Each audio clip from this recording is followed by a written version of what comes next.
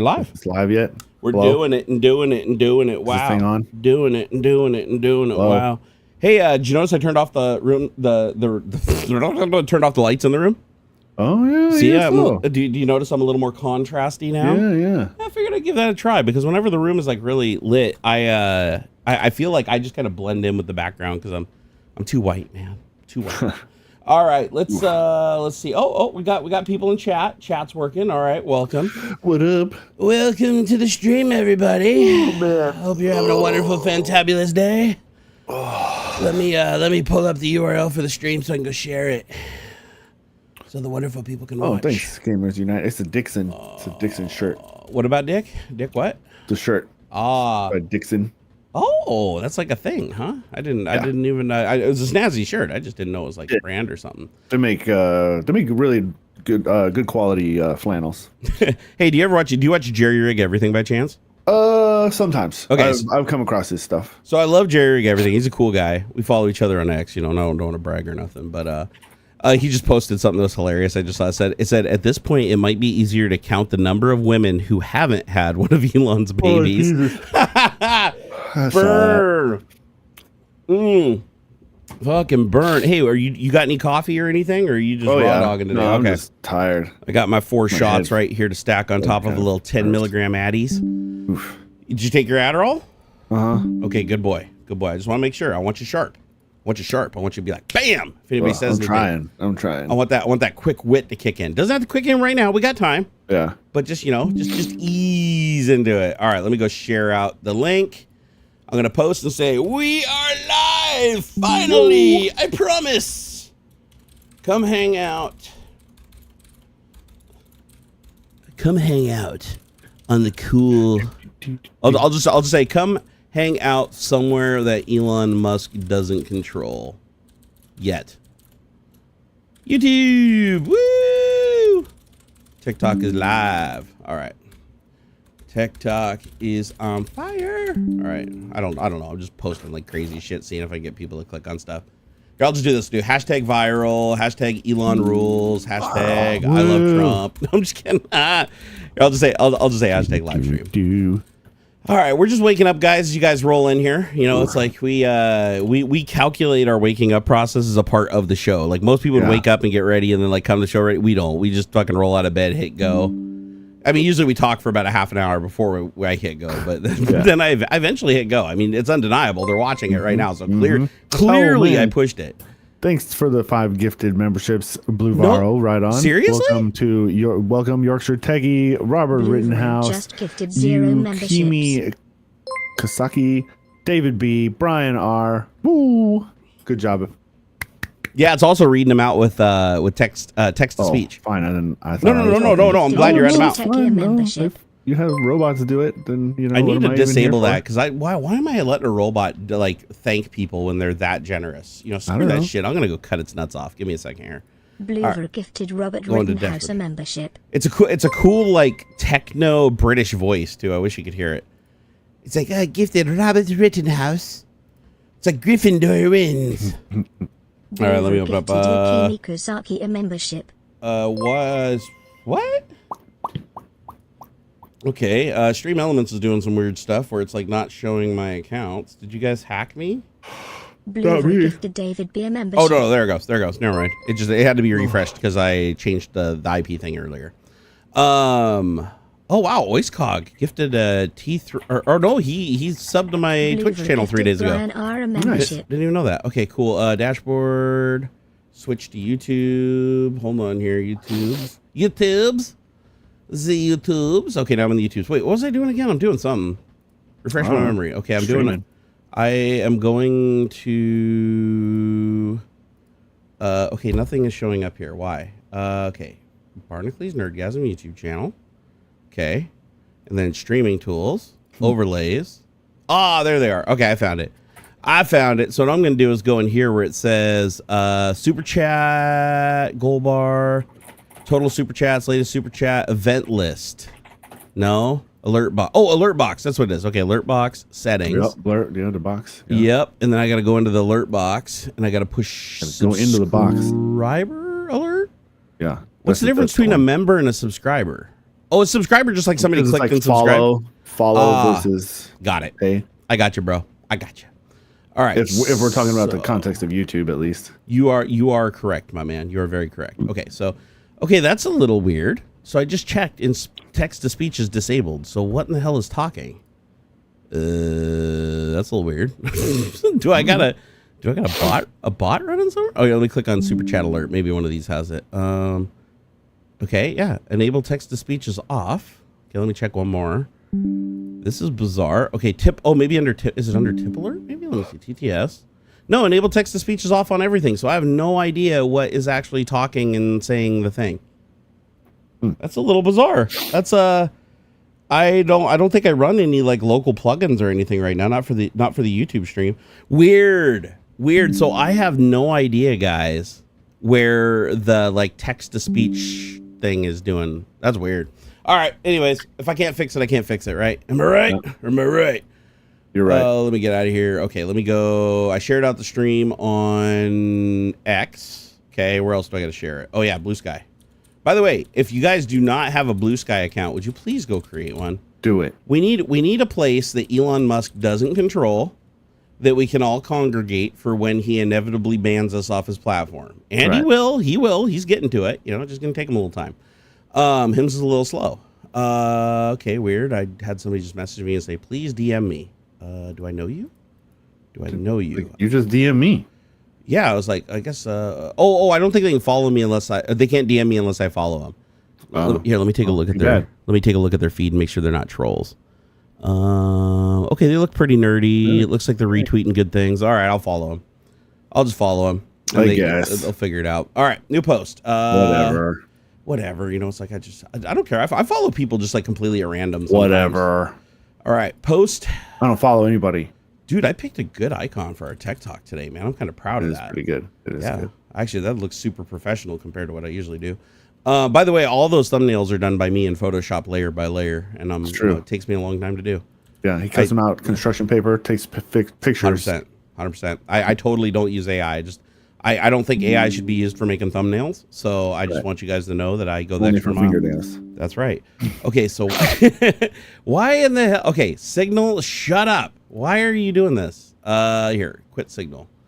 Okay, sorry. Everybody can hear. I don't think you can hear it because it's coming in on the desktop channel, but I think everybody on the stream can hear this. Didn't. They probably think they're getting a message like every 5 seconds, and it's actually just people having conversations in Signal groups that I'm a member of, and I'm like, oh shit, boy. All right, so okay, I posted on Blue Sky. Now I gotta go post it on the Bookface. Yep. Little cut and paste action. People message me all the time, and they're like, "Hey, what do you use for cross posting between all these things?" Control C and Control V. I'm old school.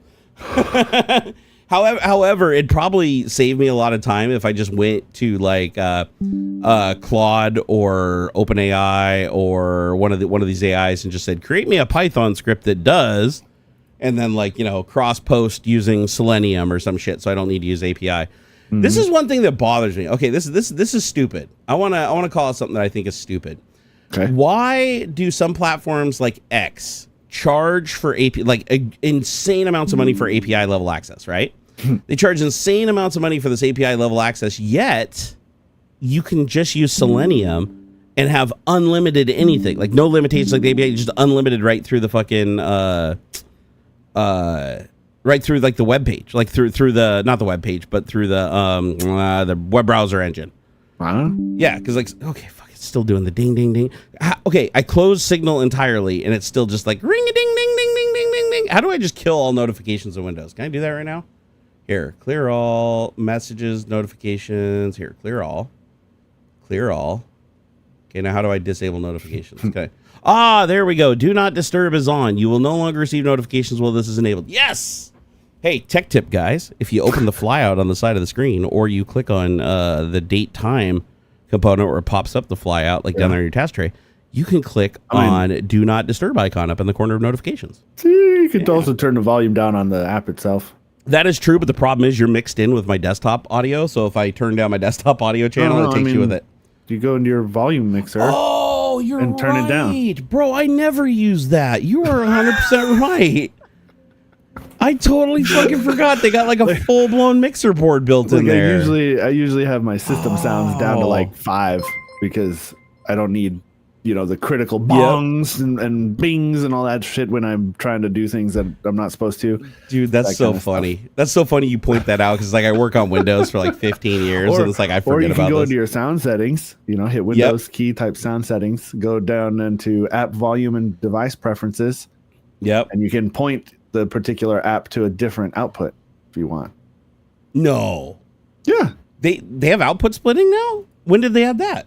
That was not in Windows 11 when it first came out. I know that for a fact. I have like 3 or 4 different sliders on my Go XLR, right? Yeah. I have Chrome going to to its own slider that is separate from my overall system volume, and then game volume. Usually I'll have all my games on the system volume slider, and then I'll put like Chrome on it's labeled chat because like sometimes I'm watching YouTube or Netflix or something, and I want the game or the show louder.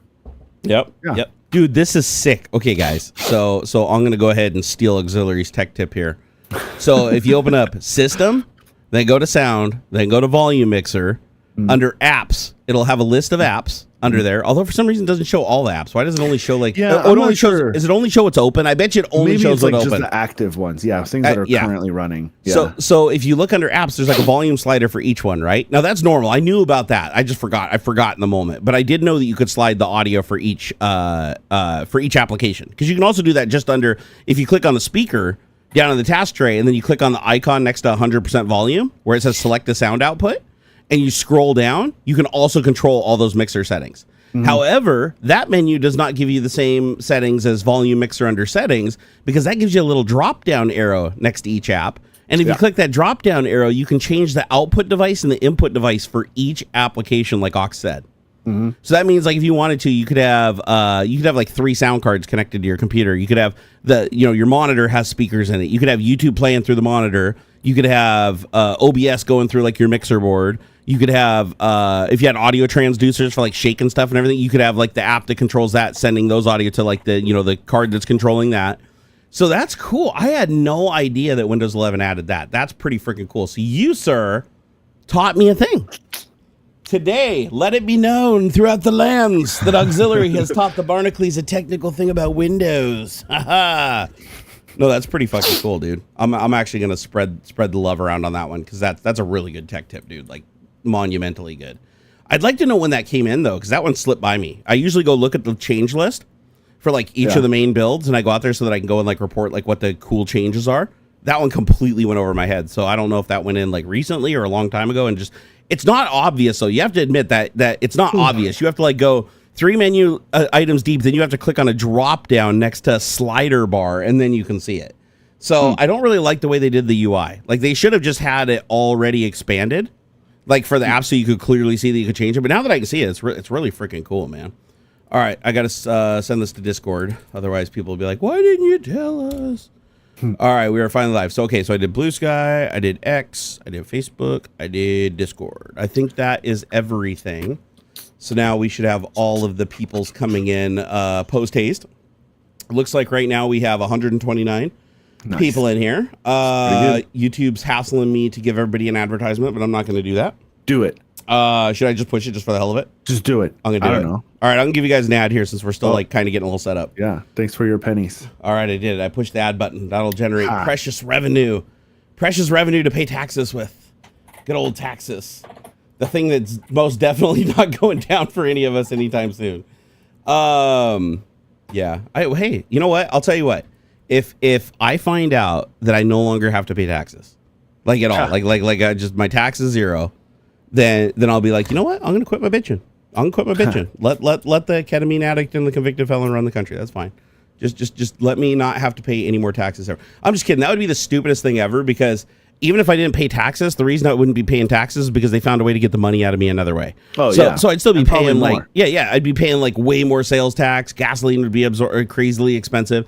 And that's the thing you got to watch out with. That's the tricky little snake thing that politicians do, especially ones that are hopped up on ketamine, is they take stuff away from one area and make it look like, oh, you got savings, and then they just tack it onto another area hoping you don't notice. Happens all the time. They'll give you like, they'll they'll give you like a tax break, and it's like, oh, this is gonna save the average family $2,000 a year or whatever. This is what happened during Trump's first administration, and everybody was like, whoa, I got an extra $50 on my paycheck. And then gas went up because they reduced the subsidies to it. So if you drove a car, you basically, that $2,000 was gone just from that. And then the price of like a ton of like critical goods went up.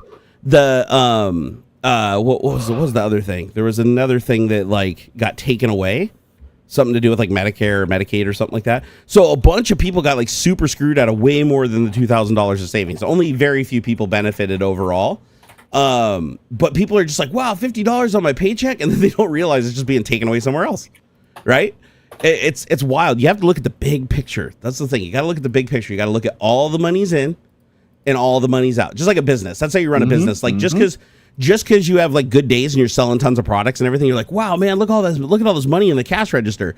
That doesn't mean you're not failing. Like you have to measure that against your costs. You have to measure it against your labor. You have to measure it against your taxes. You have to measure it against all the things you pay for your licensing. You have to measure it for the insurance that you pay to protect you from people suing you when you fuck up their computer, like we frequently did when the company I worked at before Microsoft. But anyways, it's you have to look at everything, because it's really easy to look at one thing and be like, wow, I bought a thing and sold it for more. I have tons of money. But then you're like, ah, shit, I got to pay taxes now. On that, because like the thing I sold, like cars are a great example, right? It's like you buy a car and you're like, wow, I got a really good deal on that. And then you go to the DMV and you're like, I bought a car for $5,000. And they're like, nope, fair market value for that car is $15,000. And you're like, okay. And then they're like, you got to pay taxes on $15,000. And you're like, what? It's like you used to be able to pay $1. Remember the old, did you ever use the old dollar trick back in the day? Oh, yeah, where you'd sell your car to somebody for, Like any motor vehicle, anything that was licensed, doesn't matter if it was like an ATV, motorcycle, whatever. If it required licensing, you just write a bill of sale and you'd say, I sold this for $1. And then the other person signs it, and then you take it to the DMV and you're like, hey, give me my tabs. I've still gotten away with some of that where like, the guy would put down significantly less than what I actually gave him in cash. Oh, same, yeah. And dude, when it's a 97 freaking Nissan Sentra, nobody gives a shit. The fair market value for that is probably $2,000 at the time. And if I said that I bought it from him for $500, the state's not going to be pissed at me about that. Like, I actually did that. Me on the $500, and that's enough. So I did that with my STI. They end up getting you fucking on the tabs anyway. Yep. So much for $30 tabs too. That's a bullshit story. Dude, that was like 30 years ago though. Like no, fair. But even when it was $30 tabs, I never got a $30 tab ever. No, because on any of my vehicles. Because there's other fees and shit. Yeah. There's always been other stuff. You're paying for, the light rail or bus stuff, and there's always other little levies and things on top of that. But the base was, Yep. So my Subaru, when I bought it from a guy, paid $25,000 for it, basically cash. I just wrote him a cashier, or what is it? No, I went to the bank, got a money order. I gave him a money order for it. And so you basically, he hands you the signed title, you both sign it, or you hand him the money order, boom, you own a car, right? Drive it to DMV, get it registered. Well, when I got to the DMV, I had him write the bill of sale for, I think it was like $16,000. I didn't do the $1 thing because I knew that wouldn't fly anymore. People already know. So I'm like $16,000, and they're like, yeah, we show this in our system. This car is in good condition. It's worth this, and they just basically like said, oh, it's worth this if it's in good condition and bad condition and rebuild and blah blah blah. And they go down the list, and I'm like, how do you guys have that much information? Like how really you're gonna charge? So even though I have a bill of sale that shows what I paid this guy, you're not gonna charge me taxes on what I actually paid him. You're gonna charge me taxes on the lowest thing in the system it'll allow. And that's what happened. So I had to pay taxes on. I still got somewhat of a deal. I paid taxes on $21,000, and I paid $25,000. So I saved taxes on $4,000 or whatever. But here's the thing: is I had to tell the lady, I'm like, the car was like, the whole interior was like burned out of it and like roached out, and it was broken, and it's a fixer upper or whatever, because she wasn't buying the bill of sale. She's like, haha, lols. Like, there's no way you got a fucking STI. She's looking at it. She's like, oh yeah, the computer here says that car, even in like the shittiest condition possible, is worth like $21,000 at the time. And I was like, all right, it's the shittiest possible. Give it to me. And she like smirks at me. And it's funny because like sitting right outside the window, I'm parked right outside the window in the car, and I drove there in it. It's like, it looks like it's brand new. I was like, okay, don't look out the window, lady. Don't look out the window. But yeah, I was surprised by that, because like growing up, it's like we all did the $1 trick, right? It's like you go in there, it's like, shit, I bought a car for $1. You give the dude cash, right? So there's no like like digital trail or whatever. And you're like, all right, $1. And the way I see it is I did actually pay the guy $1 for the car. And then I gave him a $24,999 tip because he was so expedient with bringing the car from Bellingham for me to test drive. That's fair, right? Yeah. I just gave him a little tipperoonie. I think that's good etiquette, good decorum. Yeah. And so save a little money there. But yeah, that trick's long dead if you try that. Like it's funny because they get them every day. Gift it though. But you still end up paying tax on the fair market value. You still have to pay tax on the fair market value, yeah, if you gift it. And that's what's funny is like you have to pay taxes if you give somebody a car. Technically they have to pay coming and going. So they pay the taxes, then they sell the car, and then the next person pays the taxes on the fair market value. And basically that car could be taxed like 100 times in theory, 1,000 times if it trades enough hands. How that thing, yeah. Dude, it's such a monopoly. Like I looked. There was a time where I was doing some research and I was trying to find like weird things that you could do if you were just like a rich person and stupid. And one of the things I came up with is if you gift anything over $10,000, even $1 over $10,000 to somebody, they have to pay income tax on it. If it's under $10,000, they don't have to pay income tax on it. I think it's one time a year per person. So like you can gift $10,000 to like 100 people and they don't have to pay tax as long as it's $10,000. If it's $10,001, they have to pay income tax on that, which comes out to way less than the $10,000 you gave them. So by giving them $1 extra, you basically just handed the government taxes on 10 grand, right? So I was like, oh, that's pretty stupid. I was like, what would happen if two millionaires, just gifted each other $10,001 back and forth over and over and over again? like every single time they did it, the other person would have to pay the taxes, then add more money to give the 10,000 back, and it would just bounce back and forth endlessly, right? That's crazy. Like, think about that for a second. That's absolutely psychotic. So you're basically just handing money to the government for free. I'm like, that's weird. That's just weird to me, man. It's like you'd think that there'd be some laws in place to like prevent shit like that from happening. Hey, Jim, the Evo's in chat. What is up, my brother from another mother? Woo, woo, woo. Daniel Frost gifted Thomas Lidder membership. Oh wait, did I see a message from David? What did he say? He said something, I think. Here, let me check. We have a message from the David, I think. Oh, I thought he did. Oh, he said, yeah. Okay, so it says, feel Daniel so Frost alone. Gifted Z _ and a Do me a favor and tell people to sign up for my email of awesomeness, would you? Yeah, hey, I'm down. So everybody go to techbandits.org. So that's here, I'll put it in chat too. Techbandits.org and sign up for awesomeness email. Actually, I'm going to do it right now. I'm going to sign up with my main account here. Hold on, let me put that in there. Got to make sure we sign up for our boy, right? Okay, sign up for awesomeness. All right, so here, and I'll put it down here too. Let me find, where is my chat window? Do I even have a chat window? I do. All right, so it is techbandits.org. Yeah. Tech Bandits. And this is our boy David Hewlett. You guys know him as probably Dr. Rodney McKay from Stargate SG-1 and Stargate Atlantis. Yep. TV shows, but he's also been in a ton of other stuff. Like he's been in Cube, movies such as Cube, and TV shows such as C, and anything else produced by Guillermo del Toro or whatever. Planet of the Apes movies. Mm-hmm. Oh yeah, Angry Neighbor. The Angry Neighbor in Planet of the Apes. I love it. Like doesn't he get out like a baseball bat or something and like start swinging it? And, something like that, yeah. He's like a real dick, though. The funny thing I've noticed is he consistently plays dicks, but he's like the nicest guy. Yeah. Like David Hewlett is the sweetest Canadian dude you've ever met in your entire life. Like the dude is just nothing but pleasant to be around. And but he always plays characters that are just total assholes. It's like his thing. It's his niche, right? Mm-hmm. He strays from it every once in a while, but it's like, yeah, if I think about it, it's like, yeah, the Planet of the Apes movie, the Dr. Rodney McKay character. I didn't see the C episodes that he was in. That's the one that he did with Aquaman dude. What's his name? Yeah, Jason Momoa. Yeah, Jason Momoa. So I don't know if he plays an asshole in that or not, but he plays a lot of assholes. But he also did what was the movie he played an autistic person in? I saw it. I can't remember the name of it though. He plays a guy who has autism. Shit, I'll have to look that one up. But here, let me put this in chat for everybody. Techbandits.org, if you would be so kind, is to go over to techbandits.org and put in your email.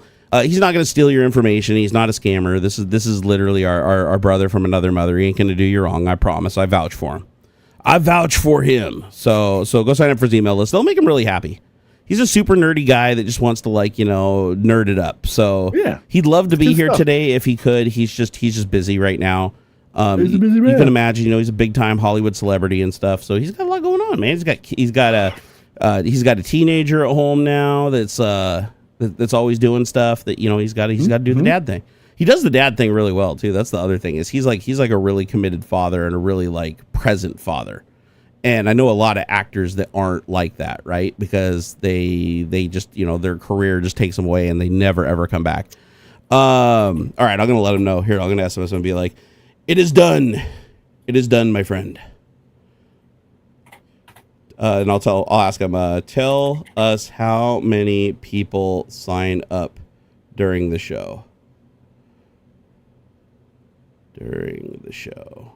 Not the shoe, the show. No, iPhone, bad iPhone. Whatever, I'm just going to send shoe. It's not letting me select the word. iOS has gone kind of downhill a little bit lately. Dude, let's be honest. It's not bad, okay? I know you hate anything that's not Android or blessed by the Google gods. Please, I care. I want to make one thing clear, though. Apple has kicked Google's ass, in every single way when it comes to security, which is surprising because Apple you don't think of as a security company, right? You're like, oh, they probably steal all our information. Yes, they do, but they don't give it to anybody else. They're really good about locking down their devices and not letting law enforcement in. Google, not so much. So Apple has really, really been good for security and privacy. It's a good reason to own an Apple device. However, I don't believe that's true anymore. Because Mr. Tim Cook paid $1 million to go to the inauguration and choke on the orange cock. And now Mr. Tim Cook is probably going to start giving backdoors into iOS and other things to the government. And the reason I think that's so is because Google wanted to join the Stargate program and they were willing to remove their pledge to not weaponize their AI and not to use it to surveil U.S. citizens. Those were two of their pledges from the beginning they said they would never do. And they pulled those back so that they could be a part of Trump's, AI Stargate program or whatever. It gets $500 billion in grants. And so Apple's like, well, hey, we do AI. We want some grants too. So Tim Cook, paid the money and went and, kissed the ring. And so, but in order for them to get those grants, they have to get rid of their standing policy of not working with law enforcement, not surveilling and all that stuff. So I would not trust Apple. You can't trust Google either. I'm not saying there's any one thing you can trust, but just keep in mind moving forward, when you install an update on your Google or Apple device from this point forward, there is a high probability that there's some sort of backdoor or some kind of system in place that allows Apple upon command or upon subpoena or upon Trump just asking really nicely to just break into your shit and look at everything. And keep in mind that Signal and WhatsApp and all these encrypted platforms that protect you from intercepted data, they do nothing when they backdoor your device. When they backdoor the device, they can see the decrypted information. So once they backdoor the device, they can just go to Signal and just look at the variables in memory as you're using it or as it's running on the phone and just pull the decrypted information. So yeah, I would say do not trust your device for sensitive stuff talking over Signal and things like that. I would say your best bet is to use your computer for really sensitive stuff and use Signal. However, I also have to qualify, you may not even be able to trust Windows anymore. Not that you should have trusted Windows in the first place, because they had 13 vulnerabilities they didn't fix for 20 years on purpose for the government to have access and backdoors to the machines. And they patched all those, thankfully. But remember, Bill Gates also kissed the ring. Even though Bill Gates doesn't technically have any real power at Microsoft anymore. I mean, he does as far as his name value, but he's not a chief stock shareholder. I think I established last week he only owns 0.9% of the stock or something like that. Still a lot, but it's nothing compared to the other investors. And he doesn't sit on the board anymore. He stepped down. So he doesn't have any official power at Microsoft. So let's say Satya Nadella, but Satya Nadella kissed the ring, right? He paid the $1 million too to rub his wiener on Trump's ring. So don't expect Windows to be looking out for your security and preventing you from getting backdoored either, because now they have a vested interest because of their AI stuff with OpenAI, right? They have a vested interest now to make the government happy. And by government, I mean Trump, right? It doesn't have anything to do with law or the government or your rights or the Constitution or privacy or any of that. None of that matters. That's all been bypassed and circumvented. So just know that you're the only time, honestly, I can't even say I take back what I said about even using Windows and Signal. If you want your shit to be absolutely encrypted and absolutely safe, you should be running a well-known Linux distribution on a device that doesn't have Windows or iOS or anything on it, or Mac OS or whatever. Just Linux. Just raw dog that Linux on there. Keep that in a different machine, not a VM, because even in a VM, if they backdoor it, they can spin up the VM and still grab data from it, right? So no VM, no VHD, hard disk, no. Just have another system, little laptop or whatever set up that is running Linux and has like Signal and WhatsApp and like all the encrypted communication stuff. And just use that when you're talking about anything of a sensitive nature moving forward. Because we's all going to get backdoored and blackmailed at some point. Because one thing about AI is you don't need manpower to run it. So at some point, now that all the companies like Google and Apple have pulled their pledges to not surveil U.S. citizens, we have to assume that by doing that that's exactly what they're doing, right? They're using their AI ultimately to serve. That's what Stargate is all about, right? The whole point of creating Stargate is to give America a way to surveil their own citizens and abroad, like the world and their citizens, and just monitor all communication and have a high degree of accuracy when finding patterns and things that might establish somebody as a threat. And keep in mind, it used to be like a terrorist threat that they were looking for. They're still looking for those, but I mean, they're not just looking for terrorism. They're looking for dissent. They're looking for organized resistance. They're looking for, quite frankly, anybody that's a threat to their power. So just know that moving forward, we're probably not quite there yet. It takes time for this shit to get implemented and updates pushed down and stuff like that. But at this point on, I would not trust anything other than just like a completely disconnected like laptop or little second desktop computer that's running Linux. And then also don't VM to it. Don't use like remote desktop. Don't use not Proxmox. What's it called? Proton. Don't use Proton. Don't use any remoting software to connect to that machine and then use Signal from it. Because if you do that, again, if they backdoor your system, they can essentially monitor whatever you did during that session. They could still pull that and look at it. It's probably more safe because they can only monitor it while you're doing it. Like the second you close out the session, they no longer have access to that data because it's all through the UI and all through the connection. But still, I would not risk it. So this is my information that I freely give to you to protect you and protect your family in the future, especially if you live in a red state. And I'm not even just saying this isn't a political thing. This is a Trump thing. Okay. Like, I don't mind. I got conservative friends and shit, okay? Like, I have some conservative values.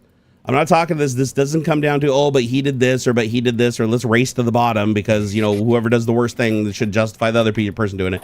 This is about just protecting you because we live in a world right now that's a little topsy-turvy and shit's getting a little loose and fast. So we should probably just, you know, start thinking about our protection.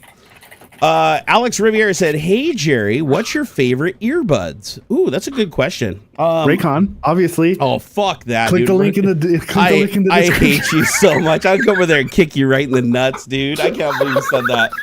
Oh, I fucking hate you. My only weakness. I hate Raycon so goddamn much. Like, so seriously, like with a fucking passion, I hate Raycon. I knew it. I had to get that in there, dude. That's seriously like that and Raid Shadow Legends. Those are my two fucking weaknesses. Raid Shadow Legends edition. Raid Shadow Legends edition. Yeah, exactly. For a limited time now, you can get the Raycons. Oh my god, sold on Trump Shopping Network. Dude, no, stay away from Raycons. Raycons bad. Honestly, my favorite earbuds, it depends. Like wired and wireless are a little bit of a different deal for me. Dude, so for wireless, I know people are gonna like shit all over this, but I like the AirPods Pro. I think they're cool. I think they have a good feature set. The sound is like heavily colored, so if you're into like, you know, monitor accurate audio, you're not gonna get it from Apple. AirPods, these are like Gen 2s or something. I got Gen 2s just sitting here. The Gen 2s sound good. This is the funny thing. Other than noise canceling, I think the Gen 2 sound almost as good as the AirPod Pros. They're so close. Okay. They're so close in sound. Like the AirPod Pros have just a little bit more punch down low, but they sound like, I bet you if you opened up, they probably have the same drivers. But the AirPods Pro have the microphone array that allows it to do the active noise canceling, which I really like. I think it has the spatial audio thing. I don't know if the Gen 2s have that or not. And the Pros have the little plug, like the nipple. Yeah. It's a little different. Yep. The controls are a little different. Yeah. So I like them. They're comfortable too. Yeah. Because they have the silicone insert instead of like the Gen 2s that are just this hard plastic thing you wedge in your ear. It looks like you have a Q-tip sticking out. Yeah. So I like those for my wireless. And that's not high end by any means. Like there are way higher end earbuds out there. But for wired, I love the Air Audios, the 8-driver Air. So HEIR audio. If you look them up, I don't even know if they're around anymore. They might be out of business. They're $1,500 though. That's the problem. They're a little on the expensive side. But they have 8 drivers in them. Each little in-ear monitor you put in your ear have 8 armature drivers in it. So it's like having a freaking audiophile grade sound system with an amazing sound stage just chilling in your ears, right? Sound absolutely brilliant. However, you can get 99% of the sound by just getting like some Shure audio. Like Shure is probably my favorite brand for. Holy crap! What? These are $1,000 IEMs, dude. Dude, mine were $1,500 when I got them. They were the Air Audio. I mean, I don't know what flavor this is. I'm just seeing. There's like there's a pair that's $600 on eBay. The IEM 5.0s. The 8.0s are $1,000 from Audioholics. That's what I have. I have the 8.0s. That's insane. Yeah. What they got, like Purple Heart fucking cups or something on them? Like, mine were the old burl wood ones. So yeah, here, let me see that. Did I make I made a video, I think. Let me see. Barnacules Air Audio. That's insane, dude.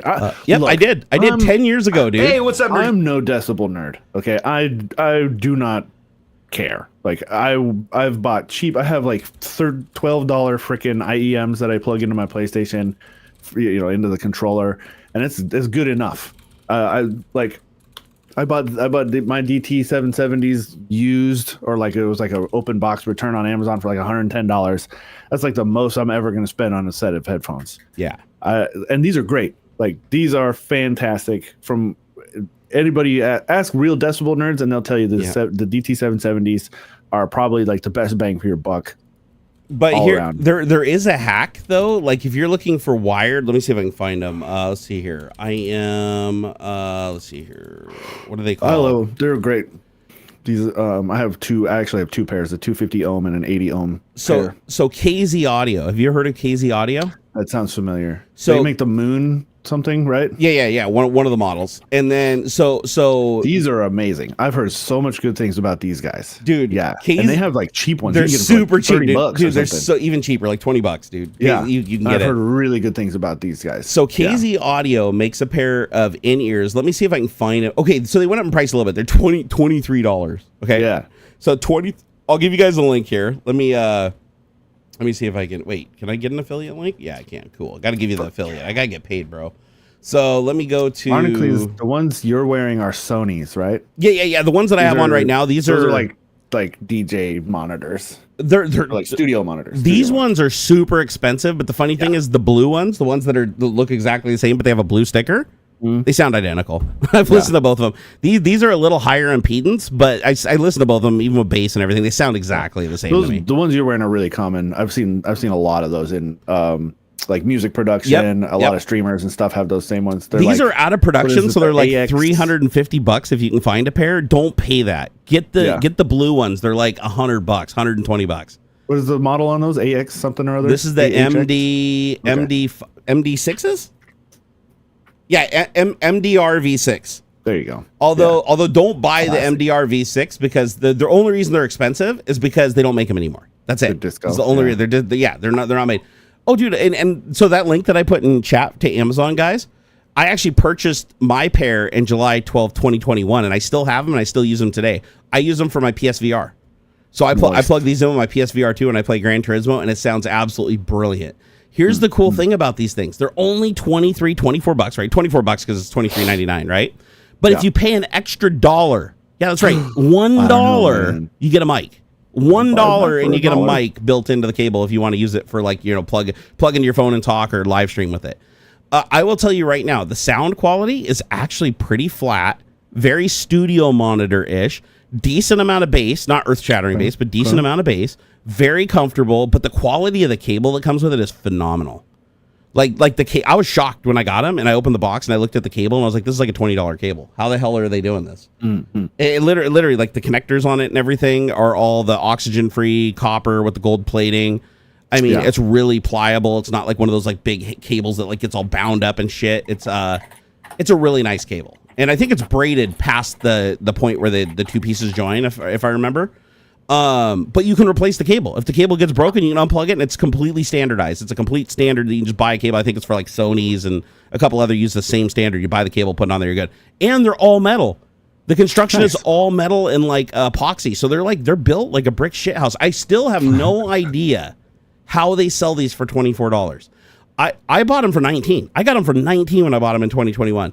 And I was like, when I listened to them, I was like, now don't get me wrong, there's no comparison between that and like the $1,000 IEMs. Like if you plug them into like an Iffy Griffin and you're listening to lossless audio, but if you're listening to 44 kilohertz, 16-bit or whatever, 24-bit audio, it's gonna be great. I got a serious finger wag, and I asked Kevlar about. I was like, hey man, what's some decent fucking IEMs for plugging into the PlayStation? He gave me a big scolding for like, what are you doing that for? This and that. That's silly. I'm like, man, I just want something to plug into the bottom of the controller so I can listen to the audio, man. I'm sorry. These are great for gaming. For gaming, they're fine. The question was offensive, like on a personal level. Oh, dude, the fastest way to offend Adam, the fastest way to offend an audiophile is to be like, hey, what can I just throw on that shitty fucking DAC and amp and listen to some fucking radio honestly, FM? I think it was the budget that was most offensive. I was like, I'm trying not to pay like more than $30 or something. Yeah. So, whoa, how dare you? Oh no, it was funny. I don't know. I ended up buying some cheeseball stuff off of TikTok or something, and they were good enough. They look like KZ clones. Actually, I can tell you right now, these KZs sound better than anything Raycon's ever made, even their $150 IEMs. Like, don't even touch these. It's funny you brought them up. I misplaced. So I usually carry two. I don't carry. I have two sets of earbuds, like wireless earbuds. One is like my daily drivers, the ones I wear like all the time, which are Skull Candy. Which ones are the ones I like the best? Hang on, let me see. I gotta look at my Bluetooth list of what they're called. They're I think it's like this some shut up. Do you want to know what my favorite headphones are? So like not just IEMs, but my favorite headphones are the Hi-Fi Man HE500s. Okay. They're electrostatic, right? Or actually no, sorry, they're planar magnetic, little slightly different technology. Okay. But they need a lot of power to drive. You have to use something like an Iffy Griffin to get them to like a good heavy volume. But the bass that it produces is the cleanest bass I've ever heard in my entire life. Like you can sit back and close your eyes and you feel like you're there. You feel like you're at the concert, like you're hearing everything that can possibly be heard. And it's phenomenal. Somebody mentioned Sennheiser. David Martin mentioned Sennheiser used to be really good. I don't know where they're at anymore because Sennheiser sold off their headphone business to somebody else a few years ago, and I don't know how well that went. So okay, but I used to rock a set of Sennheiser. It was like a headset. Yep. They had like the HE300 gaming headphones and stuff back in the day. They were pretty good. They were decent. I think I rocked PC350s. I remember those. They were. Yeah, I remember. Yeah. Yep. I remember those. Really comfortable. They had kind of these ones have a velour cup. The PC350s was like vinyl or something. Are those Barra Dynamics? Those are Barra Dynamics, right? Yeah, these DT770s. Yeah, you got DT770s, bro? Yeah, these are the 80 ohm ones, and I have a set of 250 ohm ones that I carry around over. Dude, I didn't know you had a little audiophile in you. Look at you. No, I asked the decibel nerds that I work with. I'm like, look, man, I don't want to spend a whole lot. I'm not. No, it's best bang for buck. Best bang for buck. They would talk about like, they'd go to a drop and they'd make these fucking. They'd have like I said, like Purple Heart. Yep. Or mahogany cups and stuff. And I'm like, bro, I'm not trying to spend $1,300. I don't even have vinyl. Like, what I plug this shit in the back of my computer. Okay. I'm like, I don't. Oh, then get the DT770. Or if you want more open back ones, because I can't hear shit. Like my stuff's not even loud, but these are so good. They're super closed back, right? Yep. So I'll be wearing these. I won't even be listening to anything or like have it very loud. I can't hear shit. They got my lady will sneak up on me. I'm watching a show or playing games or something. Yeah.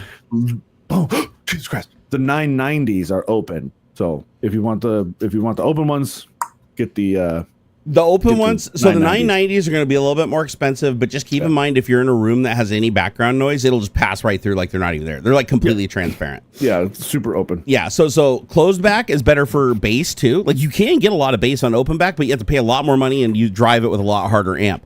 If it's a closed back, it can create more back pressure in the cup, and that produces a lot more bass. God, I did not realize Barra Dynamics prices came down so much.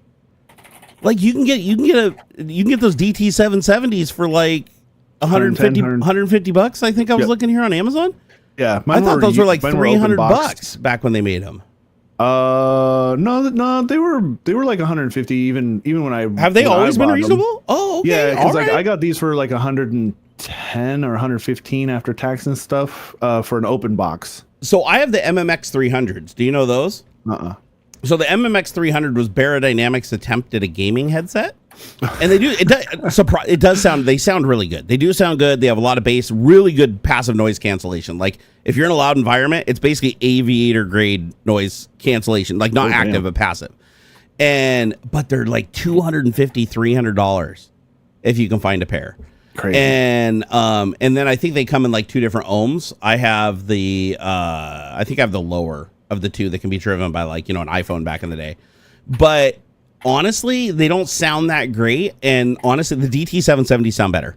You're basically paying $150 if you buy the MMX 300. You're paying $150 for a gaming headset with a boom mic. Throw a fucking Antlion a mod mic on it. Yeah, Antlion, dude. The mod mics are so good.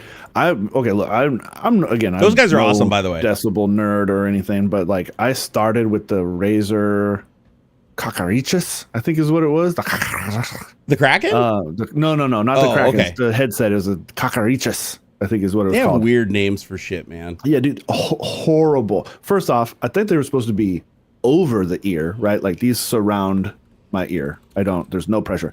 And I guess kind of, but the cup was like very small, so it turned them into like on the ear, and that hurts. Like it really started to hurt. And then again, I don't have anything to compare to. And then I got this, and like, holy cow, the fucking. That's when I started to like, as a casual person, noticed the difference in the sound. Like the Cocarichuses are super bassy, but then the bass is like muddy as well. Like I finally understood what people were saying when they said, "Oh, the bass is muddy," or like the sound profile is very muddy. And dude, oh man, dude, Razer headphones suck. Okay, maybe they've gotten better over the last like fucking 10 years or something, but dude, they suck. Do not buy Razer headphones. No, don't. Okay, so I had the Razer Krakens because I got them for free. A guy just gave them to me because they were broken. And I fixed them. I know some people who swear by the Krakens, man. The only thing that's cool about the Krakens do sound good. They're like the one Razer headphone that actually does sound somewhat decent. Actually, I take that back. I actually had two Razer headphones. Now, granted, these were the $350 headphones, right? So Razer's ultra high-end headphones sound decent, but not for the money. For the money, they're absolute garbage. But they do sound pretty good, the high-end ones. Yeah. But Razer's claim to fame with the Kraken is it's 7 discrete channels with 7 actual drivers in each cup. And so it gives you that directional audio using like full Dolby surround. Like you get the actual position of the driver, so you get really good surround sound.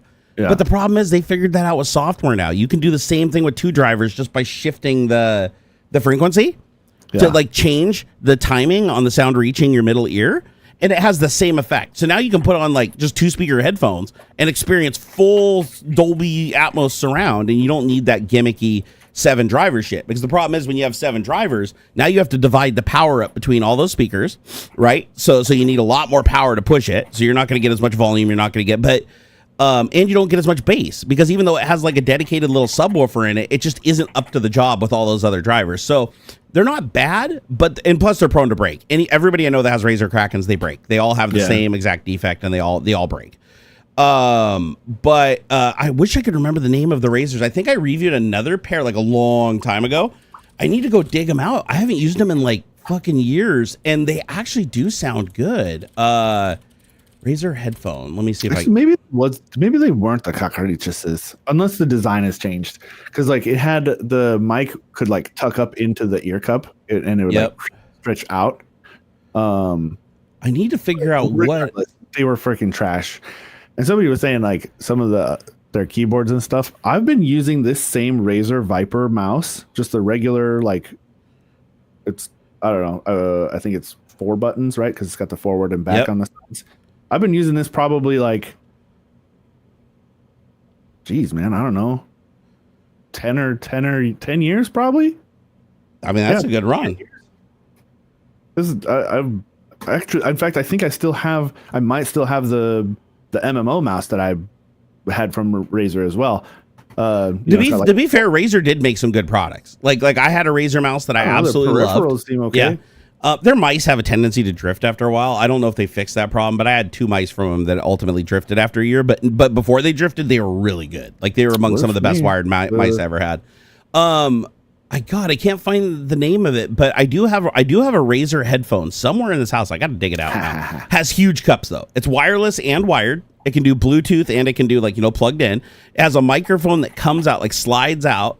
In the cups, the ear cups are huge, and then it has a transducer in it that actually shakes your head. Like it hurts. Like it actually hurts your head if you put it on 100%. But it does give a perception of more bass.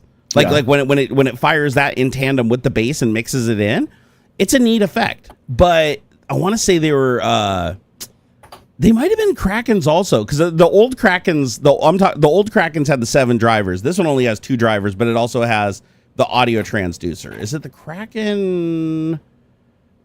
Shit, I'm gonna have to go. Is it Razer Kraken V3 Pros? Let me see if that's it. Razer Kraken V3 Pro.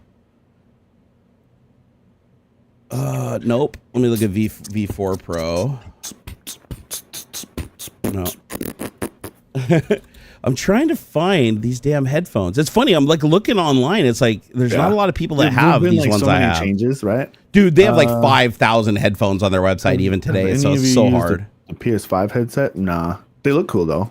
No, I've never used it. The earbuds look a little me. Yeah, I haven't used it. I'm not really interested. I don't know how much is it though. Do you know the pricing? Like $250. Oh shit. Okay, so they're up there. They're not a cheap headphone. I wonder what drivers they're using. Direct from PlayStation. Let's see. I guess there's a sale right now for the Pulse Elite wireless headset is $150.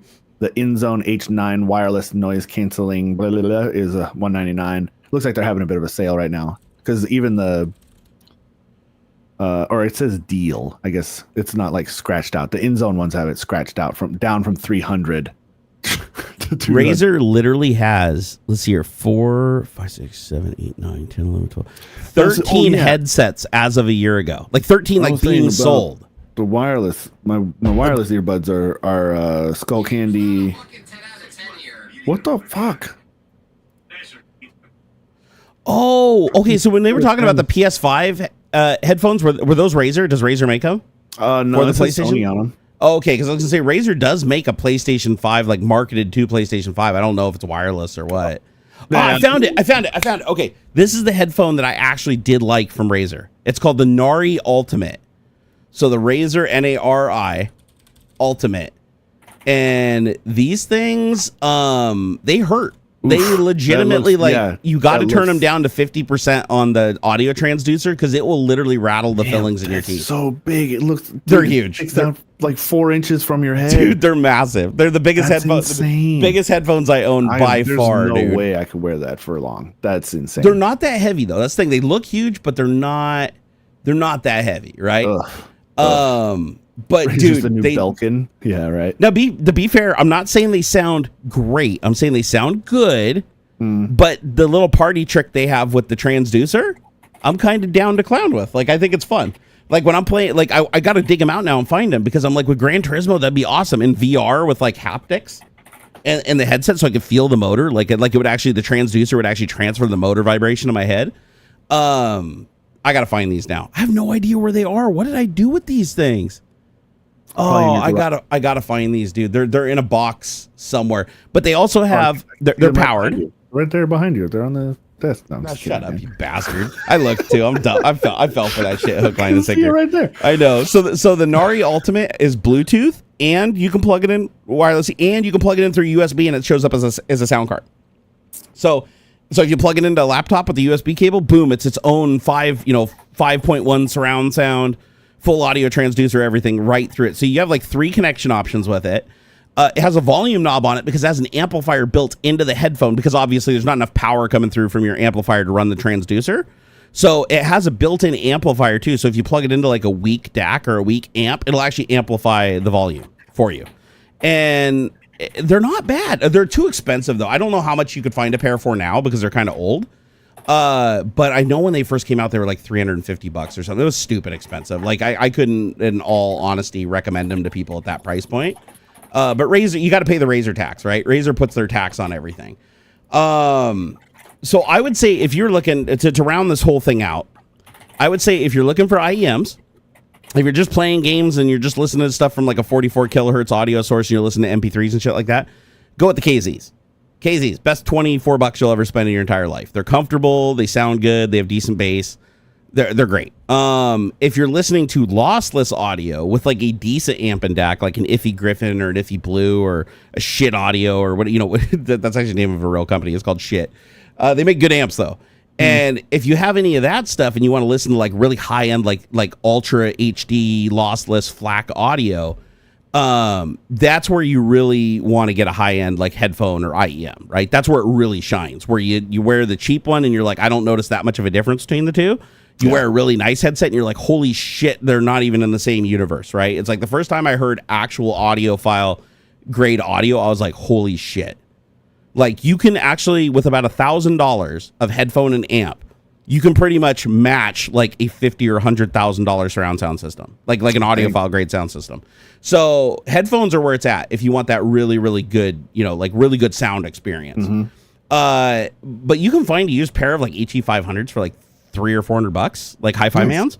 You can get a really good like Iffy. I think the Iffy Griffin is like the DSD Griffin is $350. So and it's also a DAC too. So you can actually plug the Iffy Griffin into a computer and it becomes a sound card itself. It's capable of playing up to like 384 kilohertz or something. It's wild. Like the specs on it are insane. But like if you want that really audiophile great experience where it's like you close your eyes and you feel like you're there and it's really wide, it doesn't sound like it's close to your head. You can pick out every little instrument in the room and it's really, really sharp and really crisp, but you still have that imposing bass. But when the bass is playing, it doesn't drown out everything else. You can still hear everything else clearly. You really need like a good headphone for that. But do you got to spend like a shitload of money? No. As a matter of fact, like one of the industry's like best headphones for just flat studio monitor audio, like if you want to just hear exactly what the artist wanted you to hear, without any coloring to it, Hi-Fi Man HD 600s. So, or sorry, Sennheiser HD 600s. Let me see how much those are going for now. Again, like I would say try and find them used. Sennheiser sold off their headphone business a few years ago. Yeah, and I can't remember who it is they sold them off to, but there was a lot of talk like, oh man, this is going to be a huge drop in quality and blah blah blah. Like right. And I haven't, and honestly, I have not heard anything from Sennheiser since. I haven't either. No, it's like they just fell off the planet. Nobody talks about Sennheiser anymore. So HD 600s you can pick up for $316 on Amazon currently, but prices fluctuate. But I mean, before you like scoff at the, oh my God, that's really expensive. These are like industry standard open back studio monitors. Like if you go to a place where people are like mixing music, like a professional studio, a lot of people wear these because they consider them, what do they call them? I'm not big on like terminology and audiophiles, but I think they call them a reference monitor. Oh, sure. And so basically what they do is they master all the music on that, and that's what they use as their baseline. So like everybody just basically agrees that this is the flattest sounding, like where like what you hear from the headphone matches what the sine wave is in the software.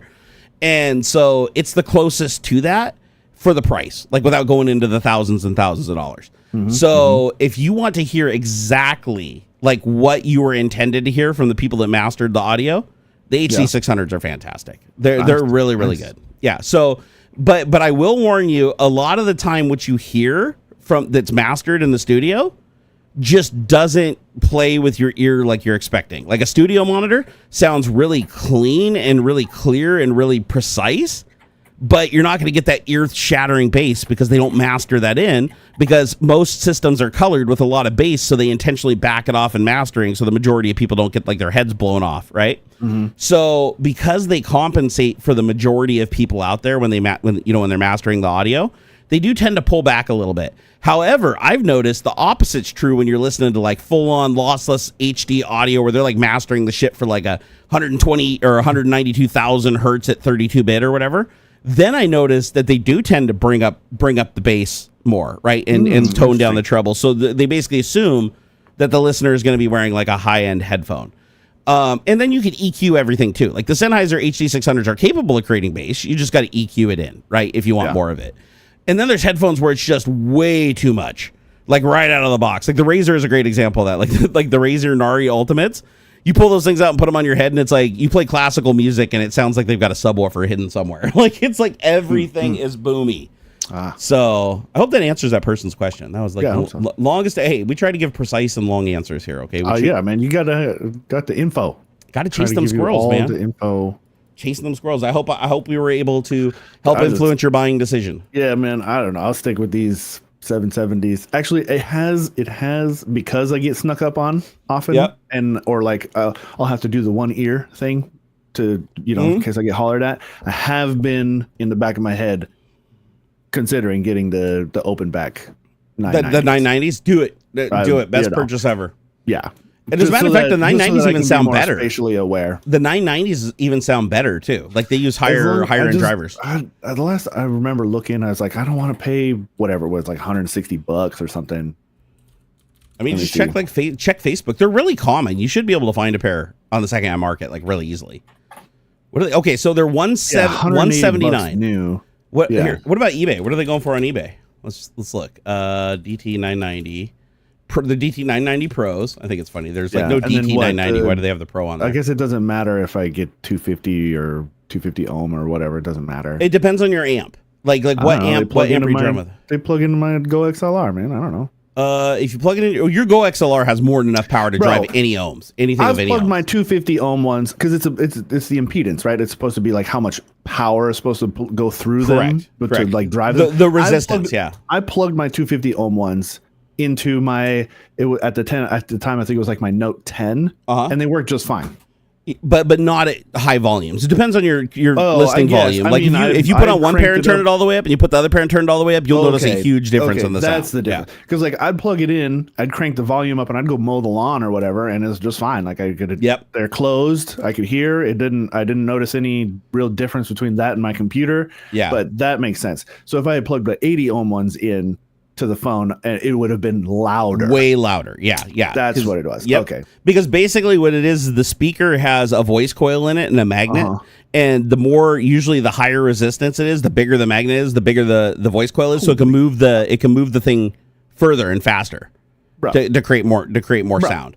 And it does give you more low end and it gives you more high end, but you need an amp that can drive it at high volume to take advantage. That's another thing you'll notice. How dare you? What do you say? How dare you? He says, check out the Sennheiser HE1 headphones. You might like them. These are like $10,000 fucking headphones.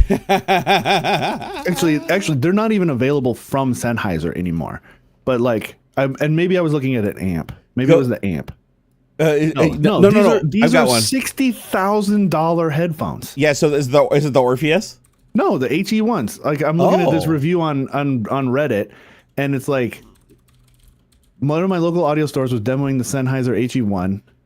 Dude, it'll bring a tear to your eye. They sound amazing. They sound absolutely amazing. My experience with the HE1 in everyday terms. And he's like showing this cool, it's got like vacuum tubes, this freaking amp and stuff. No. And the funny thing is it's a hardwired cable. You can't even unplug it. So it's you have to use that amp. It's tied directly to this box. You got to get this box too. A box goes with you everywhere. Yeah, insane, dude. You turn it on and like a little motor makes like the volume knob pop up out of it. It's pretty damn cool, but outrageous, it's ridiculous. But absolutely ridiculous. I would love. Again, not a decibel nerd. I don't really care that much as long as I'm getting good. Like I haven't even listened back to my microphone. Like I monitor it, right? I can hear myself. Sure, but I've not listened back to recordings and stuff to make sure my shit is like equalized and stuff. Which I must apologize, I guess, to the audience for that. You sound all right. Just hear whatever default stuff. These are good microphones. You sound great. So I would love to actually sit down and like, okay, here is these $100 headphones plugged into this amp, and here's this $60,000 headphones. yeah. And we're gonna listen to like, I don't know, Paco Bell's Canon in D or something, right? Something that I know, like to my core, I would notice, a difference in audio quality because like I know that song like to my core, and so that's another place where impedance counts though too. Is like the higher impedance it is, the more precision you get with the sounds. Like if you have the power to drive it, like you'll pick out things that you don't quite hear the same on the lower impedance headphones because lower impedance headphones, it only has so much power to move the driver, and the driver is very loose, right? It's designed to move easily. the harder it is to move that driver, like the more impedance, the more resistance there is, and the more power you have to use to overcome it, you end up getting like a much crisper and cleaner audio. It just takes a lot more power to do it. And that's why a lot of these headphones, like some of them go up to like shit. I think I've seen one that was like 600 ohm or something like that. And I was like, God damn, like you plug that into an iPhone, it would sound at 100% audio. Like if you plugged into a phone, you turned up to 100%, be like, hi guys, how's it going today? This. And you wouldn't hear any of the precision of the audio because there's just not enough punch from the amp to do that. And that's what a lot of people do is they'll buy a headphone and then they'll buy an amp that just can't drive it to its potential. And then it sounds like shit. Or they'll buy a really good amp and they'll buy shitty headphones and it sounds like absolute garbage. You have to pair them. Bonkers. You have to have a good audio source and you have to have a good headphone that are like matched and work well together. Yeah. And I learned this experience like the hard way. Like I went over to Adam's house. It's always Adam's house, right? Because he's got all the toys. Yeah. I went over to his house and he set up 5 DACs. He had like the all the way from like, somewhat low end, like $100, all the way up to like $1,000 Diablo, like IFI Diablo, which is like super, super powerful portable amplifier. And we're going through and plugging different headphones into these amps, and you'd think, oh, the most expensive one's going to be the best, right? No, every headphone was different. Like there was one, like my HE500s loved the Griffin. That's why he ultimately got me that Griffin. But the Diablo like drove his God, I can't remember the brand. He has a pair of $5,000 headphones that are just they're insane. They're heavy, they're uncomfortable, but my God, the sound quality is amazing. And they have the same drivers as like the Sennheiser Orpheus or something like that. Like the same internal drivers, like the $60,000 deal, right? Okay. So they sound fucking amazing. It'll bring a tear to your eye. Like we listened to like the Interstellar soundtrack or whatever, and I was like, "What the shit?" Like I almost teared up. It was so insane how that bass hit you, and you could just feel it in your body.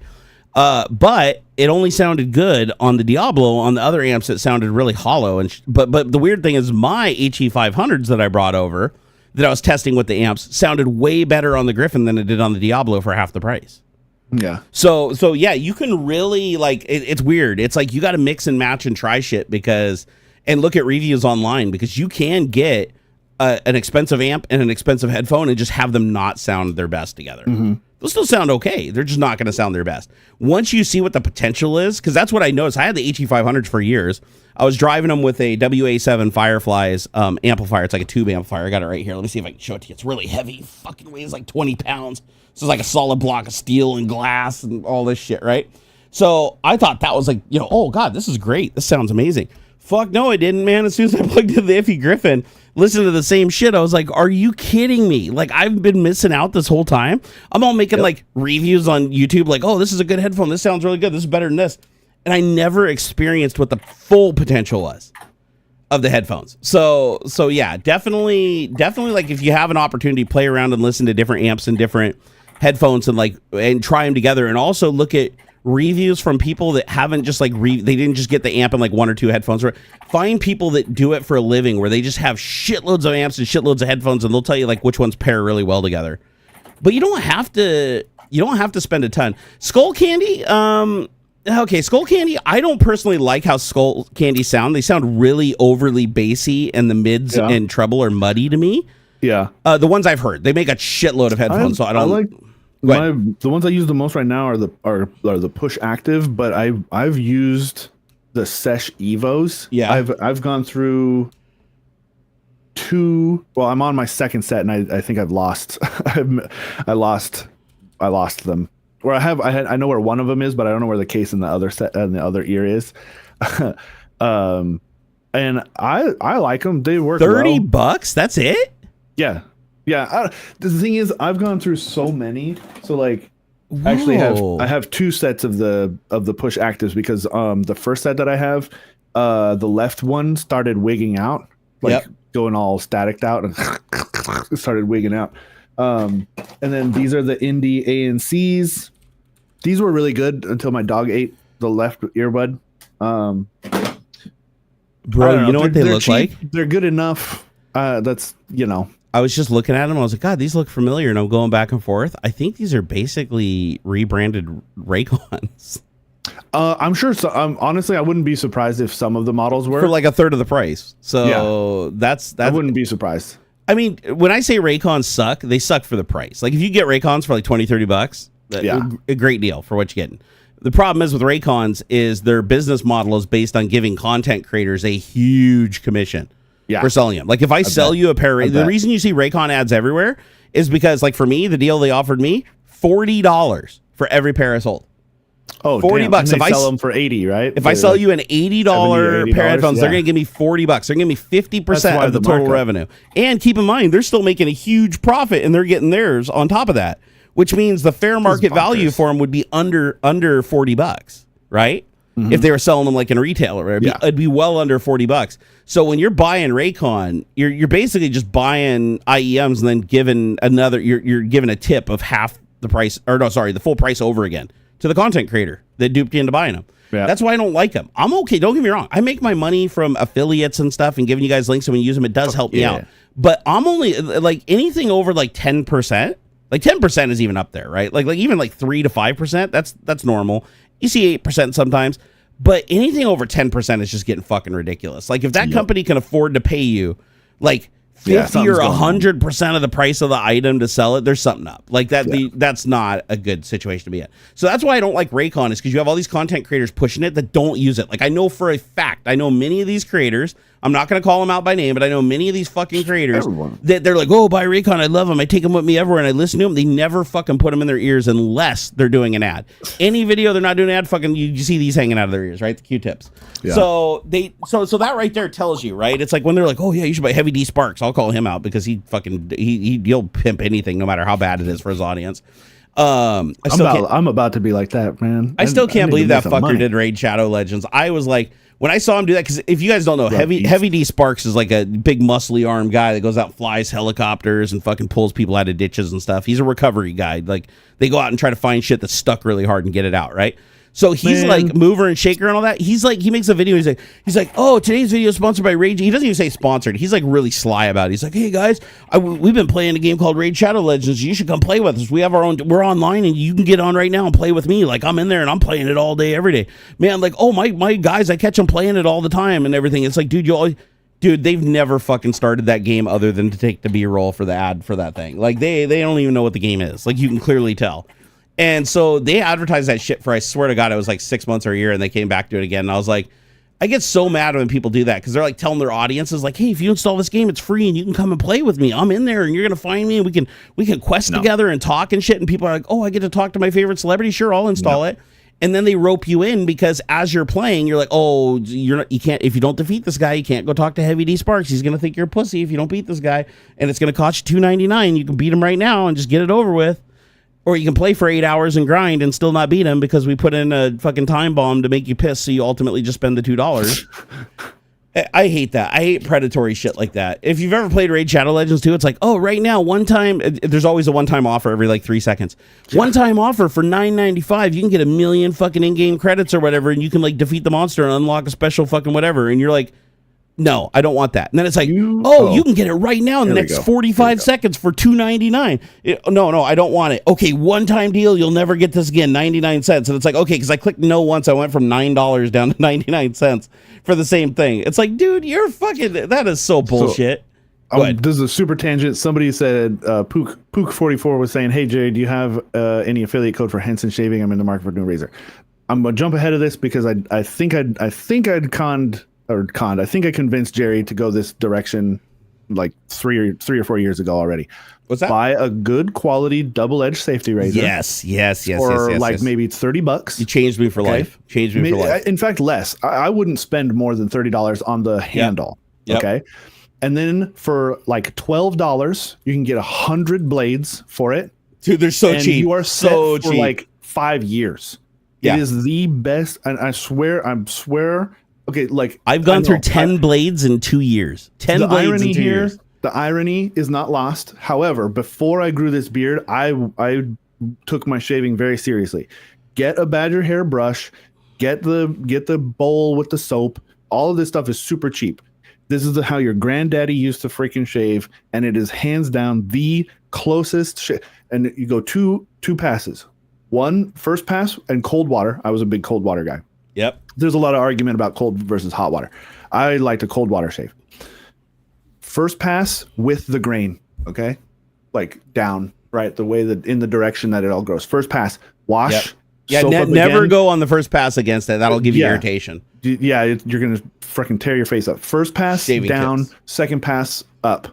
Yep. The best shave you're ever gonna get outside of having a professional do it with a straight edge. You know what else I love about it is it doesn't load up like those other razors. You know those little like Bic razors or whatever, like the Gillettes and stuff. They load up so fucking fast and it rinses out really easy. Yeah. Now, plus you get two sides, so you can go like this. You can go like scrape, rotate, scrape, and then rinse it. Yep. So you get like 2 times the passes between rinses than even those like little 4-blade jobbers, right? And so it's awesome. And now you can't just be. You gotta be deliberate. Don't go side to side. Like they're fucking sharp. Yeah, if you go side to side, you'll fucking cut yourself open. I have a really old Gillette that you guys are gonna love. Do it. Okay, so guys, I don't want to scare you, but I have cut myself once in 2 years of owning this since So I've owned it since May 20th, 2023 because I looked at my last purchase on Amazon. I just linked it in chat if you guys want to get from it. Like. Oh yeah, you showed that to me. That's from the badass, 50s or dude. something. Okay, my brother got me this for my birthday years and years ago, but this one's not as heavy as I would like. Like this is fairly light. My old double-edged safety razor was, probably like 4 ounces or something. It was hefty. But this is what it looks like. Yep. And usually what'll happen is the handle twist the handle. Untwists, yep. And it opens up from the head, and then this comes apart into 2 pieces. Go click the link. Click the link that I just put in chat. You're gonna like this. Blade goes in there, and what the coolest part about these is that it bends the blade. Actually, oh shit, there's actually a blade in here. The blade bends, and it's like a perfect like 30 degrees or something to the vertical plane.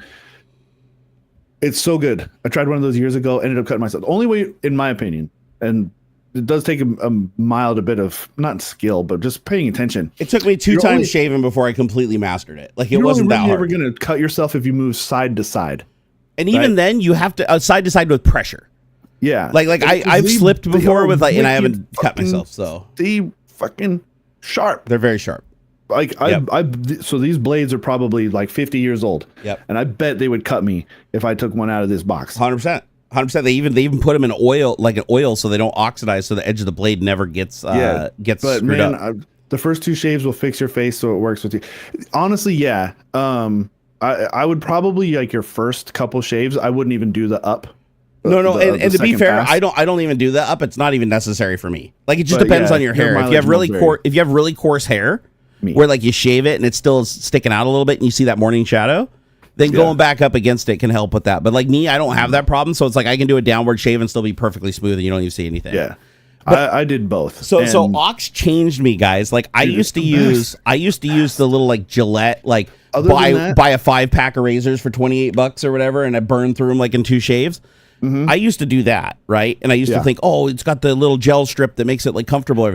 No, when you told me to do this, I went out and bought a $15 Weishi safety razor. Mm-hmm. It's super heavy. It's solid. Like the whole thing is solid stainless steel. It's got massive heft. But what I like about this one is, unlike yours, you twist the handle and it opens up jaws.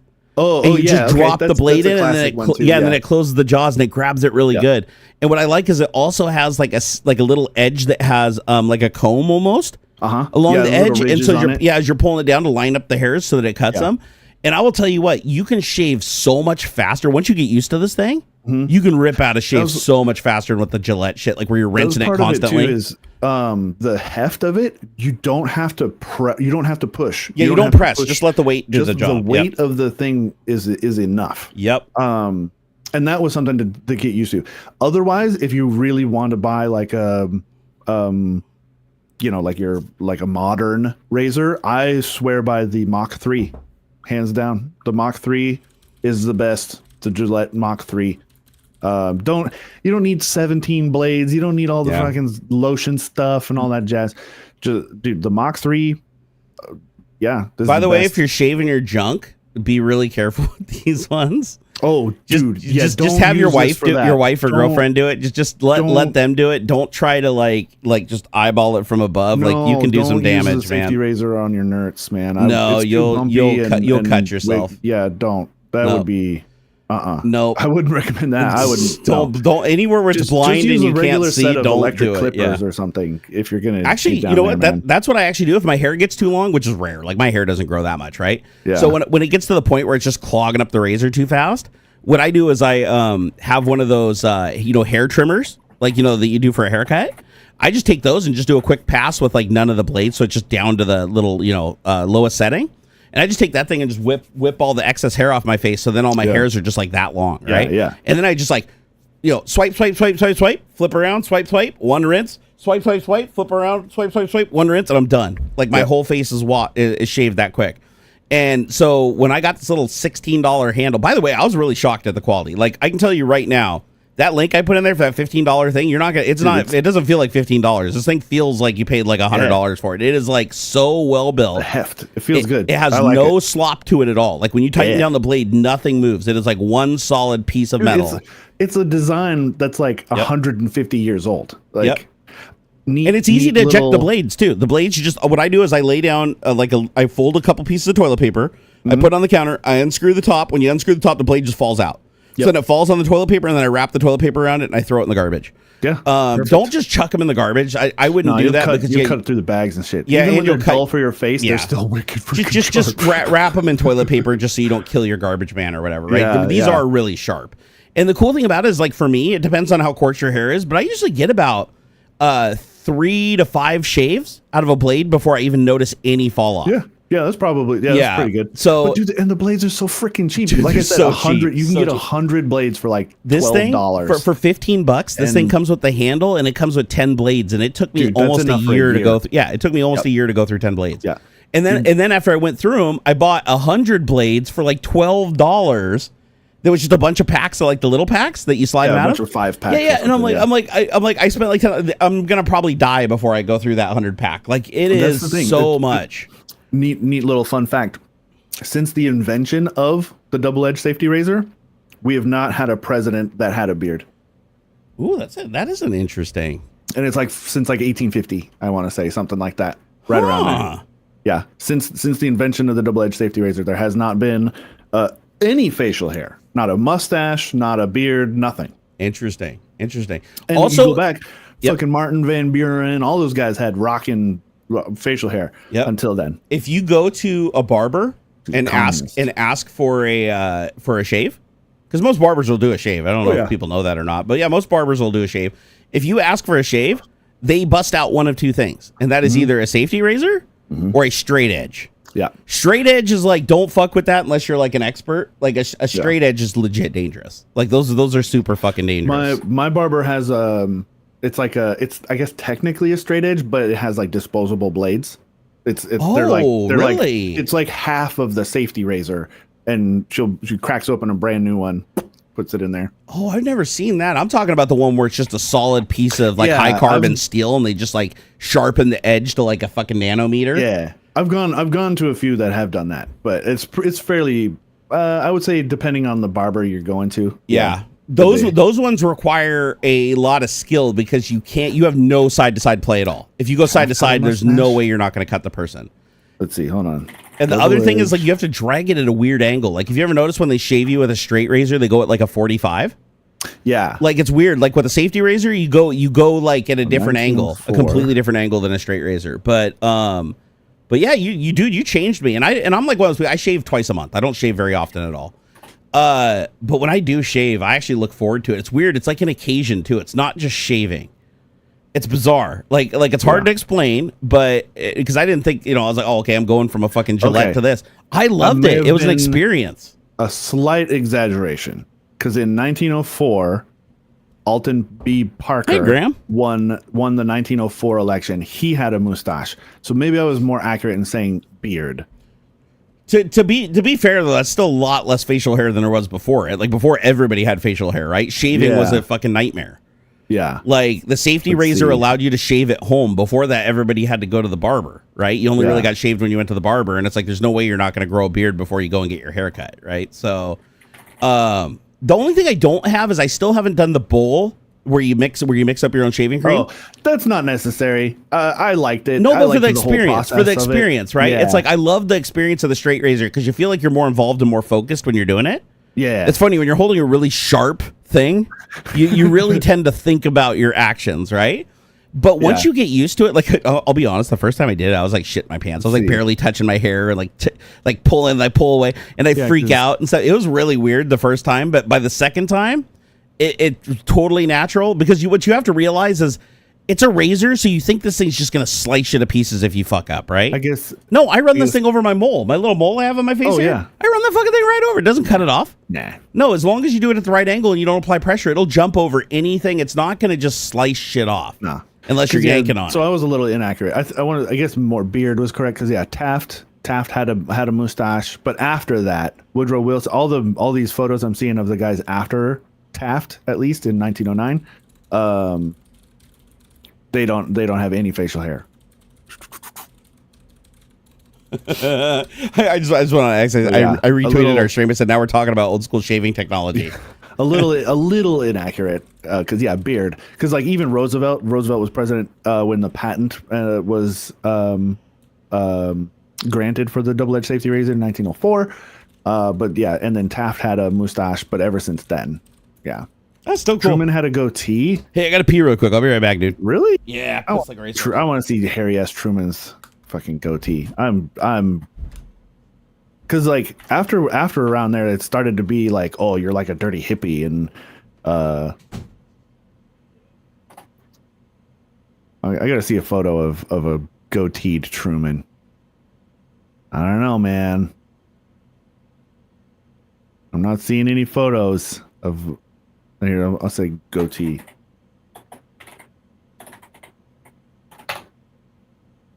Oh no, this is I think. Okay, this is fake. This is a fake picture. These are like what if Truman had grown his goatee. So I'm seeing a lot of fake pictures of what presidents would look like with beards. Even some goofy ones from the 50s. What's that? I missed that. There's some I've seen a picture from like a newspaper of Truman with like different facial hair looks, but it's like a goof. Like they're like picking on him.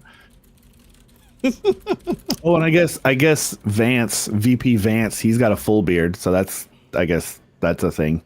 So there's that. Well, technically he's not the VP, right? Let's be honest. So it doesn't really count. Elon is clean shaven, and Elon is our president, and Trump is our VP. So, and they're both clean shaven. So, dude, have you seen like the Time magazine cover and shit? Al Gore had a beard. He did. Right? He did actually. At Gore one point. had a beard for a bit, like a full. Yep. Not like this, but like what is considered a full beard. Yeah. Did you see what Time magazine did?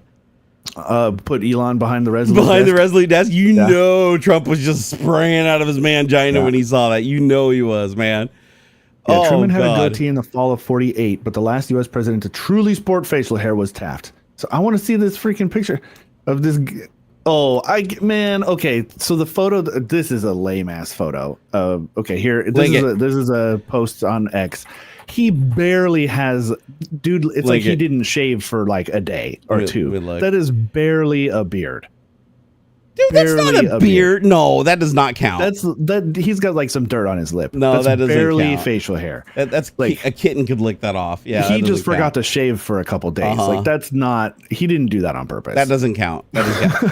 Honestly, to me, I don't think a beard counts unless it blocks the skin underneath it.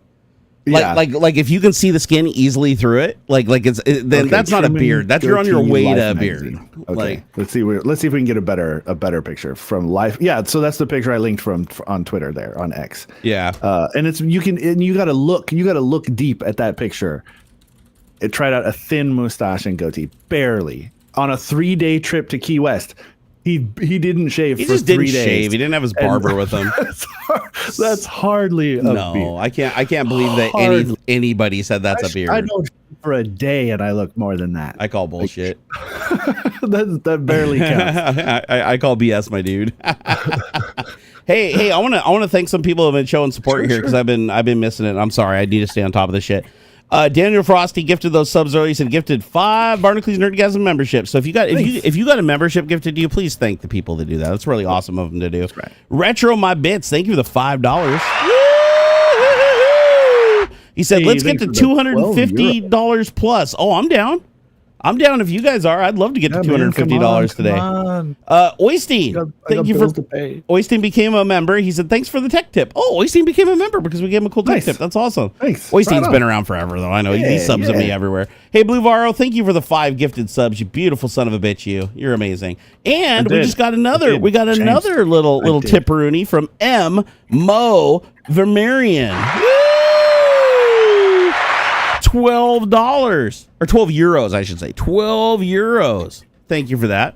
You know what? We should hang on to those euros and not convert them for a while, since the US dollar is going to go into the shithole, and then our conversion rate will go up and we'll get twice as much for it. It'll be genius. Dude, I'm so tempted to just take like my entire 401k, just cash it out at a penalty and just buy gold and stick it in a safe. Like, I am so worried about him just firing up the money printing press. You know, that's wild. If I donate $100, would you do 5 jumping jacks? Yes. I will. Oh, for $100, 100% I'll do 5 jumping jacks. However, they're going to be a little painful because I do have gout in my foot, but I think I can do it landing on my heel. So, but for $100, I'll do it. Fuck, are you kidding me? Yeah. Dude, hey, boys got to make a living. Like shit, I will break my ass for $100. Yeah, what do you? And plus, Aux gets half of that too. So yeah. I'm down. Let's do it, man. I want to get hooked up. I'll do Jerry's 5 jumping jacks too. Hey, we'll do it. We'll both do it. Shit, double the fun, right? God, we're not above that shit. I've done worse things for $100 in my life. Come on.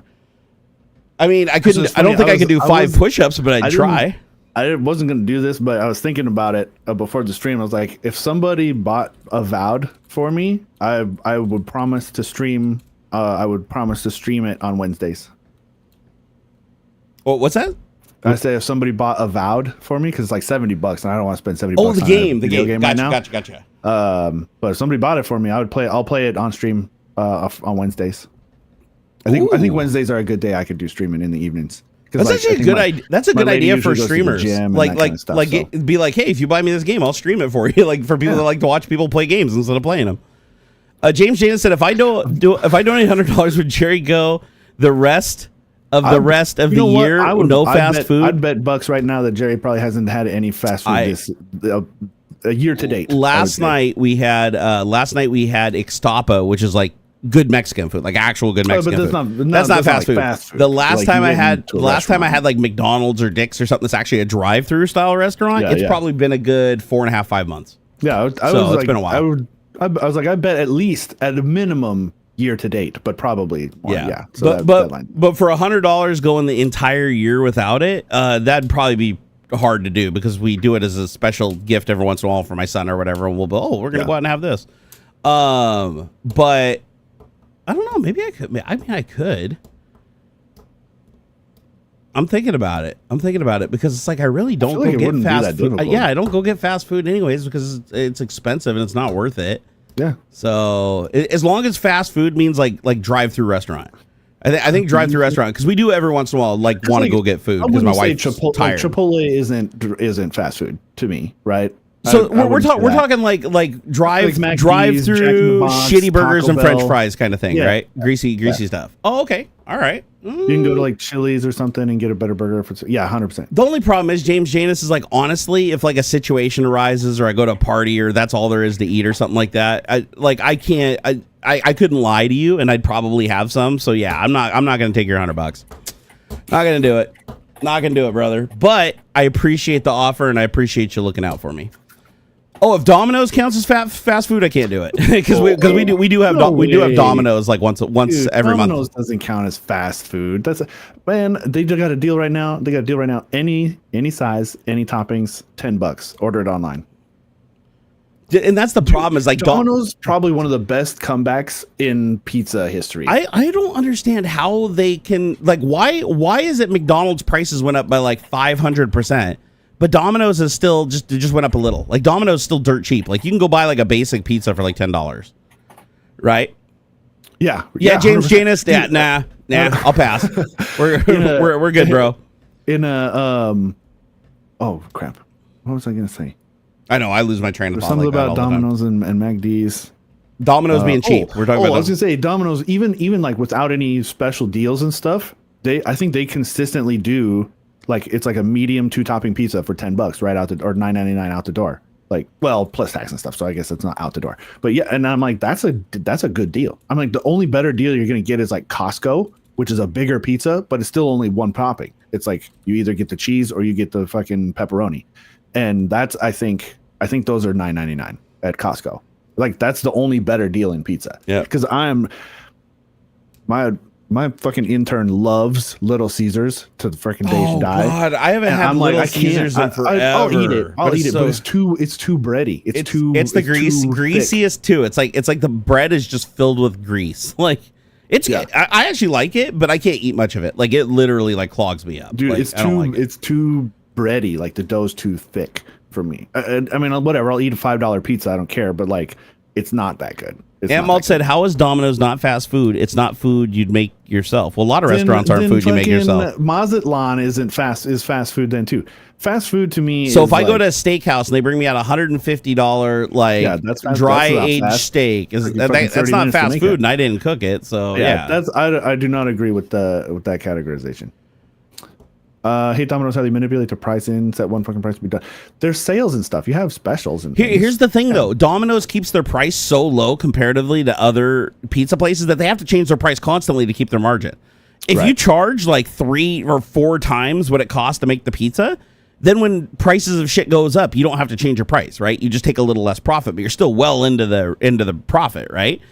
Domino's, their model is just let's move the prices around a lot and fuck it, stay as close as we can while keeping our margin. And I wish more businesses did that, because the problem is a lot of businesses go up and never bring the price back down. You notice that? It's like my local Mexican restaurant. We used to eat there like probably once a week for years. Now we eat there once every like 3 or 4 months if we're lucky. And it's because like what used to be like a $7 fajita burrito or whatever is now like $24. And it's because during COVID, they had to jack their prices up to stay alive. And then after COVID, they never dropped them back down because people were, because I live in a town that has a lot of Microsofties. So everybody's still buying their food. So they're like, why do we bring down our prices when we're still selling everything? Like everybody. Yeah. I'm kind of interested. So Graham mentioned that In-N-Out is coming to Washington. I'm interested to see the battle that's going to happen between In-N-Out and Dick's. I bet you In-N-Out fails because Dick's crushes them. I'll be honest, I went and had In-N-Out a couple of times when I was in California, and it wasn't all that. Like, I didn't really, like, I know everybody says it's like the cat's ass. I was like, I like Dick's. Dick's is like just a greasy, when you want a greasy burger and greasy fries, just go there, get your burger and fries. You're done. I was more excited when Carl's Jr. came up from California. Carl's Jr., great. Dude, their burgers, their chicken, Carl's Jr. was awesome. I was more excited about Carl's Jr. coming into Washington. In-N-Out, meh. I'd rather go to Dick's, especially now that Dick's is like, there's a Dick's that is a little further south. I don't have to go all the way to Seattle. Yeah, dude, I love Dick's. I like to put them on my mouth. I like when the white sauce dribbles down my chin. And yeah, see, I'd love to try real White Castle. Like, you can get White Castle burgers like in the freezer section, the little sliders and stuff. But I feel like they're not the same. They're not. I'd have to go. Don't get me wrong. I like the freezer. Like, I like those little freezer White Castle burgers. I haven't had them in like a year, but when we did have them, I liked them. I thought they were good. But yeah, they don't taste anything like a real White Castle. Dick's is like an old school drive up burger joint. Yeah, there's no customization. They have a very limited menu. You can get like it's like 3 items, right? 4 items. It's like a single patty, a double patty, with or without everything. Yeah, they have sodas and they have like one size of shakes. One size of milkshake. Super basic, no customization. You either get all the stuff or you don't.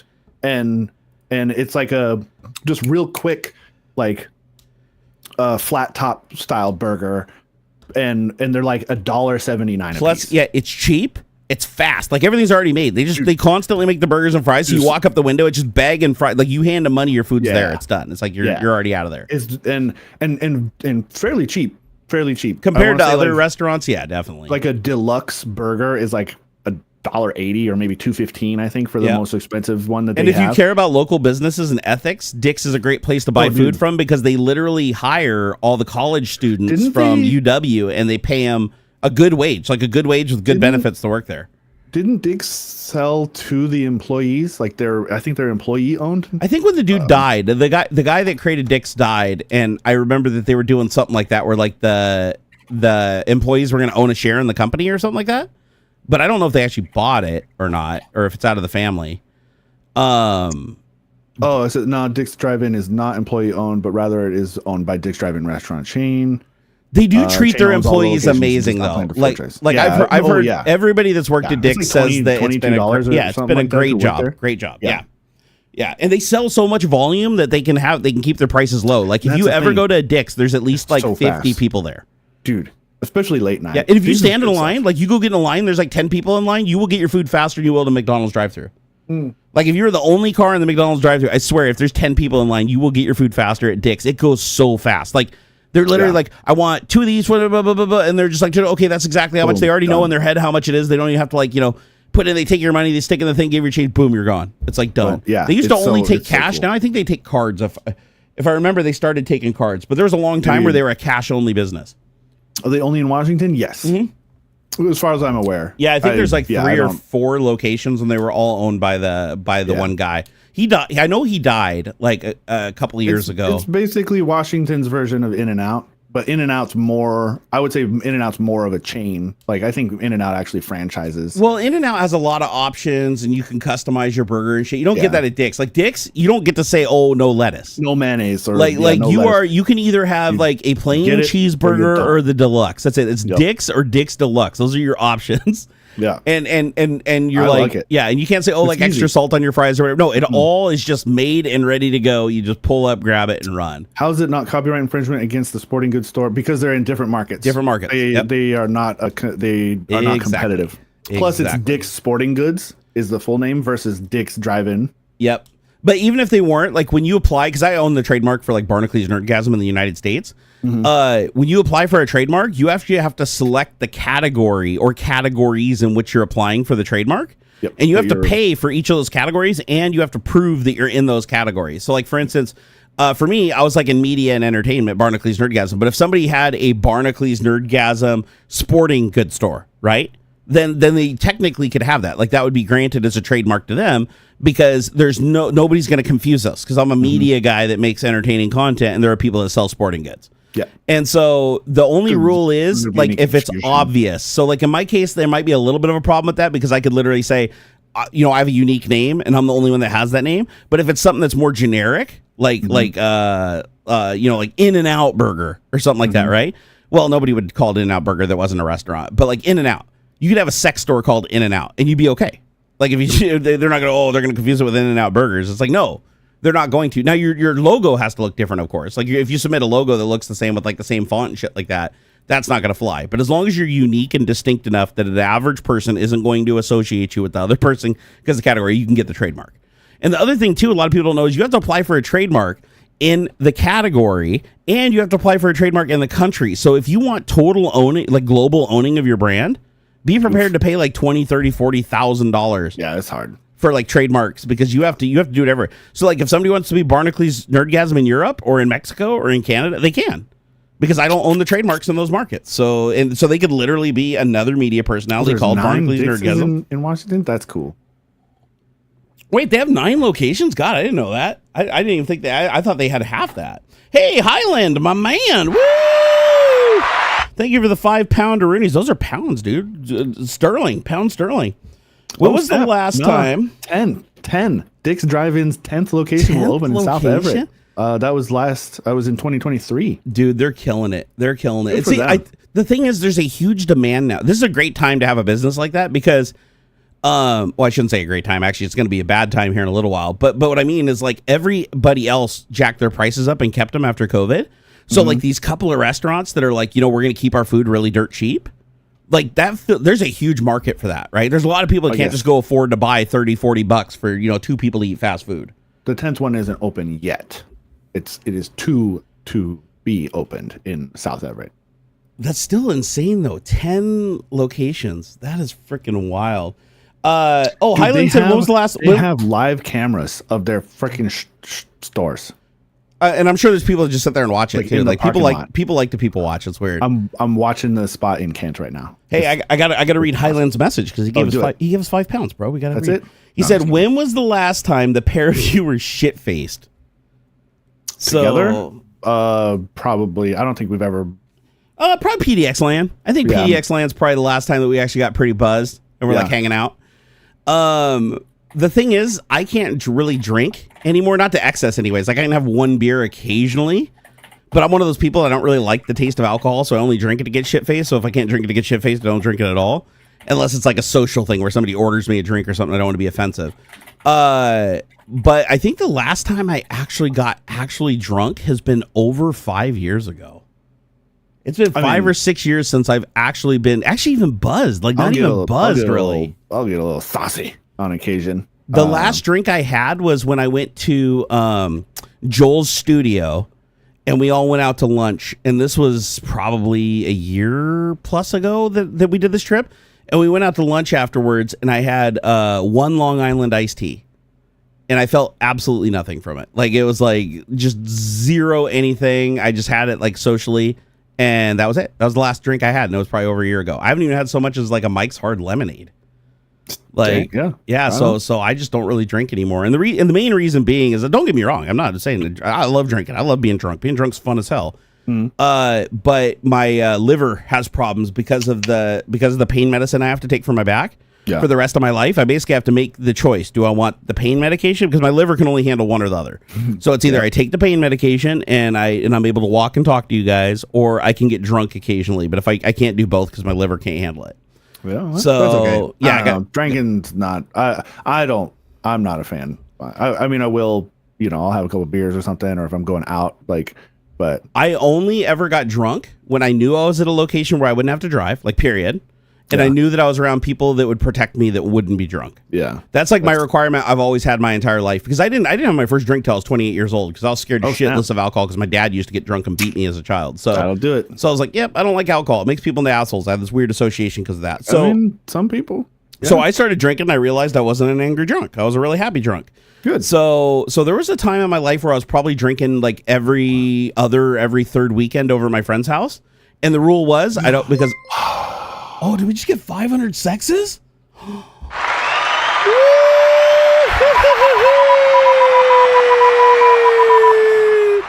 I'm gonna give him a dick emoji. Here, hold on. Let me do the A = D -- underscore. There you go, bro. That's for you. Dude, I don't even know how much 500 sexes is, but that's a lot more sexes than he usually does. That's a lot of sex. That's 50 bucks. 50 bucks. Damn, son. Pele, anybody want to beat Pele today? He said, hey, tech guys, love what you and Ox are doing, and you and Jerry are incredible. What you can do with your back, etc. Let's see. Oh, wait, and you and Jerry are incredible. What you can do with your back, etc. What am I missing there? And you, Jerry. Yes. Like, there's okay, apostrophe Jerry. Are incredible for what you can do with your back. Like, because he's acknowledging the pain. Got it. Sorry, my brain is just fucked today. No, that makes perfect sense. Thank you. I appreciate it. See, I'm very fluent in typo. You are. I've noticed that. You're awesome, bro. On the internet. You're awesome. And from a variety of locations around the world. So one of the things with my back is that, and this is one of the things I love about live streaming. It's hard to get to the live stream, like pushing the button and actually going. But once I go, the distraction is fantastic. Like for pain management, being completely mentally distracted, focusing on other things, does help with my back pain a lot. But even right now, my back hurts so bad. You notice I'm not leaning back on my chair. So I lean into my desk and I put my weight on my arms. And I'm doing that because I have to constantly transition my weight. But you'll notice, like, if you fast forward the stream, you'll probably see me doing this like I'm Stevie Wonder in slow motion. But it's because I'm constantly shifting my weight because that nerve's pinched in my hip. Yeah. But I can manage it if I'm focused on other people. And that combined with the little bit of pain relief that I do get from the medication, it's manageable. But I can't, like, if the house is on fire, I can't move very fast. like I got to give myself time to get to the window and jump out. Hey, thanks, Matthew Riley. Hey, Matthew Riley, bro.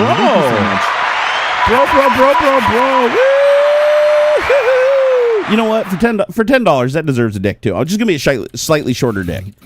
There, I'll give you here. This is my size. Last one was Ox's. This is my size. One equals exactly for every $10. Actually, wait a second. If it's me, it's just 8D. That's it. There we go. If I'm being honest, I'm just 8D. That's it. There are no equals. I made my wife laugh the other night because we were talking about meat spins for some reason. My wife's really dirty. She's don't tell her I ever said that, but she's like one of those big, like, angel in the street freak plus fucking in the bed. but she we were talking about meat spins or something like that. And she was talking about, and she's like, you should do a meat spin. And I was like, I cannot do a meat spin. Are you kidding me? I was like, I can do a meat stab. That's what I was doing.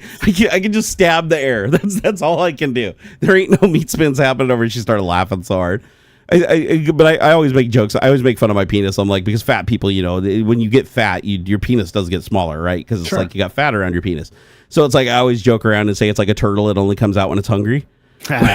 or like it's a switchblade. It only comes out when it needs to stab a hole in something. So I always get her to laugh at that. But hey, you know what? It doesn't matter. It still got the job done, right? I got a 14-year-old boy to prove it. Excuse me. Oh my God. Matthew, we really appreciate it. He said $10 reduce is what he said. Also, I appreciate you guys hitting like on those tips. People like to be recognized. And I think that's cool when people are supporting us and you guys are hitting a like. Because even if you can't support us, hey, give a like or say thank you to somebody who does, or just hang out and chat. That's the thing. I want people to know that even if you can't, because I get people messaging me all the time. Oh, I'm so sorry, I can't tip or whatever. I don't have a lot of money. Why the fuck are you telling me that? Like, don't. It's wonderful when somebody can do that, but no, it's not. Yeah. It's not obligated. Don't ever feel. Stream, spread it to your friends. Don't let other people tipping make you feel like you need to or make you feel any less. It's not how that works at all. Yeah. The way this works is the people that are giving us money are giving us money because they know we exist because you watched our stream. There's some knocks. Oh, did we get some knocks up in this shit? Did Oystein just give us 500 knocks? We're getting all the foreign currency today. That's dude. Oystein, brother. Oystein. Little rivalry between Norway and Sweden. It is. Norway and Sweden are like going to battle. All right. So Oystein, I'm going to give him, here, whose would this be? This is Adam's wiener. Okay. I just threw Adam's in because you know it is. You know Adam's slinging the big meat. You know he is. You just know he is, man. As cocky as he gets sometimes, he backs it up. He's when he's in the locker room dragging that thing on the floor like a caveman.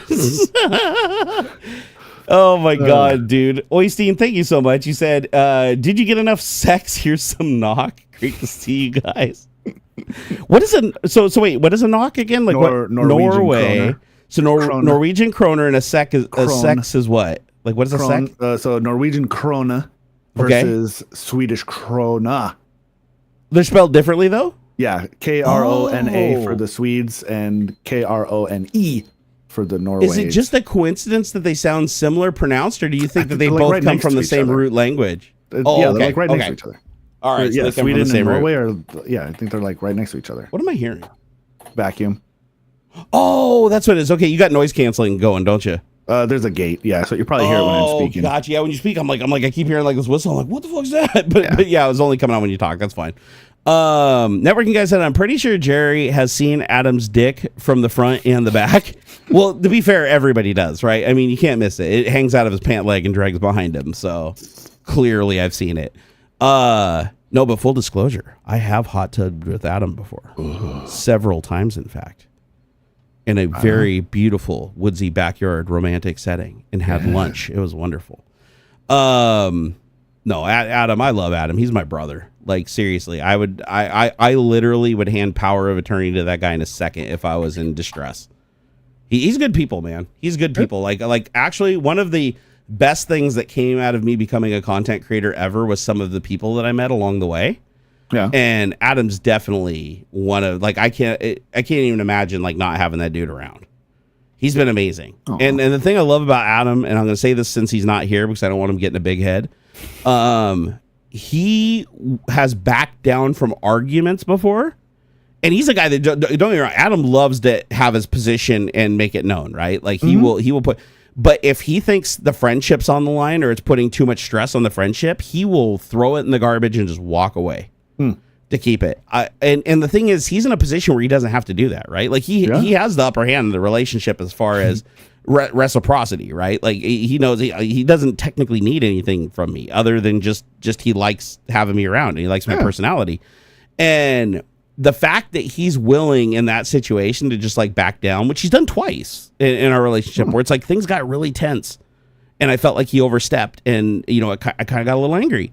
And I was like, oh shit, I just killed the friendship. Nope. nope. He totally just like backed down and he's like, it ain't worth it. So nice. So the fact that he's in a position where he could just say, fuck it. I can go find anybody, right? I can hang out with I can find anybody to hang out with me. Yeah. He doesn't do that. And I think that's amazing. I think that really speaks to his character a lot. Same thing for Jen too, his wife. She's fucking awesome. I consider her like my sister, and it's funny because Jen and I have similar childhoods. She's basically like the female version of me growing up. Like we have very similar experiences. We both grew up poor. There's like a whole bunch of parallels that we share. And so I really relate with her. And I feel like we both have like similar like ADHD vibes, right? We're always chasing squirrels and our brains are all over the place. So it's funny, anytime Jen comes over and we sit down to just like start talking about something for like 2 minutes, it's like 3 hours later. Right? Oh, yeah. Just nonstop. Same. And I love it. I absolutely love it. So Adam is a great, great person. And I love that he's changed so many lives. Like he is a guy that has stepped in and just literally just threw away tens of thousands of dollars on something that he didn't care if it succeeded or didn't. Like he was just like all in on just somebody's dream and trying to make something happen for him. And watching that happen a couple times with like my other friends, because we all have like a tight friend group, right? Like everybody knows everybody and everything. But like watching the stuff that he did, like with Merch Minion and stuff, just fucking, it's like, dude, I just look at that and I'm like, wow, that's like not a lot of people would do that stuff. So I love Adam. He's my brother. If I was in a shitty situation and I needed somebody that I knew had my back and would make sure that I didn't die, he's the one I'd hand the keys to. Plus, he knows a lot of shit. That's the thing is, over the years, I've learned to trust him. Like even though there's a certain arrogance about him sometimes, because like you said, he takes certain shit seriously, right? Yeah. The one thing I've noticed about him is that when it comes to shit that matters, he's been right like 99.9% of the time. Yeah. He has an incredible record for like if you're in a situation or you need advice, or even if you're just buying something, you just want his opinion on it. There's so many times where I went against his advice and like I'm like, no, I'm gonna get it anyways, and every single time he turned out being right. Every single time. Like seriously, like everything from like beds to shoes to buying chairs, like anything you ask about, he'll be like, yeah, no, that's good, or no, that's a piece of shit. Don't get it. This is the problem. And every single time I've gone against his advice, I've been fucked. So now if he's like, no, don't get that, get this, I'm like, all right, that's what I'm gonna do. Doing it right now, no questions asked. So I have a lot of trust in him. He's a really, really good dude. Hey, Putch, my man, Putch is jumping in here with 5 Canadian dollar dues.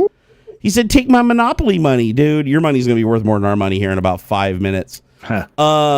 I will tell you, I was a little taken back and sad today with what I saw over on X. I mean, a lot of shit I see on X makes me sad now. But I saw a Canadian that I don't even know. Just somebody who was just in the For You feed, and they just showed up there, and they said, I'm really sad right now that, my entire life I've seen America is our friend. Mm-hmm. And it sucks now that they treat us like a foe. And I was like, that just took me back, because I was like, man, we had such a good relationship with Canada for so long. Yeah. For so long. Super mutually beneficial. Everything's great. Even with our differences, right? Differences in money, differences in government, differences in benefits. Like, up there they actually have medical insurance and shit that everybody can go to the hospital without dying.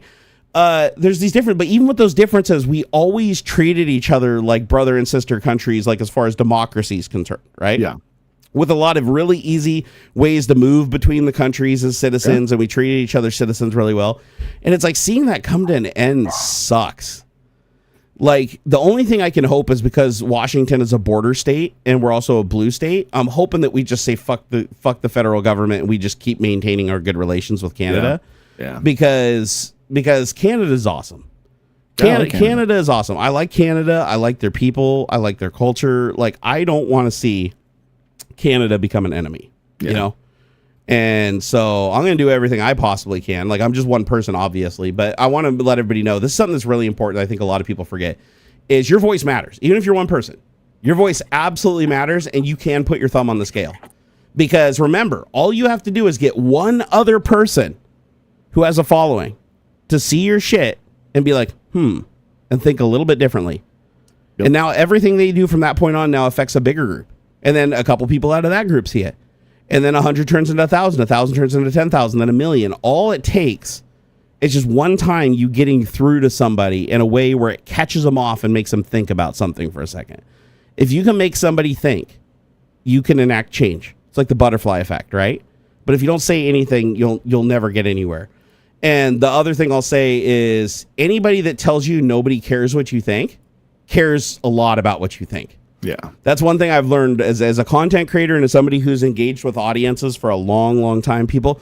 The only time somebody will stop and take the time to actually respond to tell you that your opinion doesn't matter and nobody cares and nobody wants to see what you post, them taking the time to stop and read what you're posting religiously and take that time to reply to it to try to stop you from saying stuff means that they really do care. Mm-hmm. They just don't agree.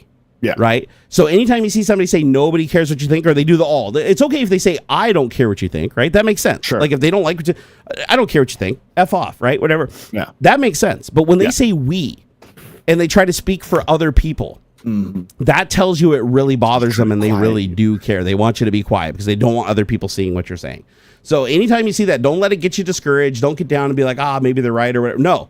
If you get, that's good. If you get people responding, trying to silence you and trying to tell you stuff, like even if they tried to take the sweet route, like, oh, hey, I love your content and everything, but yeah, just stop talking about politics. Let's focus on the content. And you click on their profile and it's just all politics opposite of you, right? And that happens 99. I should say 100%. 100% of the time. I don't think I've ever had a case where somebody's like, hey, I really love your content, but can we just stop talking about the politics? And then I don't click on their profile and it's like politics everywhere. Right. So what they're saying is they just want you to stop talking about politics because they disagree with you, yet they're on their feed encouraging all creators that agree with them to keep talking. That's normal. That's human nature. But just don't let people stop you from talking. Use your voice. Because if the smart people stay quiet, the dumb people are still going to be loud. Loud as balls. And if all people can hear are the dumb people, and the smart people are just like Idiocracy. They're like, we're not going to have any kids. Remember Idiocracy? It's like all the smart people are like, oh, we're not going to bring a kid into this country, into this world until things stabilize. And then shit just keeps going downhill. But all the rednecks are just like, O'Doyle rules, just plunking out as many kids as they can, cheating on their wives. Like the neighbor's pregnant while they're with their two other neighbors are pregnant. It's hilarious. Like in the future, it's like O'Doyle is like 50% of the population of the world. The same kind of thing can happen with speech. So like exercise your free speech while you have it, because it's a gift. You may not have it for very much longer. So it's like, well, you have your free speech intact, use it. Like put your word out. Even if you disagree with me, same thing. Doesn't matter if you agree with me, doesn't matter if you disagree with me. Use your voice. Because if everybody talks, then you get a relative sample, right? Then you really see what the zeitgeist is. When the good people stay quiet and the bad people are loud, then you have a lot of people that are on the fence or they're not involved or they don't really care. And then all they see is the repetition of that thing from the bad people, unchallenged. And when they see that, they start believing it. And that's exactly why we're in the situation we are right now. So when people believe shit that isn't true because the bad people just keep repeating it over and over again, and the good people are like, oh, this isn't worth engaging on because it's just false and stupid, they win. So yeah, use your voice. That's all I want to end with there. That's right. Let's see. Let's do some topics, man. Let's talk it up. Guess. Might as well, right? Let me see. Where's the dashboard at? Over there. Oh yeah. The Nvidia's right delaying the RTX 5070 because they're worried AMD is going to drop something spicy. Yeah, I think that's kind of fun that they're waiting to they're like delaying it. I think to March something like that. They're waiting for the Radeon 9070 and 9070 XT. I heard there was some major supply chain issues with the 5090 and 5080. Is that true? I mean, I don't know if it's like a manufacturing thing or if Nvidia is just being stingy. Because stores weren't getting a lot of them. Like in California, and like the most tech heavy areas, like stores were only getting like 50 cards, like 50 cards max, which is weird. And that's like the whole state. Like I've seen where some stores are getting like 4, and that's it. Like I think Nvidia is doing it on purpose. Honestly, it does make sense from a marketing standpoint. To drive the demand and stuff, because whatever. I mean, I could believe it. And the thing is, they're kind of unopposed right now, so they don't have to worry about like somebody eating their lunch. Like even if they do a slow rollout and they just up the prices and sell for top dollar and make people like have that really demand. Because that's the thing. If you can get people to crave your product and there's not enough to go around, then it's like virally advertised because everybody wants it because they can't have it, right? Exactly. And I think that's just an issue in general with the enthusiast market and gaming and all that jazz. Like, why do you need to upgrade the day of when it freaking comes out? Just wait. Like most, and like I know you want to be the guy. oh, you know, I got the cool thing day one, and like look at me and blah blah blah, and whatever. Like, what is AMD dropping? I haven't been really paying attention to their GPU stuff. I haven't either, really. It's they call it the 9070 and 9070 XT. That's not derivative at all. Yeah. The Radeon RX 9070. Are you shitting me? Yeah. You're literally just adopting Nvidia's fucking naming convention and using a bigger number. They did that a couple generations back with their motherboard. That's hilarious. They jumped in ahead of Intel because Intel was like on this pattern of there was the Z180 or Z180. Z27 or Z170, 270, 37, and then AMD jumped ahead on the 4s, I think it was, where they did like the B490, and then it screwed up Intel's like pattern and stuff, and I don't know, it just seems weird that I feel like they just do it. They do it as like a poke to like just fuck with them a little bit. Oh, that makes sense. That makes sense. But here's the funny thing: is like people. This is the same thing as like the confusion with the Microsoft naming convention of the consoles. It's like because it's the RX 9070, a lot of people that aren't tech savvy or they're buying gifts for their friends that are tech savvy, they're going to go into the store and they're going to be like, should I get them a 5070 or a 9070? Exactly. 90 is the bigger number, right? Because it's like to them it's just GPUs. They're not going to look at the brand, right? Yeah. So it's kind of a genius strategy on AMD's part because people that don't know anything other than, I was told the bigger number's better, and to get the RX something or other. I forget, what was it? RX something. Oh, it's RX 9070. That's the one to get. So it's actually kind of genius in a way. Like if they can drop this thing and they have enough supply to like satisfy everybody that wants it, I could see this thing just flying off the shelves just because people get fucking confused and just buy it thinking it's an Nvidia card. And they're saying that these newer cards are targeting the 4070 Ti and 4070 Super levels of performance, which I think is great. I think AMD is doing the right thing in targeting the mid to upper mid market.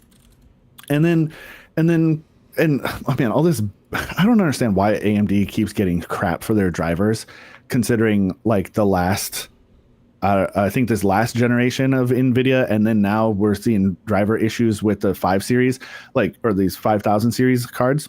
Yeah, like I guess Nvidia didn't send out like samples ahead to a lot of software developers and stuff. So especially because there's like all these new features with the DLSS 4 and the frame generation stuff and all this extra doodads that like nobody's prepared for it. And so like there's a bunch of software that just like either doesn't recognize the card at all, or it's not performing as expected because driver issues. And there was something there, I know there's been talk that some driver update was starting to fry the 5090s. I don't know necessarily if it is legitimate to actually, if it can fry the card, like, that was a firmware bug that the driver was just hitting. Driver. Yeah, I don't know about that. That has to be a firmware bug. Hey. If it's able to overdrive the card to destruction with all the safeguards that are in place, that's got to be a firmware thing. Yeah. Hey, thanks up or down, Marty, for the 20 Canadians, and Toon Tamasha for 100. Damn. What is these from? Czech? Is that Czech kroners? Do we have more kroners? Koruna. Czech Koruna. Ooh. Thank you very much. Dude, you guys are so awesome here. I can give me a second. Yeah. Well, I'm sure the robot's talking about it, but Toon Tamasha says, I want to buy a new PC after 8+ years, come from a 970. Good card. But I will go with the 4 series instead and skip. Smart. Probably get 4070 Ti Super. Seems like the reliable longevity sweet spot. 100%. Whenever a new card comes out, it drives down the price of the last generation. And honestly, there's not that much of a performance gap other than that multi-frame generation. Yeah. So if you don't care about what people call the fake frames or whatever, so then yeah, 40 series is a great card still. Yeah. Dude, and especially the 4070 Ti Super. Yeah. Or Super Ti or whatever. That's to me, that's the best bang for your buck. Right. Also, it's not the exact same, but I do want to throw this out there. There is a program on Steam called Lossless Scaling. Lossless Scaling. And I was able to get 4x frame generation with only about 40 milliseconds of, like, sounds like a lot, but it really isn't. Unless you're playing competitive, like FPS to the point where it's like frame by frame at 120 hertz, you're freaking out, right? It's fine. Like, I played Flight Simulator. I noticed no difference from turning it. You can A/B test it by just hitting the hotkey to turn it on and off. Oh, and, neat. Okay. and in Flight Simulator, I can't get over, I think it's 38 frames per second with a 4090 with the graphics pumped across 4K screens at 120 hertz, right? Oh, so I used lossless scaling to quadruple the frame rate. Yeah. Or it was either triple or quadruple. And what it did is it got it up to the native frame rate of the screens, 120 hertz across all 3 screens. And it was so smooth. It was like looking around the cockpit and flying extra. It was glass smooth. And the artifacts to me weren't that noticeable. Like if you pixel peep, you will notice, right? But if you're just playing and you're not focused on, I've got lossless scaling enabled, it looks great and it's smooth. And honestly, I preferred it a lot over that chuggy 40 frames per second that to me just looked like a picture show. So I was really, really pleasantly surprised. Dude, it's awesome. $7. I'll give it a go. I have my 3080 Ti and I play at 1440 usually. I wish I had an affiliate link. I just let the game default. I don't even try. And if I see screen tear, I'll enable VSync or whatever. Nvidia is pretty good about like looking for your games that you've opened and run and then like picking the profile that matches your system the best. Yeah. But one thing I noticed is it always tries to enable ray tracing even in stuff where I don't want it. Like RTX where I just disable it. I'd rather have the frame rate in a lot of places, right? So I don't like that they just, they're like, if you have RTX, we should have that on. But I understand why they want to showcase the feature. But if you can't do 120 hertz or close to 120 hertz, for me, that's my comfort zone for gaming, right? So if you can't get to that 120 hertz, then I'll turn it off. Like I'd rather have the 120 hertz over the beautiful graphics. I will say Indiana Jones and like third person games where you're running around and stuff, lossless scaling is awesome because you can crank the graphics up to where it looks like freaking real life and it'll drop down to like 30 or 40 frames per second. And then you just jump it up to 120. Now keep in mind, you do get lag, but it's based on how many FPS there are. So as long as you're still getting 30 plus FPS in the game, that means the controls are still being sampled and implemented 30 times a second. You might have 120 frames, but you're not sampling the controls 120 times, if that makes sense. So you do lose the high sampling rate, and it becomes unmanageable below 30. Anything below 30 frames per second, lossless scaling, just you're going to notice a lot of lag just because it's only sampling the controls like, a couple of times a second. Whoops Wonder said, I'm sorry I'm late for joining, bro. No, it's okay. It's okay. You can show up for work late here. That's fine. Oh my fucking God. He said, don't shoot me, but I started playing Raid Shadow Legends. Who scammed you? Jeez. Who scammed you? Who scammed you into using their affiliate link to install that garbage and get you hooked? Oh my God, I feel bad for people. Toon Tamacha was the one you were answering, right? The 100 Czech kroner guy. He said, I want to buy a new PC 8 years. Okay. Yeah, the 4070 Ti Super, dude. Great. Dude, going from a 970, bro, like dude, you're gonna be like, what the hell? Like, it's gonna be a massive increase. Dude, well, yeah, it's gonna be hundreds of percent. The whole machine is gonna need an upgrade. You're saying 8+ years? I mean, that's true. He is gonna bottleneck it. Yeah, you'll bottleneck it. In what, like 8 years? What would that? That'd be like a 6700, right? Intel 6700K or something. Yeah, dude, you're definitely gonna bottleneck it. It's gonna be a full platform upgrade. And at that point, I would also recommend AMD. Do like a 7800 X3D, or if you can find one and have the money, a 9800 X3D, 9850 X3D, one of the flavors of X3D in the 7 or 9000 series. Yeah, Pele said he has a 4080 Super and he's super happy with it. I'm like, dude, 4080s are awesome. Yeah, that's a great card. That's like top end to me. That's balls out. The 4090 is like we talked about this before. It's a professional card that's being marketed as a consumer card, but it really isn't. Are different. It's a Titan. It is a professional card that it's being labeled as a GeForce for reasons, I guess. But yeah, the 4080 Super, that's even better. But I feel like there's like a bigger the dollar to performance from the 4070 Ti Super to the 4080 or even 4080 Super. You're talking maybe 5%, maybe 10% in some instances, but you're going to be paying like an extra $300-$400. So you're going to drop $1,000 US on a 4080 Super, where you could probably get a 4070 Ti Super for like $7. Yeah, probably. Oh my God, Whoops Wonder said, Jerry, it's draining my bank account, bro. But seriously, it's quite, I think he was going to say addictive, lol. And I'm not a gambling man. Yes, you are. You are now. Yeah. If you're playing Raid Shadow Legends and you're giving them any money, you are a gambling man now and you're officially hooked. Because it's funny. He said, oh my God, it's like quite seriously, it's a great game or whatever. It's like, No, you're getting the dopamine hit from spending money to jump and advance really, really quickly, which is giving you more characters and bigger booms and more exciting things on the screen. And then you're going to get another deal, and they're going to figure out your buying habits just perfectly to get the prices right in that range, because they do that. If you say no, it's like, oh, we'll give you another deal. Oh, one time only, 30 seconds. You got to accept this. Yeah, it's going to pull you in. I had a friend who played, what was that game? Clash of Clans? Oh, Clash of Clans. Sure. And what Clash of Clans does is that game is designed to basically just pitch you against another player that they know is going to kick your ass, so that you'll pay money, so you kick their ass, and then they'll pay money to kick your ass. And it's just a ladder. And the next thing you know, you realize you spent $10,000, and the other guy spent $10,000 just to basically kick the shit out of each other for revenge. Yeah. A person you've never even met in real life. You don't even know who they are. You don't even talk to them. And you just spent $10,000. That's what gambling is. Like it's called slot machine syndrome or something like that, where you get the dopamine hit from winning. Just one more pull, and then when you go over and you lose money, then you play until you get even or go up again. But there's no guarantee you're going to hit that point before you run out of money to keep playing, and that's what they're banking on. Yeah. So it's like, yeah, if you have unlimited plays, you're going to eventually win. There's a good chance, right? Like, because even with 98% going to the house, if you have unlimited plays, you're eventually going to be that 2% that wins. But no, the way it's designed is you go in there and you get one win and it gets you amped up, right? You're like, holy shit, I won $300. I didn't have $300 before.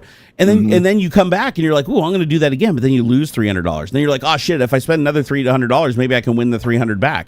And then you might leave the slot machine mad and go over and put double down on fucking roulette. And then you lose $600. Then you're like, fuck, I have to bet $1,200 or whatever, right? And you just keep upping it up, and then pretty soon you're like, I don't have any money left to bet to get my money back, and then you're done, and that's it. And that's like, you at that point you're like, where's my house, where's my pants, where's my car? My wife's gonna divorce me, dude. It happens really fast too. That's the thing. It literally, even intelligent people get hit by this. That dopamine hit, it's like, dude, it's like when you're jerking off or whatever, right? It's like, it's such a good feeling, that dopamine hit, that you don't realize like how you got there, right? You're not factoring everything in. Actually, masturbation's really fun and healthy, so I highly recommend it. But you can get addicted to it, and you can ultimately hurt yourself from it. You can do it with anything, right? Food, you can do a muscle, or just get like anything that gives you a dopamine hit. You can actually end up hurting yourself if you keep going, right? But then your body is supposed to have a reflex that stops that from happening by pulling the dopamine when it becomes a problem. But that doesn't happen with gambling. With gambling, it gets worse and worse and worse, and that dopamine hit. And then the thing is, like, depression kicks in, and then that even amplifies and gives you even more withdrawal from the dopamine. Grid Legends. And now that you have more withdrawal from the dopamine, now you got to like play more, and you're willing to do more and break more laws and do more crazy shit to get there. And then the funny thing is, even if you win, even if you're lucky and you go back and you win all your money back and you reset, you're like, oh my God, it's so hard to walk away, because you're like, shit, I'm like, I got everything back. So obviously I could do it again. And you put yourself through that shit all over again. It's like there's never an end. There's never an end or never excuse. It just gets out of control. Hey, Adam's in chat. What up, brother? Woo! He said Grid Legends, $10 to $12 on mobile is fully worth it for Xbox graphics on any current smart iPhone 13 or Samsung S21 or better. Wait, it's called Grid Legends? Yeah, looks good. I should get that for Xander. There's like Steam versions and stuff, but it looks really good. I wonder if it'd play on his iPad. Really, he has that really big old, well, I don't know what gen it is, like Gen 10 or whatever, like the big, huge, like 12-inch back when they used to make it. I wonder if it'd run okay on that. So you know what he's been liking, though, is he can play, he doesn't do it very often, but like when he plays Gran Turismo, he can actually do the remoting thing through the iPad where it connects over the network to the PS5. And it's like basically lag-free. It's like 60 frames per second lag-free playing on the PlayStation 5. And then he can have a controller, a PS5 controller, paired to the iPad. So he's literally sitting there out in the living room playing the PlayStation 5 that's in the bedroom on his iPad with a PS5 controller with all the haptics, all the haptic triggers and everything all work, and the sound comes through the controller and everything. It's really badass. Like, honestly, so Sony did a good job with the PS5. I really like the PS5. I'm liking it. I haven't been a console. I loved my Xbox 360 though. I played the shit out of my Xbox 360, man. Oh, fucking best. That and then this one, best. Yeah, I mean, I did like Xbox back in the day, but I haven't played my Xbox One. I've barely played at all. I think it just sits there and collects dust. I think it's pretty clever that they're doing this Play Anywhere stuff. Where like if you buy it on PC, you can play it on your Xbox or on your TV and all this other things. I saw the writing on the wall back when in the 360 days. I knew that even back then Microsoft was trying to be your one-stop for entertainment. Like it was supposed to be like your home entertainment system, like all of it. It was movies, it was games, it was everything. And I think it's really smart of them that they're doing this. I think people are like, oh, Xbox is going to fail because like you can just get it. You can play it. Like they're even starting to put Xbox games out on PlayStation and stuff. Like some of them are moving over. Yep. Or on computer with Game Pass, like almost everything's multi-console now. That's it. Yep. Yeah. That's what I mean. If you get Game Pass, you can play it on your phone. You can play it on your TV, like anywhere. I think that's smart. I think that's going to slowly erode market share for PlayStation because it's top of mind. Your Xbox or Microsoft is always going to be top of mind. Well, why pay $70 for a game on just my PlayStation when I could play $12 a month or whatever for Xbox Game Pass, and I can play it anywhere. I can play it on my Steam Deck. I can play it on my PC. I can play it on my Xbox. I can download the app on my television, which is probably Bluetooth enabled. And I can hook my Xbox controller to it and stream it. Live. You remote play kind of stuff. And a lot of TVs you can even put like a remote play app on there. Dude, my TV, which is basically just a giant tablet upstairs, has a Steam Link app. And I can. I wonder if PS5 has. Let me look. Let me see. It's fun because like it's basically playing on my PC. It's like you can actually go down and like see it on my monitor, but it's it's just like a wireless monitor kind of a thing. It's fun. GTA 6 will kill the Xbox in terms of market or like because of the graphics, like specs. Okay, yeah, I can see where it would like melt the hardware. Sure. Dude, but, GTA 6, I've never been more hyped for a game ever. They better deliver. I'm going to be so... Like, they've hyped it so much, I don't even know if it can even hit the target I'm thinking of. I'm excited for it, but it's totally going to come out and be like an $80 game, $100 game. Yep. Oh, I just checked. If you have a Chromecast, right? Yeah. Or a TV running Google OS, you can install the PS Remote Play app on your TV directly and pair your controller to the television. Is it PlayStation Remote Play? Oh, I'm doing that. So you could literally just sit there and play your PlayStation in another room from any TV in your house with the controller paired to the TV. Phone. That's awesome, dude. It's actually kind of interesting to play it on my phone. Like I was playing Final Fantasy VII for a little bit on my phone. It's fun. Dude, that's awesome. I didn't know that. I'm going to have to check my TV and see if in the store they have this app. I doubt they do, though. It's a Samsung TV. Whoa, wait. They're not going to release GTA 6 on PC for 2 years? Yeah, they did. Yep, they did the same thing with GTA 5. I think it was a 1 year where it had to be exclusive to Sony before it could go anywhere else. You had to have a PS5. Freak out. They did the first time too, but people still bought the shit out of it. And this is why they do it. I'll tell you why they do it. Because then you buy it for the PlayStation, right? And then when they port it to the PC, you buy it again. Because it's been like a year since you played through and you did all your thing. So then you're like, oh, I'll buy it for the PC. And then they're like, oh, they release it for the Xbox. It's not going to come out on Xbox for a while? It's PlayStation exclusive for a bit. PS. They did the same thing. They did the same thing with GTA 5. Man. GTA 5 was exclusive for a long time. I remember that. That's gonna. Dude, I was so pissed when I bought an Xbox and they announced that it was only on PlayStation. I literally bought a PlayStation. I went out and bought a PlayStation because it wasn't on PC and it wasn't on Xbox for like a year or two. I want to say it was like 2 years. It was a long time. Because I remember when it finally came out for PC. Rumors. I guess it's rumors. When it finally came out on PC, it had a graphics upgrade. Unconfirmed. That was crazy. Yeah. So do you remember when they added the cats and stuff, like cats in the alley that you could like go and kick and stuff, and that was in the PC port. Yeah. GTA 5 is just a benchmark. Dude, you've never played it? What? Wow. To me, GTA 5, honestly, not online play, barring online play, because I can't fucking stand online play. It's kind of fun, but there's too many. Yeah, and plus it's just pay to win everything, right? So I'm shocked. I love GTA 5 campaign. GTA 5 campaign is my number one game that I've played the most in my life as far as going through all the characters and all the arcs and all the endings.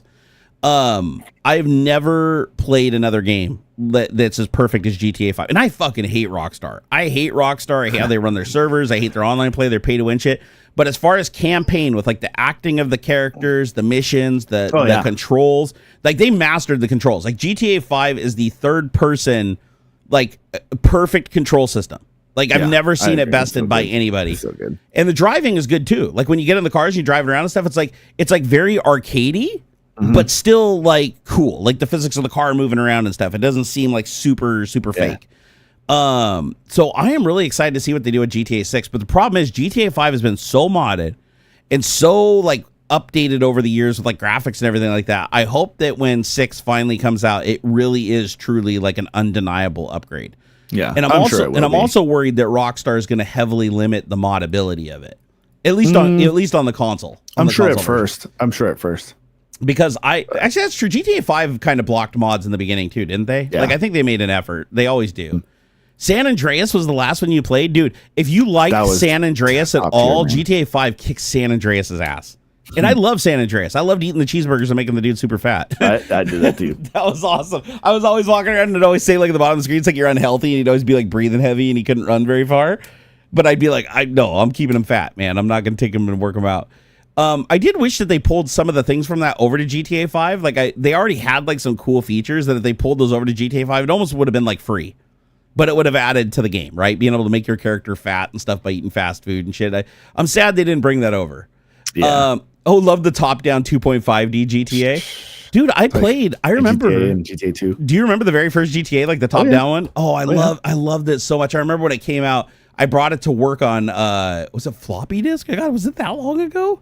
Fuck, I might have brought it on floppy disk to work when I was like 18 working at Mother's Board Computers. People were addicted to it, dude. We were in the back room, like customers are out front and shit. We're like in the back room, like racing around, trying to get away from the police and shit and get the rocket launcher and blowing shit up. It was so cool. It's just hard to believe that little game, it wasn't a shareware. I want to say it was shareware, unless I might have pirated it. I don't know. But I want to say it was like there was a shareware version of it, like a free version you could just download and play because everybody had it. Oh, dude, it was awesome though. I love it. I gotta get going though, man. No worries, bro. I figured you need to bounce. Go ahead and get out of here and enjoy your weekend, sir. Thanks, everybody. See ya. I'm AuxxZillary everywhere and all that jazz. So, yeah. I hope you guys have yourselves a good weekend, and we'll see you all next time. All right, let's know how the TV thing works out. Will do. All right, peace out, brother. Goodbye. Bye. Bye. And then there was one. Hey, Blue Varro, my man. Woo! He said gambling and games that have root boxes or purchase packages. Yeah, the whole fucking loot box and buying pay-to-win shit. Don't get me wrong. I don't mind if a game sells cosmetic mods. Like if you want to just advertise you're rich because you can buy something in the game that you can only buy and show people that you can spend money on a video game, that's fine. But if it gives you any kind of advantage, I call bullshit. And people have tried to pass off cosmetic mods as not being an enhancement to the gameplay when they are. Like when you play like a first person shooter, like what was it, Blacklight Retribution or some shit? There was a first person shooter I used to play. And one of the things you could buy was like a camouflage cloak thing that made you like almost impossible to fucking see, like in some of the levels and some of the areas that you could tell they made the textures of the things the same as the suit so that you would just disappear like a ghillie suit. And so it's like, oh, cosmetic mod, buy this. And then you just disappear in the game. And I was like, that's bullshit because they sell it as a cosmetic mod. It's like, oh no, but you can't get it. You had to buy it. This is a long time ago. I can't remember exactly which game it was, but God, that pissed me off. So you'd always have these little pricks hiding in the bushes and shit that you couldn't see from a mile away that would always snipe you. And then you just get like pissed and it's like, oh, okay, why is everybody buying this suit? It's just, if it's cosmetic only, why is everybody buying it? You know? Oh, there's a typo in the title? Oh, Commander Lake said there's a typo. Let's see. Nvidia Delays RTX 57 preparing for March Tariffs DeepSeek. Oh, shit. Yep, I see it. Thank you, sir.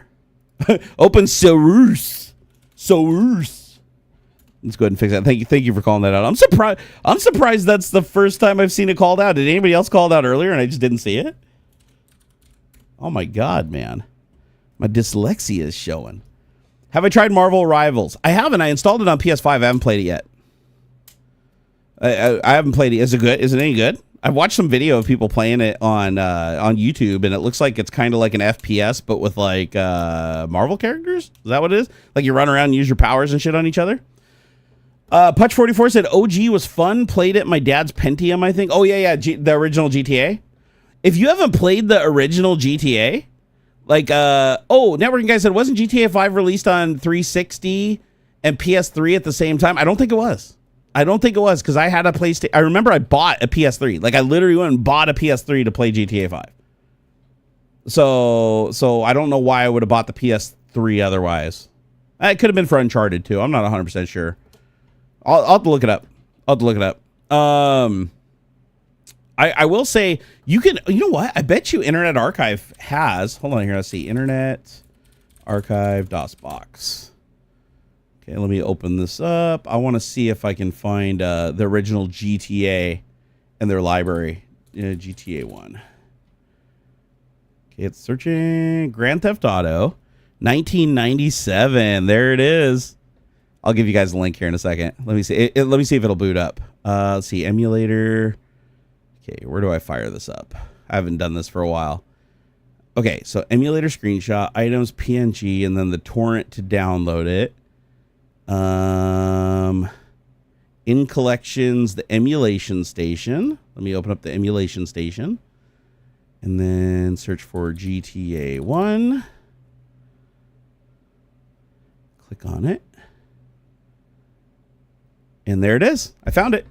So here you guys go. If you want to play oh shit. I just lost it. Hold on, let me pull it up again. Here we go. Ah, there it goes. Okay, cool. I still have it. So if you guys want to experience the first Grand Theft Auto 1997, I was 17 years old when this came out. And you can play it via the emulator. Like right now it's loading under DOSBox in browser. I love Internet Archive. You can play all the old DOS games. So it's like, okay, do I want to run GTA? Run GTA. I want to run the high color version or the 3DFX GTA. I'll do high color since I don't know if it can emulate 3DFX or not. Let's see. Okay, so let's open up DOS4GW Professional Protected Mode. Oh, shit. Sorry about that, guys. I probably just blew out some fucking eardrums. Let's see. Okay. Press. Okay. Because there is a remote possibility this testing procedure may damage defective monitors, we strongly recommend that you turn off your monitor during the testing phase. What the fuck's this thing doing? Oh, it's trying to determine the video card and resolution and all that. Remember, back in the game, they didn't have a standard. Like the Visa standard wasn't adopted by everybody. So like different graphics cards required different code paths and shit like that. Peridium Software, PDM. Oh, I wish I could show you guys what I'm seeing right now. Here, let me see if I can jigger something up here. Let me see. Add a window capture. There we go. And a window to capture. Let's do DOSBox. Okay, I want to do that. Force SDR. I don't want to do that. Can I do here? Let's see. Which looks better? Okay, I'm going to do Force SDR. Let's click OK. And then let me fit it to the window. Stand by. Let's do transform. Fit to screen. There we go. Can you guys see that? Can I get a confirm in chat? All right. So let's see here. I can be Travis. I can be Katie. Oh my God, this brings back memories. Oh, Bubba. Hell yeah. Liberty City. Loading chapter 1. All right. Get some. I don't think the audio's working. Yeah, audio's definitely foobarred right now. Here, how do you get in the car? Yeah, there you go. Enter. Here we go. Whee! Burr, burr. I'll do the sound effects. Burr, burr, burr, burr, burr, burr. Oh, I want this car. Here, get out of there. Here we go. Go over here. Get in this car. Oh my God! To think that this is the Genesis. This is where it all started, man. This is the OG GTA. Whee! Look at me! Yay! Boom! I'm just. Oh yeah, I forgot. I gotta run all the people over. Duh. Okay, let's go kill these people. Oh yeah, 100 points. 100 points. Yeah. Oh yeah, get them. Get them. Get all them little nuggets. Do I got to start? Do I got stars yet? Oh, okay. Hold on. Back up. Boom, boom, crash, die, yes, oh, 100, there we go. Oh, get some more points here. Smash, smash, smash. Woo, yeah. Get some. Wait, how are the cops not coming after me yet? I just killed. Oh, I got 3 cops. Okay, never mind. The cops aren't coming after me. I forgot. They don't do stars. They do cops. All right, so the arrow, I think, points to where the cops are, or is that where I'm supposed to go? I forget. All right, I'm just gonna follow the arrows. Okay, so I got 3 cops at the top of the screen. Oh, here's a blockade. Gotta drive through the blockade. Oh, I just ran over a cop. Oh, just ran over a cop. Uh-oh. Uh-oh. Gotta get to the location.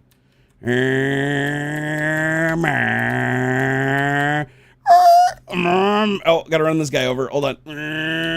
Gotta get him out here, buddy. Die, buddy, die. Get him. Ah, splat. Yeah, splat. Get him. Oh my God, get him. Okay, hold on here. Down here maybe? Let's go this way. Oh. I'm stuck. Damn it. All right, let's go. Whee! Oh, I love the Twisted Metal games, dude. I love the Twisted Metal games. All right, I gotta get to the phone booth. Here, back up. This thing had banging sound too. It looks like DOSBox didn't emulate the sound properly, but I'm sure with a little tweaking and farting with the options, you can probably get it to pick a compatible sound card. I wonder. Oh, there we go. I wonder if 3DFX it can be emulated through DOS. I'd imagine it could be. If it could, this would look a lot better because this looks like garbage. Oh shit! I got killed. No.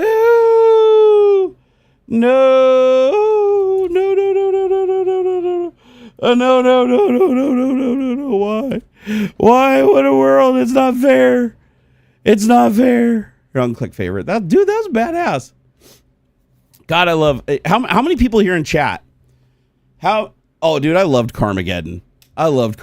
Dude. They got the shit suit out of them though. Didn't they ultimately go out of business because they got sued so much? I don't remember if that's why they died or not, but I remember, man, it's weird. We have GTA 5 and it's just fine, but back then, like, people were so mad at Carmageddon. Oh my God, everybody wanted to sue Carmageddon. Let's see here. Have you ever been a fan of Twisted Metal games? There's a fan game that is really good that you just simply called Twisted Metal 5. Oh, I'll have to look that up. No, I love Twisted Metal. Twisted Metal was baller. I remember me and my friends wasting hours and hours and hours dueling. Let's see here. I believe it was GTA 4 DLC that was a 360 exclusive, as Peter Moore announced at Microsoft E3 press conference via a tattoo on his right arm. Interesting. Oh, there was a Carmageddon 2 and 3. I knew there was a Carmageddon 2. I didn't know there was a 3. Okay, so they survived. Or at least, I mean, they had a good run.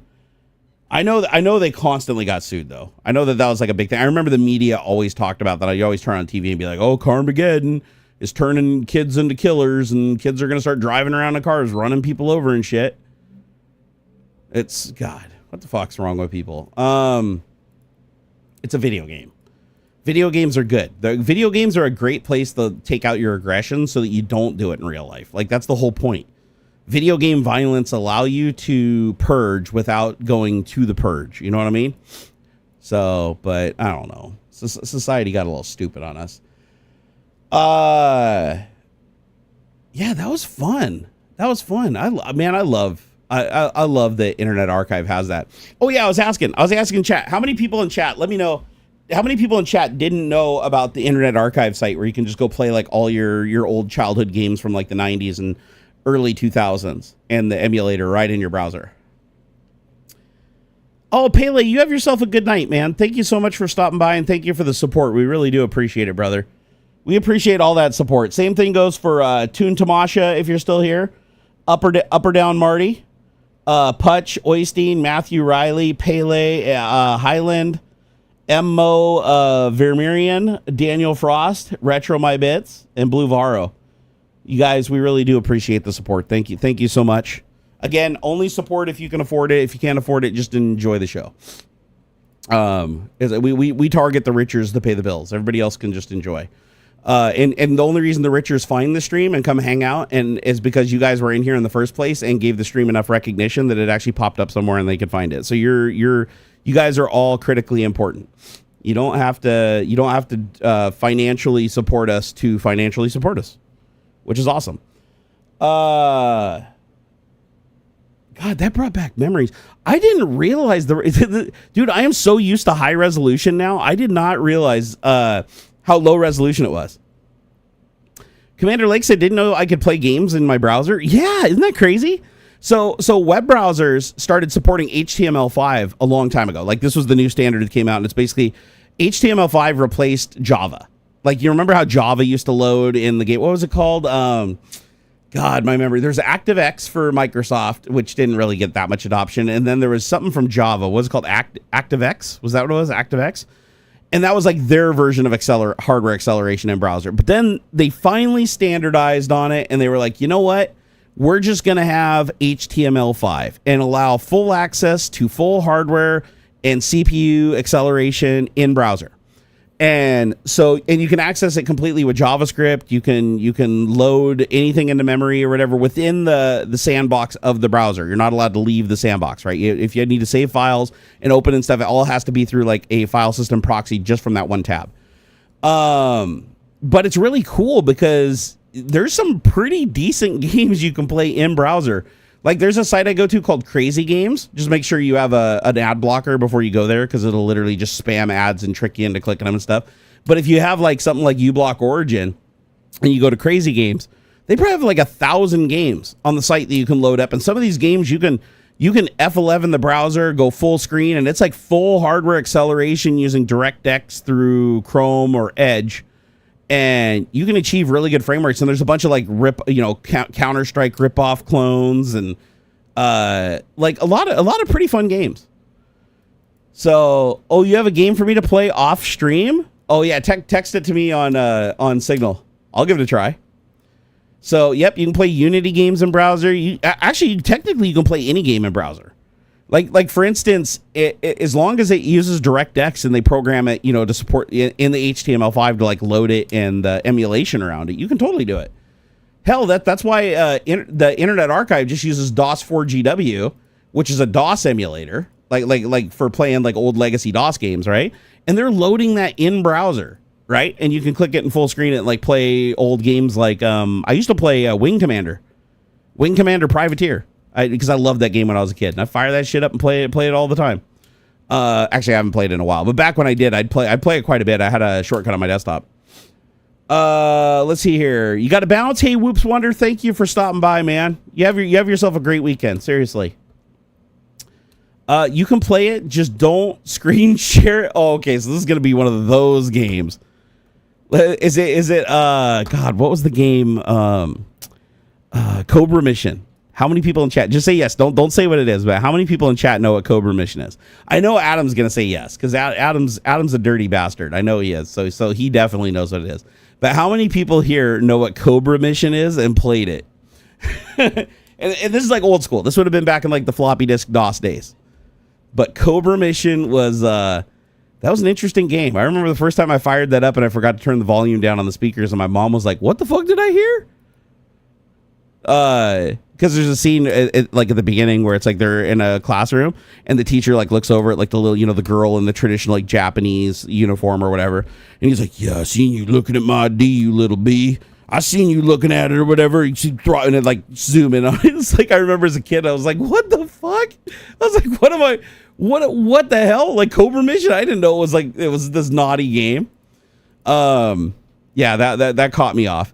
The other thing that was funny is I remember when I was a kid, they didn't have like the ESRB ratings on video games back then. And like you go to Software Etc., they'd sell you anything. Like you could walk in as a kid and just buy adult games. Like there was nothing, like half the clerks in the store and shit didn't even know what the games were. Right. So I remember going to Software Etc. and buying Leisure Suit Larry and then Leisure Suit Larry 2 and 3 and Lounge Lizard and all the Leisure Suit Larrys I bought and I brought home. And my mom would be like, "Oh, a guy in a funny little cartoon guy in a suit on the front of the box."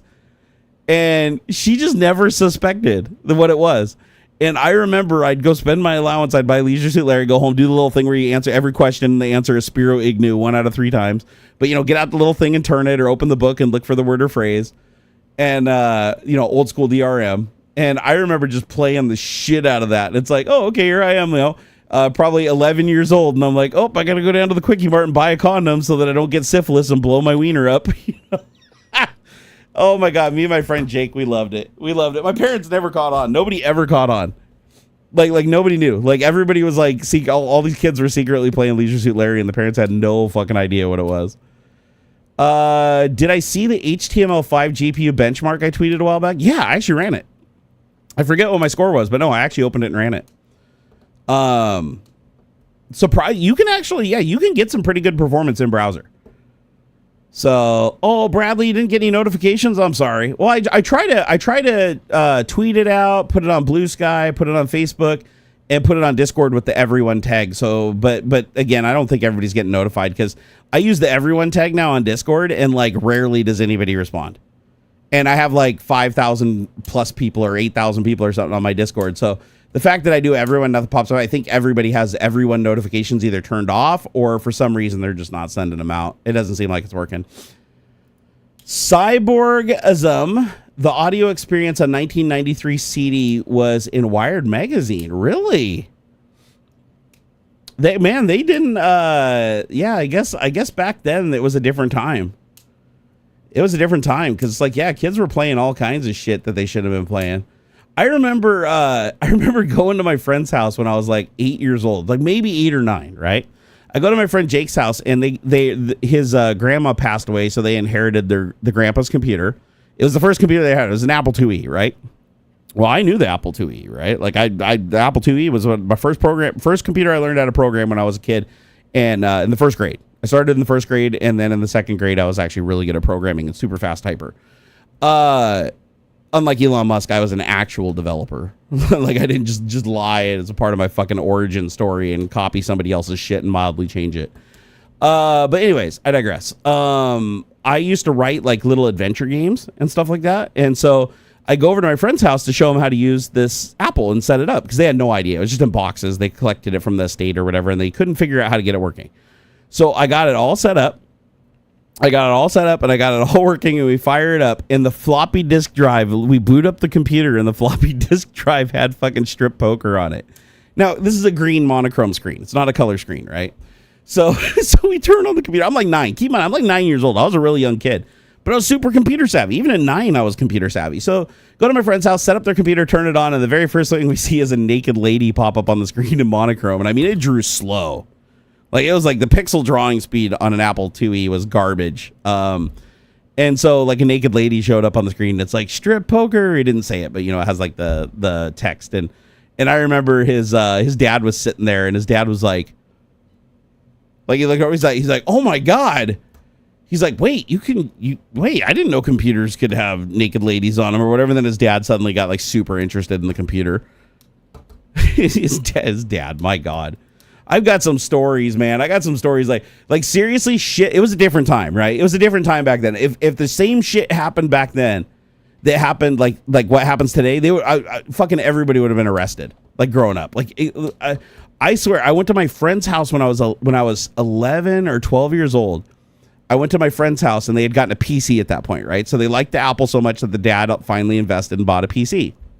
And I want to say it was either a 386 or a 486. I can't remember. I know it was better than mine. So I wanted to come over and like check it out. So I come over and I come over to sleepover, and his dad's like, "Hey, can you get naked ladies on this computer too?" Like he's still is still obsessed about the naked ladies after seeing like the monochromatic green screen 200p naked lady from like years ago. Keep in mind, I'm only like 11 or 12. He's like, "Hey, can you get naked ladies on that computer too?" And of course we're like, fuck, bear shit in the woods. So, you know, dial up the modem to the local BBS and like start downloading pictures and shit. And he's like, no way. Fast forward a little bit and I go over for a sleepover, and no shit, he wakes me up. Like I'm sleeping. It's like 3 a.m. and his dad, drunk off his ass, comes into the room and is like, "Hey, wake up. Hey, Junior, wake up," or whatever. I'm like, what? He's like, yeah, hey, I'm having a problem with the computer. Can you come help me? And I come out there and he's like, "Hey, where do you go to download the pictures of the naked ladies?" Like, well, I'm pushing the wrong buttons. Hey, take it easy, Adam. Take it easy, Adam. Have yourself a wonderful day, sir, and a wonderful night. But it was so funny because like today that would be like really bad. Actually, honestly, back then it was really bad. But I was like, did my friend's dad wake me up in the middle of the night while everybody's sleeping to like help him find porn on a BBS? The answer is yes. I was like, oh my God, dude. Oh my God. But what I think is even funnier is I actually knew exactly where to go, and I knew exactly like what folders it was in and the little back doors on the BBSs to find like the adult sections and stuff. I knew all that shit. So, oh, you tagged me in something on X, dude. Good luck getting me to find it. Let's see here. Let's go under profile, notifications. Let me look under mentions. The last mention I have is from Anthony Mangione saying, "Just chilling, watching Tech Talk on my iPad 27 minutes ago." So yeah, whatever you tagged me in, I can't see yet under mentions, but a lot of stuff gets hidden on X now because of the algorithm. So I just called that out again yesterday. It's like the X algorithm is such bullshit. Elon's still telling people that X is open source. It's not. It's not. If you go to GitHub, the source code hasn't been updated in almost 2 years, and they've completely changed the entire platform. The whole backend is completely different. So they're basically saying they're open source, but their code isn't representative of what's actually running today. What they're running today is heavily censored. It's heavily weighted. There's a lot of social weighting. There's a lot of manipulation of the algorithm for you. A lot of people getting demoted posts. If you say anything even remotely critical of Elon, it like disappears out of his comments without anybody doing anything. It's stupid. It's fucking stupid.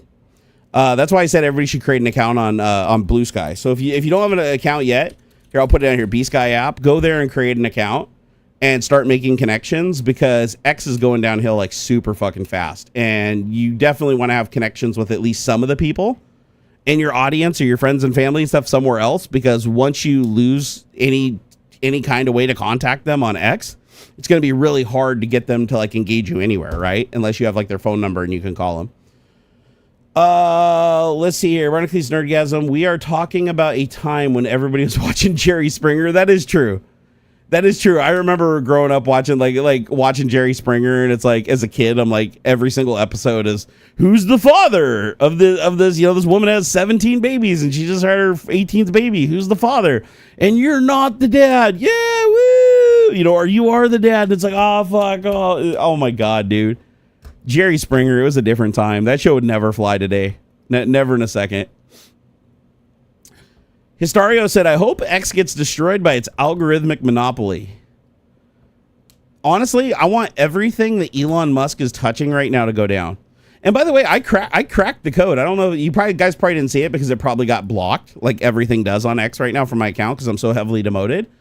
But I did a huge post yesterday where I talked about why the fuck is Elon Musk being granted more power than Congress, allowed to do more shit than the Constitution allows even the president to do. Like, he has more power than the president, Congress, the Senate, and the Supreme Court with no oversight. Like, he literally fired everybody that their job is literally to oversee on the people's behalf and report. Like, that's the inspector general, right? The inspectors general. All of them fired. Anybody that can watch him, they won't even let Congress in the buildings that they're supposed to have access to. He has carte blanche to do anything he wants. Does anybody not remember Elon Musk bragging for 6 months about abusing ketamine? Elon Musk, everybody wonders, like, what happened to Elon Musk? Like, why did he turn evil and go off the deep end and flip the fuck out? If you look at the timeline, it's back when he was bragging about ketamine and how it changed his life and how, he was depressed and it fixed everything. But if you look at the timeline, that's when he starts changing, right? That's when he starts doing the really crazy shit. So we literally took a ketamine addict, which honestly, you know what job you can't have if you take ketamine? You can't be a police officer.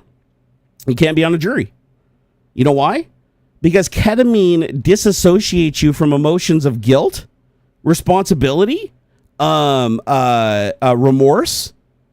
Like, it literally completely frees your inhibitions when you abuse it, when you abuse ketamine, which Elon clearly is because he's a billionaire and he has unlimited access to it, right?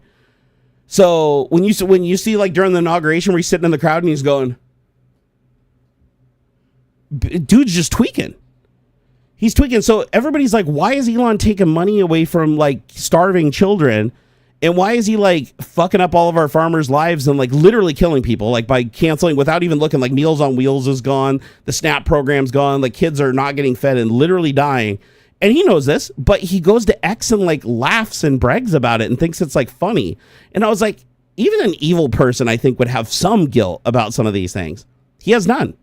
Because if you go look at ketamine abuse, he is incapable of experiencing guilt or remorse. And a lot of people that are on ketamine are incredibly selfish because they don't have any guilt or any remorse for hurting other people, and they just see them as items that are there for their pleasure. And so we literally have a ketamine addict who is a federal employee. By the way, federal employees are drug tested. Elon was not drug tested, clearly. So we literally have a publicly, like, admitting ketamine addict who has more power than anybody, including the president, has ever had in our government. Like, that's fucking weird. That's dangerous as shit, for one, but that's weird. And I'm surprised nobody's talking about it. All the media's like, oh yeah, Elon's doing these crazy fucking things. Like, how could he possibly do that? How is he so evil? And it's like, guys, he told you. Grimes is like, I don't know where he went. He was the love of my life back in 2018 or whatever. And we had the same wavelength and everything was great. And then he just became fucking distant. So I don't know what the fuck happened to him. He just freaked out right around the time he was bragging about ketamine. So Elon Musk is a ketamine addict. And Elon Musk did not get drug tested. And now we have a federal employee who is in a position of trust and literally has people's lives in his hands, women, children, everything. And he has no feeling of shame, guilt, or remorse, and nothing holding him back. No inhibitions. He could literally just watch people die and joke about it and make a meme about it. So I was wondering, I was like, dude, he did the Zig Heil twice during the inauguration. And then what does he do afterwards? He says that he didn't do that. Like, that's not what he did. And then he changes his name to a famous Nazi that was Hitler's second lieutenant. And then he makes fun of the Holocaust by like making posts where he changes out the words with Jewish like Holocaust words. And I was like, this is really weird. Like, what the fuck? I understand Elon's like fucking batshit crazy, but I'm like, even for him, this is weird. So I was like, I went and studied like, what does ketamine abuse do? Right? It's like bro is obviously abusing ketamine. He has all the symptoms. Everything from the distant glassy eyes where he looks tired even though he's heavily animated, the frequent outbursts, childish outbursts, these are all things that happen from the euphoria of ketamine abuse. So it's like, okay, the media's not talking about this, but it's like, it's not just Elon Musk destroying our democracy and literally killing women and children and giving himself a $500 million contract to build armored Teslas, which makes no sense, since an armored EV would have almost no range and the battery would make it very dangerous if it got penetrated by ordnance or drove over a mine or something. It just doesn't make any sense. Like that's the stupidest idea in the world, is to make a fucking armored like Cybertruck. But he gave himself a $500 million. So he actually gave himself like more money than he saved by firing the people that were actually using our tax dollars for us, so that he could just give it to himself. So really, he didn't save us any money. He actually cost us $4 trillion so far. Like, they had to increase the debt ceiling. So it's like, is nobody noticing that he's just doing things blatantly that benefit him, and then he's joking about it in real time as he's doing it on X? Like, this is ketamine abuse. This is literally textbook. And I'm surprised like nobody's talking about it. Like, you don't hear about it in the media or anything. It's like, bro, you can like literally, if you got drug tested as a federal employee and you had ketamine in your system, even therapeutic for therapy, you're gone. You're not even allowed to serve on a jury. You're not allowed to be a police officer, because ketamine would make it way too easy for you to just shoot somebody running away from you, or kill somebody because you didn't like the way they looked because you're indifferent. Like you'd feel joy from it. Like with ketamine abuse, negative actions and things that hurt other people are amusing to you because you don't feel the guilt. You don't feel the thing. So to you, it's just funny. You're like, that fucker got hit by a car, lols. So, and I've noticed that Elon's been acting that way for a long time, where it's like, no matter what happens, he acts like it's just funny and it's a joke, and like, lols, oh, that's so funny. Oh, I threw it in the wood chipper. Oh, it needs to be killed. Oh, it's a criminal organization. Throw it in the ground. It's like, bro, so Trump, who claims he's against drugs, lets out the most dangerous like drug dealer of all time, who's imported more fentanyl into the United States and killed more American citizens than any other drug dealer combined. He lets him out of jail on day one. And now he gives more power to Elon Musk than he's even wielded himself, already violating the Constitution, when he's fucking abusing ketamine. It's like, goddamn, dude. Like, are people really this stupid? And the answer is yes, sadly. There are a lot of really dumb people. That's why we're in this situation in the beginning. It's like, if you look at it just on its facts, a convicted felon got voted in as the president of the United States with less votes than he lost on in 2020. So just on its head, you're looking at that, you're like, wait a second. So people, knowing he's a convicted felon, knowing that he's been found liable for rape of Eugene Carroll, knowing that he's cheated on every single his wife, like actually confirmable from his own words, even cheated on every single one of his wives with the next wife and then the final wife with the porn stars. All of this stuff happened, and they're still like, this dude found Jesus and he's going to save the world. We're going to put him there. That's indoctrination. That is textbook indoctrination right there. When so much repetition has been ran through your head and your priorities have been changed to winning like a sports team instead of getting what is right for you and your children, when you hit that point like, you have been so fucking indoctrinated if you can literally say, oh, this guy represents Jesus and this guy represents good values and he's bringing Christianity back, when every action he did before you even voted for him was criminal, and then you put him in office and he does the opposite of everything he promised. Right? It's fucking crazy, man. It's absolutely crazy. It's hard to even fathom, honestly.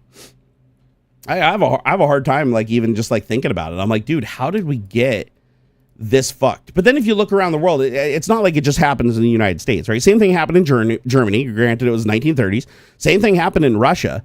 All it takes is one smooth talking person who can lie to people convincingly. Like, for instance, Putin was a spy, so he knew how to lie to somebody's face convincingly.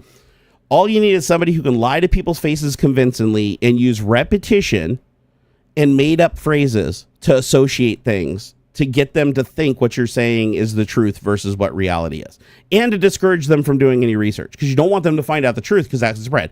Also, cults are self-regulating. You basically tell people you are only a patriot if you support what this person thinks, even if it's against them. Like, you can't be a patriot. It has to be all or nothing and you're out.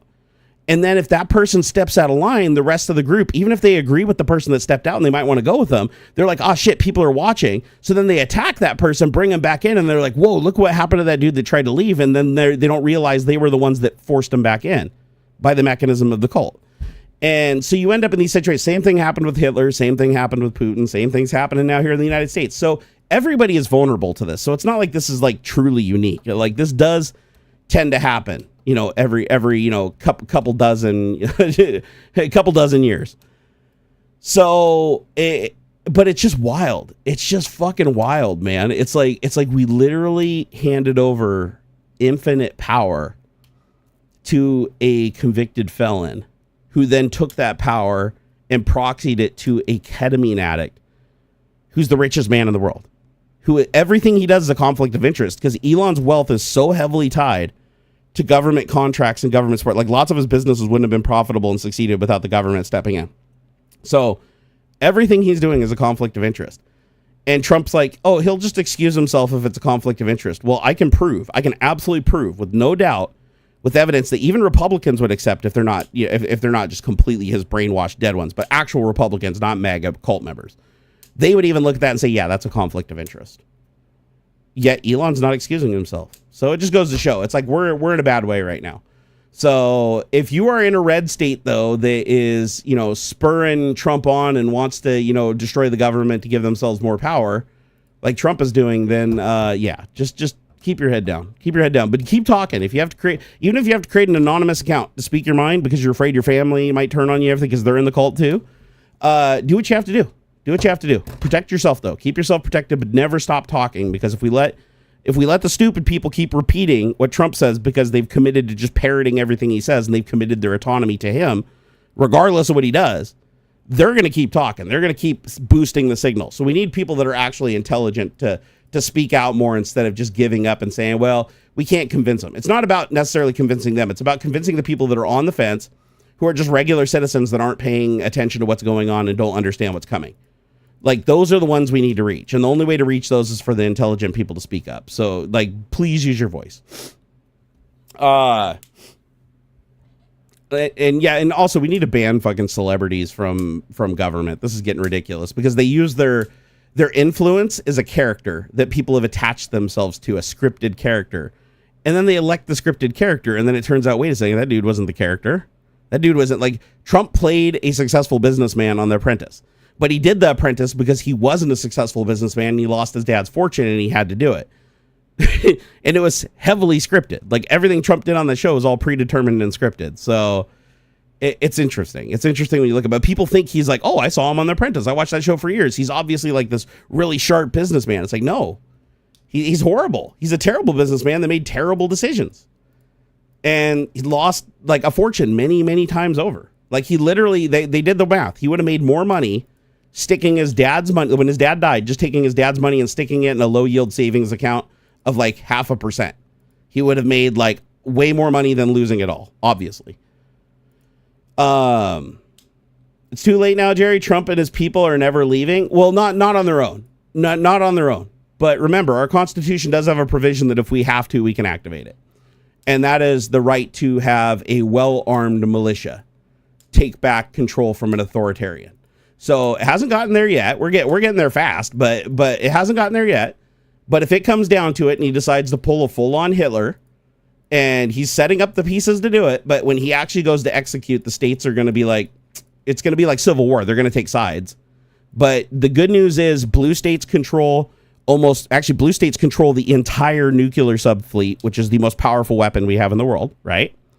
Here at Fort Lewis McChord in the Army, we have a big portion of the Army. Now, the Army is there's a lot more Army in red states too. But as far as our two most powerful things, which is our Air Wing, our Navy, and our Air Force, those are mostly in blue states, because the blue states have the resources and the people that capable of like building those things, right? So that's a good thing. If it comes down to it, and we have to do the well-armed militia, and the states have to go take our government back, well, we've got the biggest guns. I hope we never have to use them, but if push comes to shove, I don't think most of the military posted at those bases are going to take illegal commands against the Constitution. There will be some. There's always going to be some. Like Pete Hegseth is going to try to like force his generals to do horrible, horrific things. They'll make them war criminals. Same thing happened with the Nazis and Hitler. But there will be some that resist. But luckily, the ones that resist, instead of like Nazi Germany, they're going to be the ones from the most powerful states that have the most bargaining chips. So that's good. Are you saying that Zelensky is a bad president for Ukraine because he was a comedian? No, I think Zelensky does an okay job. But I'm saying here in America, sadly, most of our choices that we've made of famous people have fallen short. But Zelensky could have been a bad person. Like imagine if people elected him, they got lucky basically. If Zelensky was a good comedian and a funny comedian, and people knew him as a comedian, and they voted for him because of his comedian personality, but he turned out to be like a wife beater and a rapist and a cheater, like literally Trump is, like by definition, then the people would be like, oh shit. Right? That would have been a bad choice. But they did get lucky. They did get lucky with Zelensky, because even though he was a comedian, he actually turned out being a good dude. But sadly, a lot of people that are super famous here in the United States and have millions and billions of dollars, when they get an opportunity to give themselves more while taking away from others, they generally do. More often than not. Not everybody. I'm not saying this isn't an everybody thing. But I'm just saying, when you vote for somebody, it should be because of their record of what they've done, like in their lives, to help other people and to serve, right? In some capacity, whether it be in the military or otherwise, right? And you can judge their character and you can judge what they did based on that. There's similarity with characters that are celebrities. The people are voting for them because they watch TV shows that were heavily scripted, thinking that they are their characters, right? It's like Elon Musk. A lot of Elon Musk's success comes from the parallels between him and Tony Stark, the character, right? It's like, but Tony Stark and Robert Downey Jr., even though they're like typecast and everything like that, it's like Robert Downey Jr. is like, he's past his wild years. He's responsible. He's settled down. He's married. He does a lot of good things. He does philanthropy. He goes and sees sick kids and does all this shit.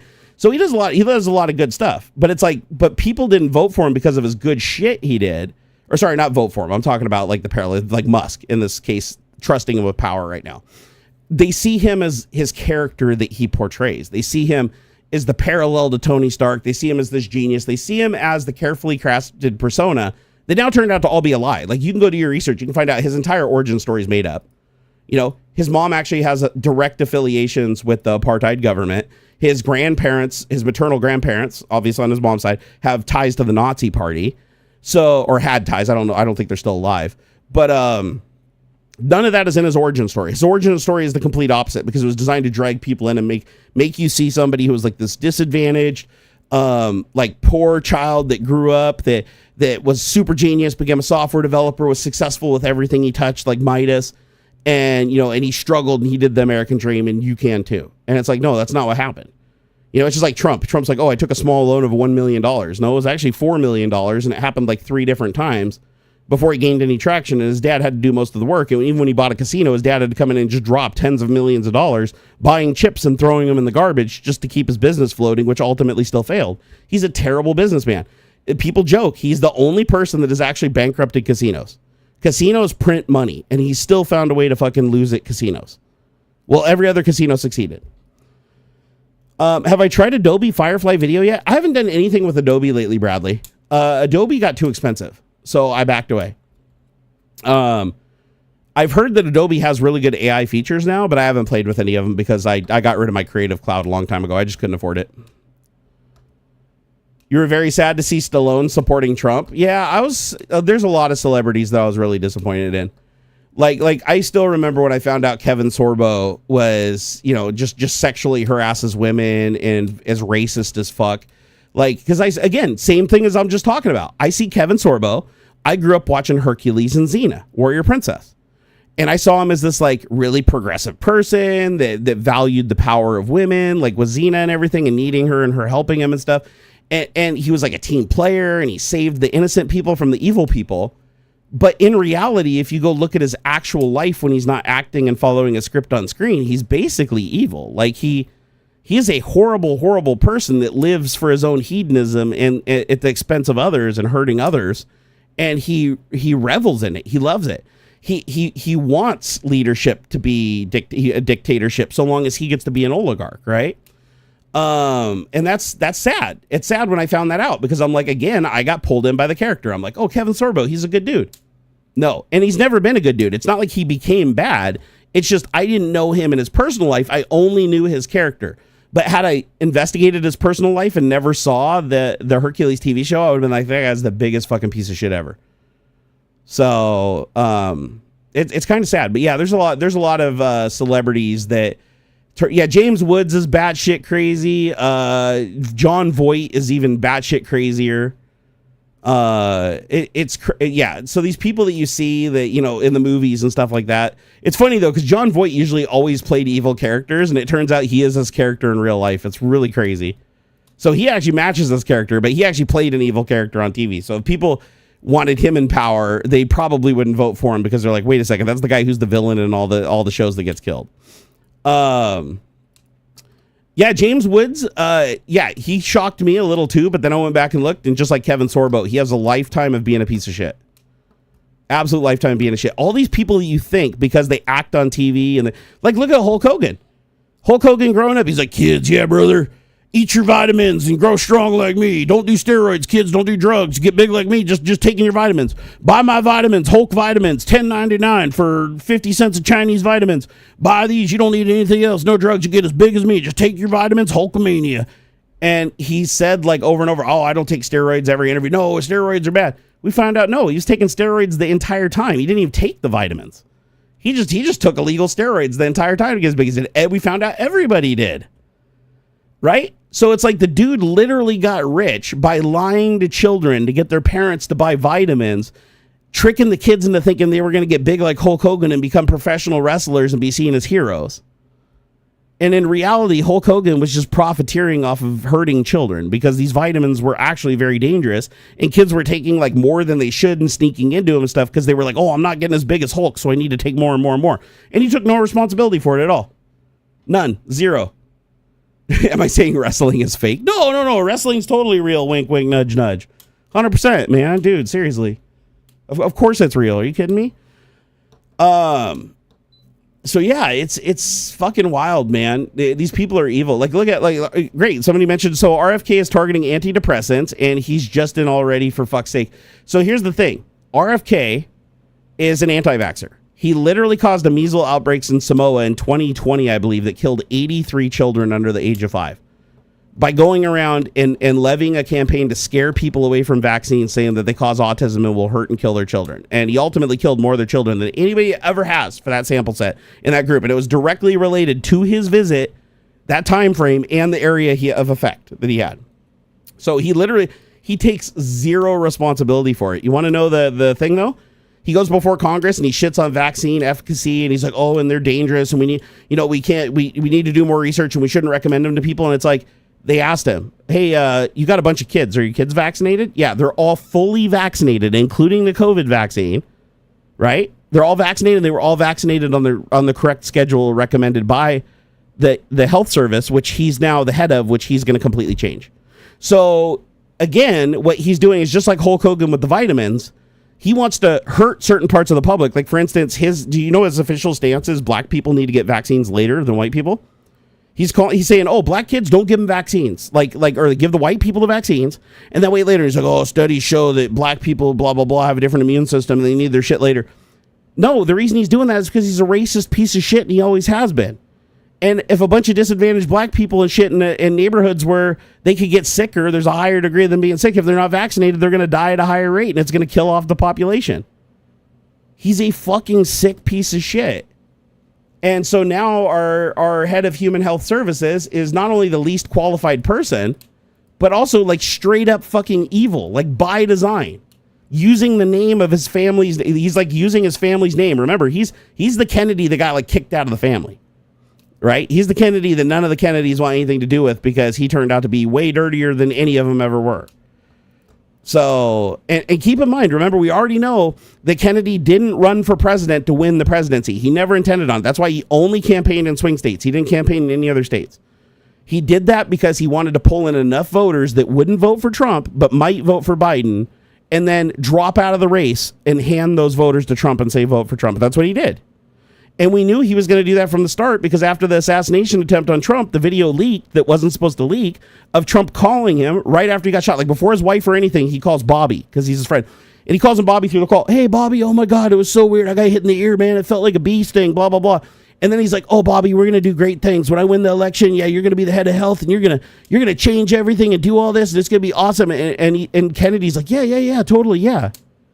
You're like, what the fuck? This guy's running against him. And every time he's interviewed, he said Trump shouldn't be president and that we should vote for him. And yet here he is on a phone call where he's saying all that, basically admitting he's like Trump's best friend and confidant and they're in touch all the time. And he's all for Trump getting the presidency, even though he's actively running as president. He's acknowledging Trump's going to win the presidency and then he's going to have a position in Trump's cabinet. That's fucking weird, dude. That is crooked as fuck, right? But the one thing I do want to say, though, is people need to wake the fuck up because he fired all the inspectors generals. He took over the FBI. He took over the Department of Homeland Security, illegally, too, by the way, like all against the Constitution. Didn't follow any due process on anything. Fired them all, told everybody to go home from their jobs, and it put Pete Hegseth and all of his nominations at the head of all these things, right? He takes over Department of Education. Our Department of Education, no shit. You think Betsy DeVos was bad? The billionaire who basically gave all of our educational budget to schools that her friends would, shell schools. They'd start a school, a private school. She'd give our huge amount of our money to that school instead of our public school system, and then they never enroll a single student, and then 2 years later, they'd default the school and crash it. It was just a way for them to pay the bills, right? It's like if she gave the money directly to them, it'd look like a bribe. But if they create a school, then she can give them a school grant, and then it looks like we're supporting our schools on the ledger, but in reality, we're just giving money to her friends. They're all linked back to her. So it's like, you think that's corrupt? Dude, Vince McMahon, the owner of the WWF, Hulkamania, kids, take your vitamins. The guy that masturbated, his fucking wife is now our Secretary of Education. Think about that for a second. The wife of a guy who covers up fucking sexual abuse and runs the WWF and is linked to all kinds of criminal bullshit, right? His fucking wife runs our Department of Education right now. And the reason she got the job is because Trump and Vince McMahon are really good friends. And he wanted to create an avenue to push money to him. And now we're going to see her fucking giving tons of grants to random schools opened by her friends as a means to pay them for corrupt shit. So it's like, fuck, dude. Oh, sorry, ex-wife. She did leave him because he cheated on her, right? If I remember right, Rico Man, correct? I think that's what it was. Let's see here. But apparently they're still on good terms. Apparently, like, even though they're divorced, they're still like fucking best friends and business partners and like run a fucking sports thing together. Let's see here. McMahon. Was it Linda? Is it Linda McMahon? I think it's Linda McMahon. Let's see here. Why? Because she also was pivotal in covering up the sexual assault allegations against him, or the sexual misconduct. So I don't think she'd do that if she was mad at him. So let me see here. Linda McMahon attorney confirms separation from... Okay, so this happened in November 20th of 2024, and this is a separation, not a divorce. No. This isn't because he cheated on her, because he cheated on her way before that. Like, he's been known to cheat forever. No, she probably separated from him because she knew that she was going to get the job at Department of Education, and she didn't want to look like she was connected to the owner of the WWF, who's a big friend of Trump, huge friend and supporter of Trump.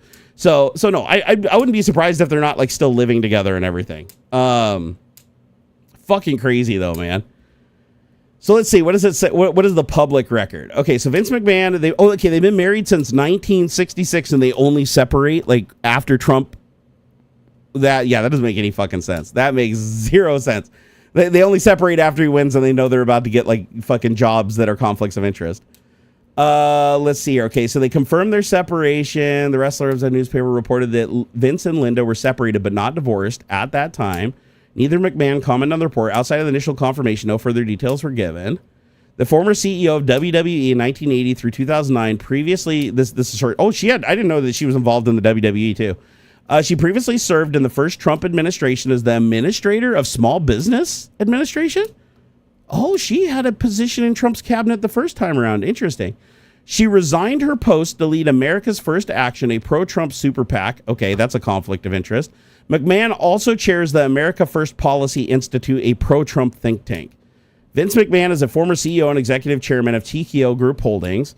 He resigned from the company after January after a lawsuit filed by Janelle Grant went public. Ms. Grant, who worked for WWE between 2019 and 2022, filed her lawsuit against McMahon and WWE. Mr. McMahon has denied all allegation.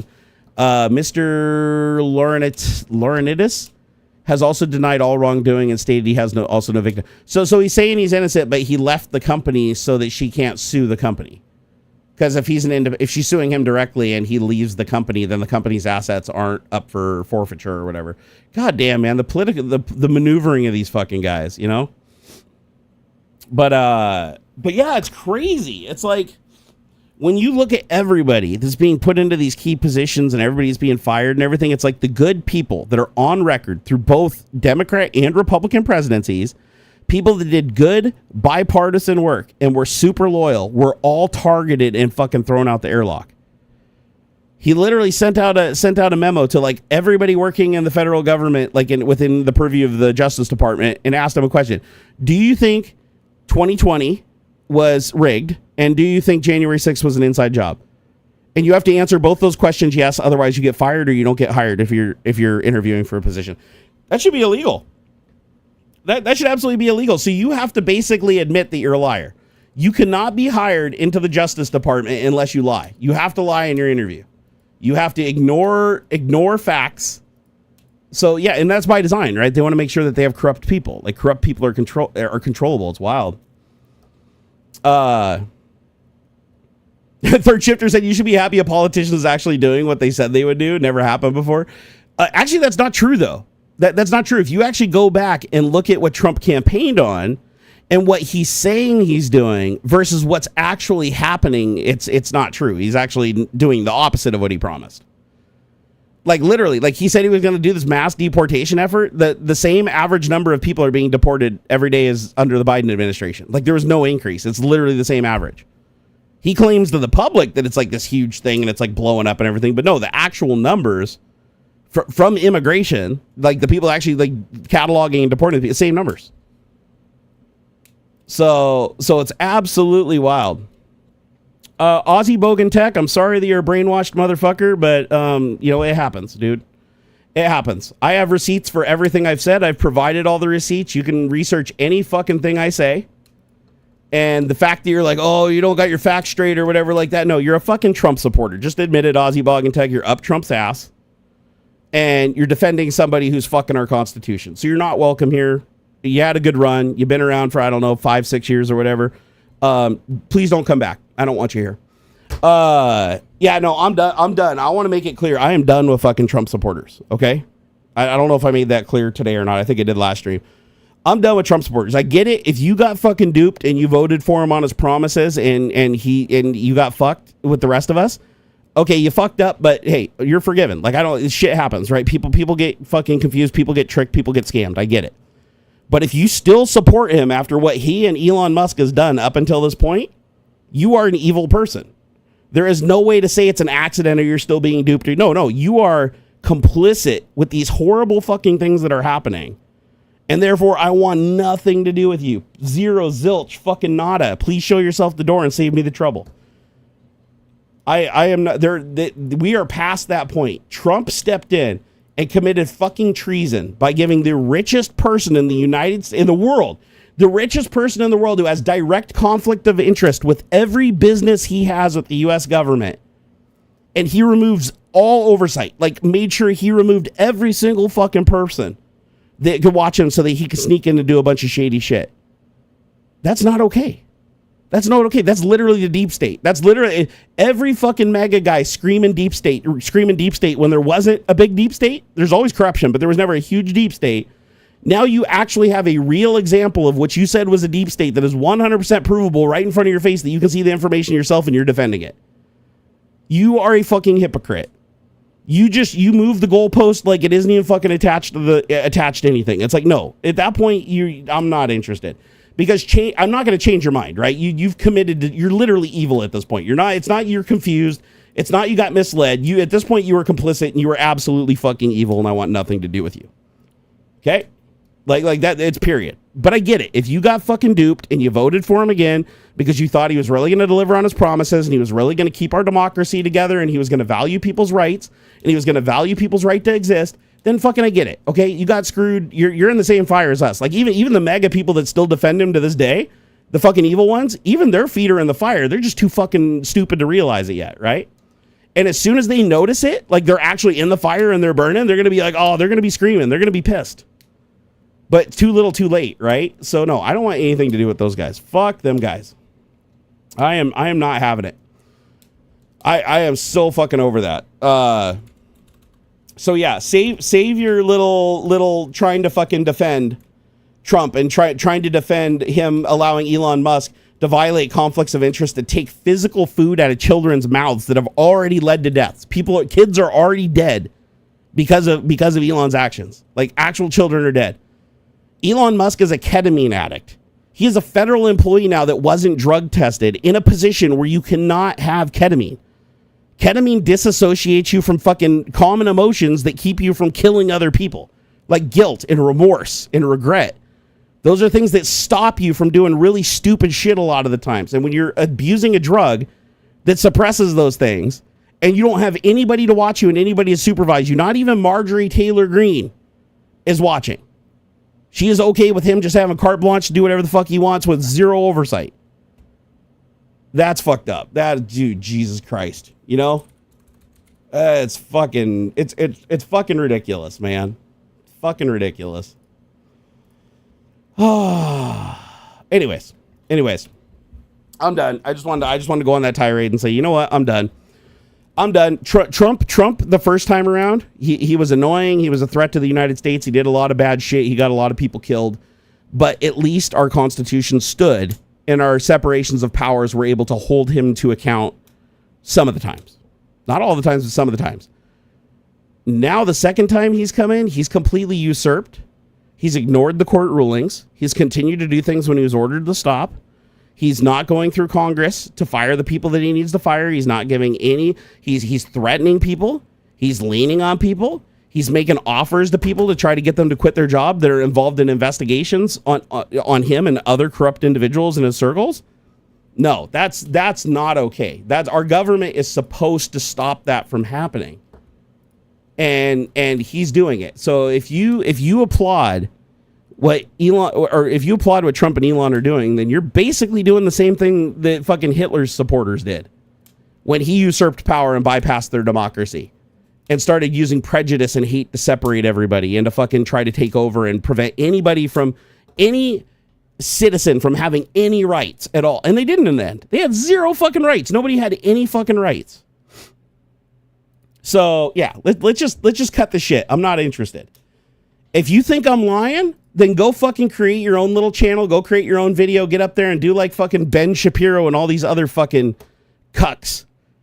They get on there and fucking, oh, Trump is the best. Oh, he's keeping all of his promises and shit. He never lied in his life. And even though he never prayed to God and he never read a Bible and he claims he has, we don't care. He's our Messiah.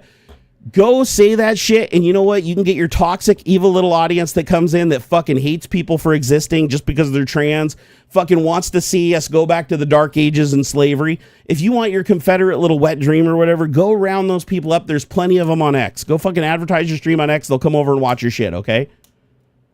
It's fine. But here, no more. I am fucking done. I am drawing my line in the sand. I'm done.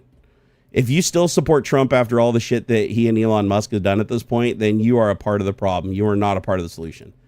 You are on the side of killing democracy, and you don't care how many fucking women and children die to make you a couple more dollars so that you can fucking swing your dick around a little harder with your friends with a bigger number. The richest man in the world also is a person who gives the least amount of philanthropy, percentage-wise, of any rich person on planet Earth. So he's not only the richest, he's also the stingiest motherfucker. All he cares about is that paper number being so fucking big that he can flex that.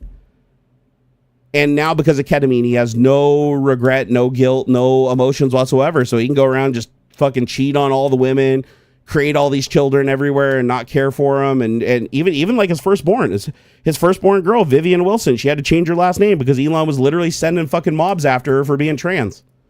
And then when he couldn't force her to convert, he said she was dead. Like, what kind of father does that shit, right? That's fucked up.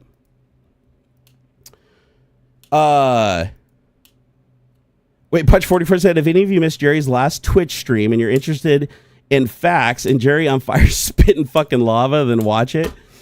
Oh yeah, are you talking about the Twitch stream? Oh yeah, that fucking Twitch stream was crazy. Yeah, I let go. If you think I'm being hardcore right now, no, the last Twitch stream I did, I was mad.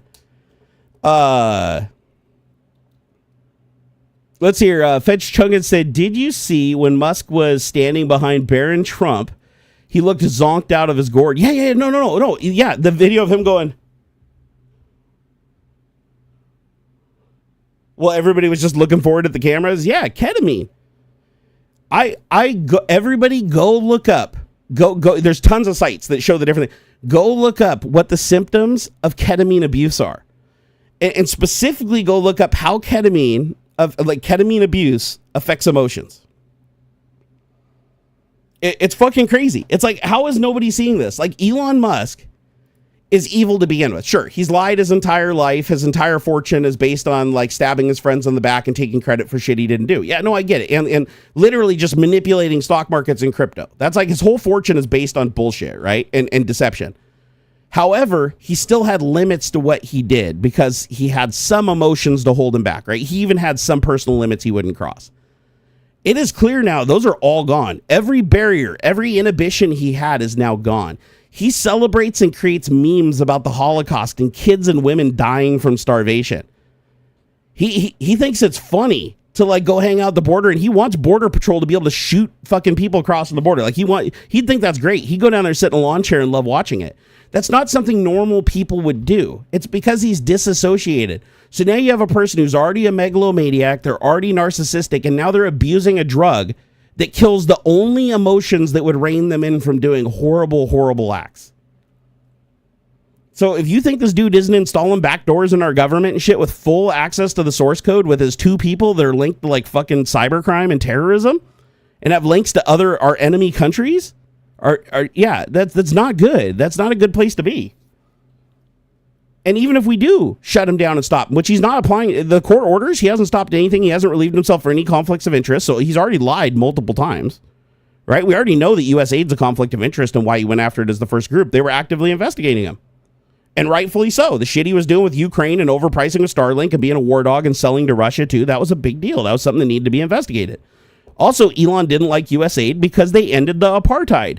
USAID was pivotal in ending apartheid, which is basically slavery, and in South Africa, which is where Elon was raised, with a fucking Rolls Royce taking him to a private school every day, not the fucking poor story he tries to tell people. And his dad already spilled the beans on it in multiple interviews. So Elon wanted to tell his mom, because Elon and his mom are really close. He wanted to be like, hey, mom, look, I killed the agency that stopped apartheid. We got him. And not only that, Trump just creates a random, like just one random, not for others, just South Africa. He creates an executive order that's like, oh, any white person in South Africa that wants to resettle to the United States, we'll give you citizenship and pay you and help bring you over. Just no black people, because you black people are racist. Okay, that's weird even for Trump. Like, even for Trump, that's weird, even though Trump's really super racist and his family's really super racist. he'd be like more of an all or nothing and think bigger. Like he wouldn't just target the one place that Elon Musk just happened to have been born and raised in the apartheid, and then it went away, forcing him to go elsewhere to find his fortune, right? So that's a little weird, like that he created that. So that's fully Elon. Elon is the one that wanted Trump to sign that executive order. He's the one that drafted the executive order. It's like, let's bring the white people from South Africa here because those are his brothers, right? His fucking Aryan brothers. He wants to bring him here. And I was like, Jesus Christ, dude, nobody's fucking reading the writing on the wall. This is wild, man. This is fucking wild. And we feel powerless to do anything about it, but we can at the states. That's the thing. At the state level, we're okay as long as Trump doesn't start throwing orders at the military through Pete Hegseth to start like trying to take out, our leadership and kill Patty Murray and storm the Capitol and take control of our government here in Washington so that they can then by proxy have more control over the military and the personnel and stuff like that. As long as he doesn't do anything like that, we can fight back. Well, even if he does that, we can fight back. Let's be honest. Like, I don't think our military here in Washington state is going to just stand by and allow, military force to come in and kill government, like elected government officials just because they're upholding the Constitution while the president of the United States isn't. But keep in mind, Hitler did the same thing. So I fully expect Trump to do it at some point. He just has to tie up a couple more loose ends. But yeah, Hitler did the same thing. It's like if any of his neighboring provinces or neighboring countries didn't do what he told them to, he used force, right? And ultimately, I expect Trump will do the same if he hits too much opposition. But he doesn't have quite enough power yet. At least Elon is a top player in PoE too. Oh my God. I thought that was so funny that Elon got caught paying for people to play his account. He was literally at the inauguration and his account was logged in and playing. People were like, wait a second. How's Elon's account logged in and playing? Like the one he streams on, right? His account he streams on. Why is did his account get hacked or something? No, they found out. it was actually people overseas that he was paying money to, and he admitted to it. So Elon did fess up in a private conversation that got leaked. I can't remember who it was too. It was a creator that's reputable. And he said he justified it by saying, oh, nobody plays their accounts like 100%. Like nobody gets to level 99 in like 2 weeks without paying for people to grind or whatever. And so he justified it and said, oh, everybody does it. So, but it's like, that's not what you told Joe Rogan. That's not what you told the public. That's not what you bragged about for years and years and years. You said you were the top player and you were like so amazing that you could run 5 companies and you could be the best player at these games in the world. And it turns out the whole time it was a lie, just like everything else he does. His entire persona, his entire life, the richest man in the world is also the biggest fraud in the world. Not a single thing he's ever said or done has been honest. The dude is literally just he is Elizabeth Holmes had she not gone to jail. Like if Elizabeth Holmes of Theranos kept continuing, he's doing the same thing as she is, by the way, and has been for years at a way higher level, at way more cost to people and doing way more damage. That's why I think it's weird that she went to jail for like 12 years or something and Elon Musk just walks free. They both committed the same crimes multiple times. Elon committed it multiple times over with multiple businesses. But yeah, think about if Elizabeth Holmes didn't get caught and didn't go to jail. That's what Elon Musk is like, went from nothing to billionaire based on pure speculation of a lie. That's Elon. Oh, Asmongold was just one of them. And then Elon tried to attack Asmongold. He banned him at first, then he brought him back and he took away his check mark. And then he restored the check mark when when his whole audience started rioting. But yeah, Elon he doesn't like free speech. Elon claims to be a free speech absolutist. He's not. He's actually massively against free speech. Elon Musk believes that you should only be able to say something if he agrees with it. He's already said it many times. You can go back and look through his own feed. You can go get the receipts. Like his own feed literally calls for the termination of media companies and journalists that say stuff he doesn't agree with. He openly says that anybody that says this or anybody that said this should be thrown in jail. That's not very free speech absolutist, is it? Especially when you're a federal employee. Now he's literally a federal employee that has more power than Trump. And he's actively posting about like destroying the things that people actually voted for and bragging about it and making memes out of it. It's weird. It's like, I cannot believe we're in the world that we are. It's just it's fucking crazy, man. So weird. So weird. However, guys, I think I am going to call it because I don't want to stream too long because like every week AuxxZillary, he takes off and then I end up streaming for like a bunch more hours and stuff like that. I think I want to try to go get some sleep because I only slept not even 2 hours last night. So I want to take a couple hour nap. And then maybe I'll stream on Twitch later. If not, maybe tomorrow. I think streaming on a Sunday would be a good thing. So keep an eye on Twitch tomorrow or keep an eye out for notifications. If you even get them. If you're on Blue Sky, you'll definitely get them. Like on Blue Sky, if you follow me, my posts will show up in your feed. If you're on X and you follow me, chances are you're probably not seeing... You're either not seeing anything I'm posting or you're only seeing like 1 out of 20 or 30 posts. So go to my profile and scroll if you want to see the actual post. Because a lot of my posts won't even show up under following. Like I checked with my alt accounts. It's like I am on so low standing on X and I've been demoted so many times for my criticism of Elon. Because again, Elon is fixing the algorithm to make one side look, the minority look like they're the majority. You can clearly see that because every other platform shows the opposite, right?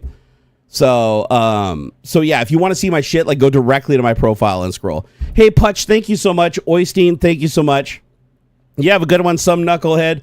Third shifter, well, I appreciate you being a member, man. He said, "Isn't that an American dream? What, to fuck everybody over and lie, cheat, and steal?" I don't know. You'd almost think so with the way it's going, right? Like I've been telling people, I feel like we've been in a race to the bottom for a long time, so like a correction is necessary at this point. But we're correcting in the wrong direction. Because if you think about it, it's like all Trump supporters do is if Trump does something bad, they say, "Oh, but somebody else in history at some point did something similar."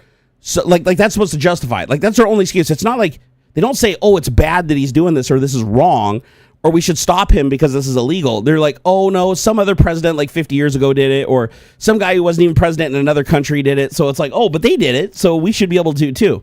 That's a race to the bottom. If you require that you only do what everybody else does, we're never going to be better. We're never going to be better. Like law wouldn't even work because everybody would just be like, "Well, that guy robbed a bank, so I should be able to rob a bank too."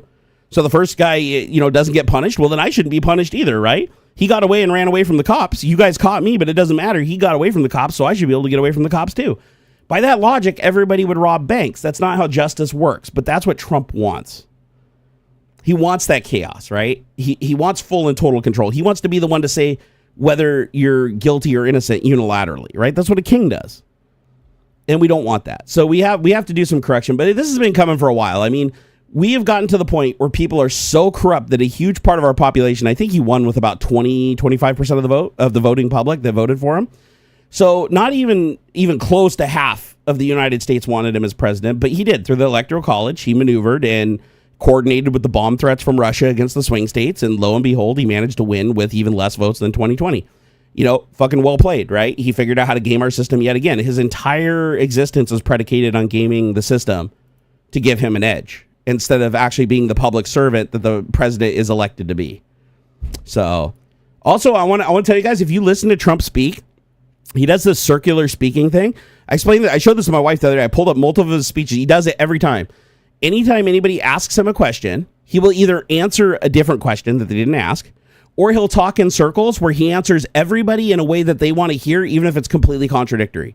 So listen to him. He'll do this thing where it's like, so when are the price of goods going to come down for Americans like you promised? And he'll go, "Well, that's a good question. The price of goods, the price of goods for America, they're going to go up, or they're going to go down. They're really going to go down. They're up now, right now, and they're going to go up. But of course they're going to go up, but they're going to go down, and they're going to be really good. And the price, and we're really going to be successful as America, because right now we're not successful. Like we're the worst, and we're doing the most terrible. And prices are skyrocketing, but they're really going down. And like Americans think this is the greatest. And a lot of companies like it, but a lot of companies don't like it. And he always says both, right? He always says so he's hoping that you're listening for the thing you want to listen to, so you ignore the rest. But he'll always say the opposite of everything. He's, "Oh yeah, alternative energy, some people like it, but people don't like it." And it's like, it generates electricity, but it doesn't generate electricity. It's like sometimes when you have the job, it's like you put it out there and it makes noise and it causes cancer and it kills the birds, but it doesn't. Sometimes it doesn't kill the birds, but the birds die killed. Sometimes they are, but sometimes they don't. And he just talks and starts. Same thing with immigration. Yeah, we got to get everybody out of the country. We're going to remove them as fast as possible right now. But, sometimes you got to wait. Sometimes, got to wait for the courts. But we're going to get them out of here, and they're leaving right now. And we're not going to take no for an answer. We're going to do it unless, they say no and we can't. But we're going to do it. Don't we? And it's like, you're like, the fuck is going on? Like, if you listen to him, it's hilarious. Especially if you read transcripts. Don't listen to him talk. Read his transcripts. It's hilarious. He will literally, like, if you wait long enough, he will tell you what you want to hear, while also telling your opponent what they want to hear. He'll promise everybody everything. Like you'll leave the meeting and be like, oh, wow, alternative energy is protected. Wow, gas is protected. Wow, we're getting tax breaks. Wow, we're getting insurance. We're getting everything we want. And then the other group's like, yeah, we fucked over the libs. They're not getting insurance. We're taking away their retirement. They're going down. We're finally going to burn them. We're going to make sure that we bring slavery back. There's only going to be 2 genders. Christianity is going to be the law of the land. And then the other group's like, oh, yeah, he's gonna lower prices and make it. It's so fucking bizarre. But he's like mastered, and I do mean mastered. Like he has mastered this like clumsy way of talking where he stops mid-word and then says, like the same thing, Ashley Babbitt. They're like, they asked him a question in the town hall. They're like, oh, so Ashley Babbitt was shot or whatever on January 6th. What do you think about Ashley Babbitt? She was, it's really sad what happened to her. She was a patriot and she did really good. And, those Secret Service officers shot her in the face. They're murderers. They're cold-blooded murderers. But law enforcement, they do their job and they do a really good job protecting them. And, it's like what they did was wrong, but actually they were wronged and they were right. And they come to the Capitol. And, if you think about it, it's like, we wronged them. And but there was wrong, and those police officers they really got hurt, but they didn't get hurt, and they did their job, but they didn't do their job, and you're like, what the fuck? Like, go back and watch it. It is wild. And the person asks the questions like, okay, and then another person asks, are you going to release the January 6th hostages that are violent? And he's like, oh no, we're not going to release. No, we're not going to release the violent ones. But it was a beautiful day, and there wasn't violent protesters, but there was the ones that they did violence, and they beat police officer, assaulted police officer. We're not going to let those guys out. But everybody else, they got a raw deal, and we're going to let them out. And but yeah, no, we're not going to let the violent ones go. And then JD Vance goes around and echoes that, right? He's like, he's not releasing. First day, he releases all of them, even the pedophile. And then one of them literally gets shot to death by police within 24 hours because he literally gets pulled over for a traffic infraction. It starts like a gun battle, like with the fucking police, or tries to. It's like, oh my fucking God, you can't make this shit up. So, and then Trump's like, we got to stop fentanyl coming into the country. Use hard tariffs. We got to stop the fentanyl from coming to the country. And then he fucking pardons the creator of Silk Road, who brought more fentanyl into the United States than any other mechanism or cartel in history. You know what I mean? Yeah, speaking deflection. That's a good way. That's a good word for it. Speaking deflection. That's great. So this guy brings in all this fentanyl, kills her, and every other drug under this gun, right? He's serving 2.5 life sentences. He was already in jail during Trump's whole first term. Trump ignored him. Didn't give him a pardon. He asked for a pardon. Didn't give him a pardon his whole first term. Didn't give a shit. Day 1 of his presidency, he makes it a priority to let this fucking 2.5 life sentences serving motherfucker out of jail.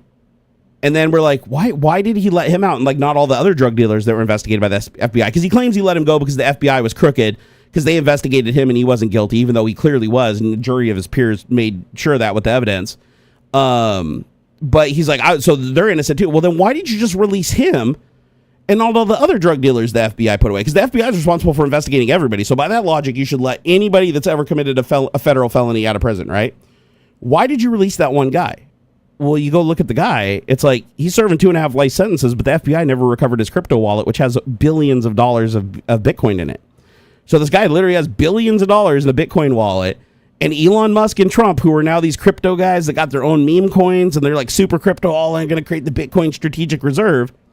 They let out the crypto bro. And not only that, 24 hours later, his wallet becomes active and starts transferring huge amounts of crypto coin out of it that start laundering through other accounts. So he's out of jail for 24 hours and he already needs to like transfer hundreds of millions of dollars places. No, he paid for his pardon. He bought his pardon. It's so fucking stupid, man. And it's like all this shit is so fucking easy to confirm. Like it's like, it's almost like they're not even trying to hide it. Like they do just enough that they hide it from the people that don't do any research, that just believe them straight up, right? They at least deny it. That's but publicly, same thing with the fucking Governor Adams or whatever in New York, that they're like, okay, we're going to drop all criminal charges and we're going to say the FBI can't investigate him anymore because it's interfering with his job as governor. But if he doesn't help Trump with his immigration to achieve what he wants in New York, then he can reverse the charges and put him back in jail. And then they're like, that's not quid pro quo. And then he literally goes on an interview on Fox and Friends, and Trump's attorney sitting next to him is like, they asked him a question. They're like, well, what if like, you help with the immigration or whatever, and you can't get the immigrants out, and you don't satisfy like what Trump asked for.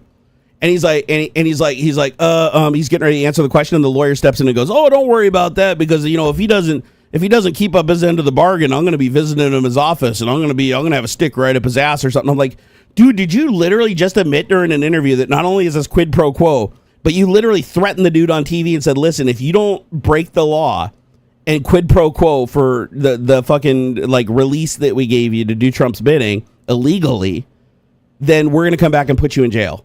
And this is a guy that already was found guilty of corruption. So we already know he's corruptible. We already know he was willing to like sell his seat and fucking steal and embezzle. So do you really think that he's just helping Trump out of the goodness of his heart? No, now we know for sure after the interview that no, absolutely not. And then the press asked Trump about it. They're like, hey, what about, Governor Adams or whatever in New York being released? He said, oh, really? That happened? Oh, I don't know anything about that. Dude, you are the only one that could have ordered it. There's nobody else that wants that. What's up? I have a question. Yeah. Did you? I am live though, just so you know. That's fine. Do you need any of this this weekend, or I can get it today or Monday? I think it disappeared off the screen when I grabbed it. Do you need any? of Let me see. You want to get this on Monday, or I can do it today, but I can't do it tomorrow, or I can do it Monday. I just do it Monday. That's Sounds fine. good. Yeah, I don't see anything on there I need right now. Perfect. Thank you, honey. Oh my God, we do Biff World. Hey, LG RFBS, you nailed it. This is totally Biff World from Back to the Future too, 100%.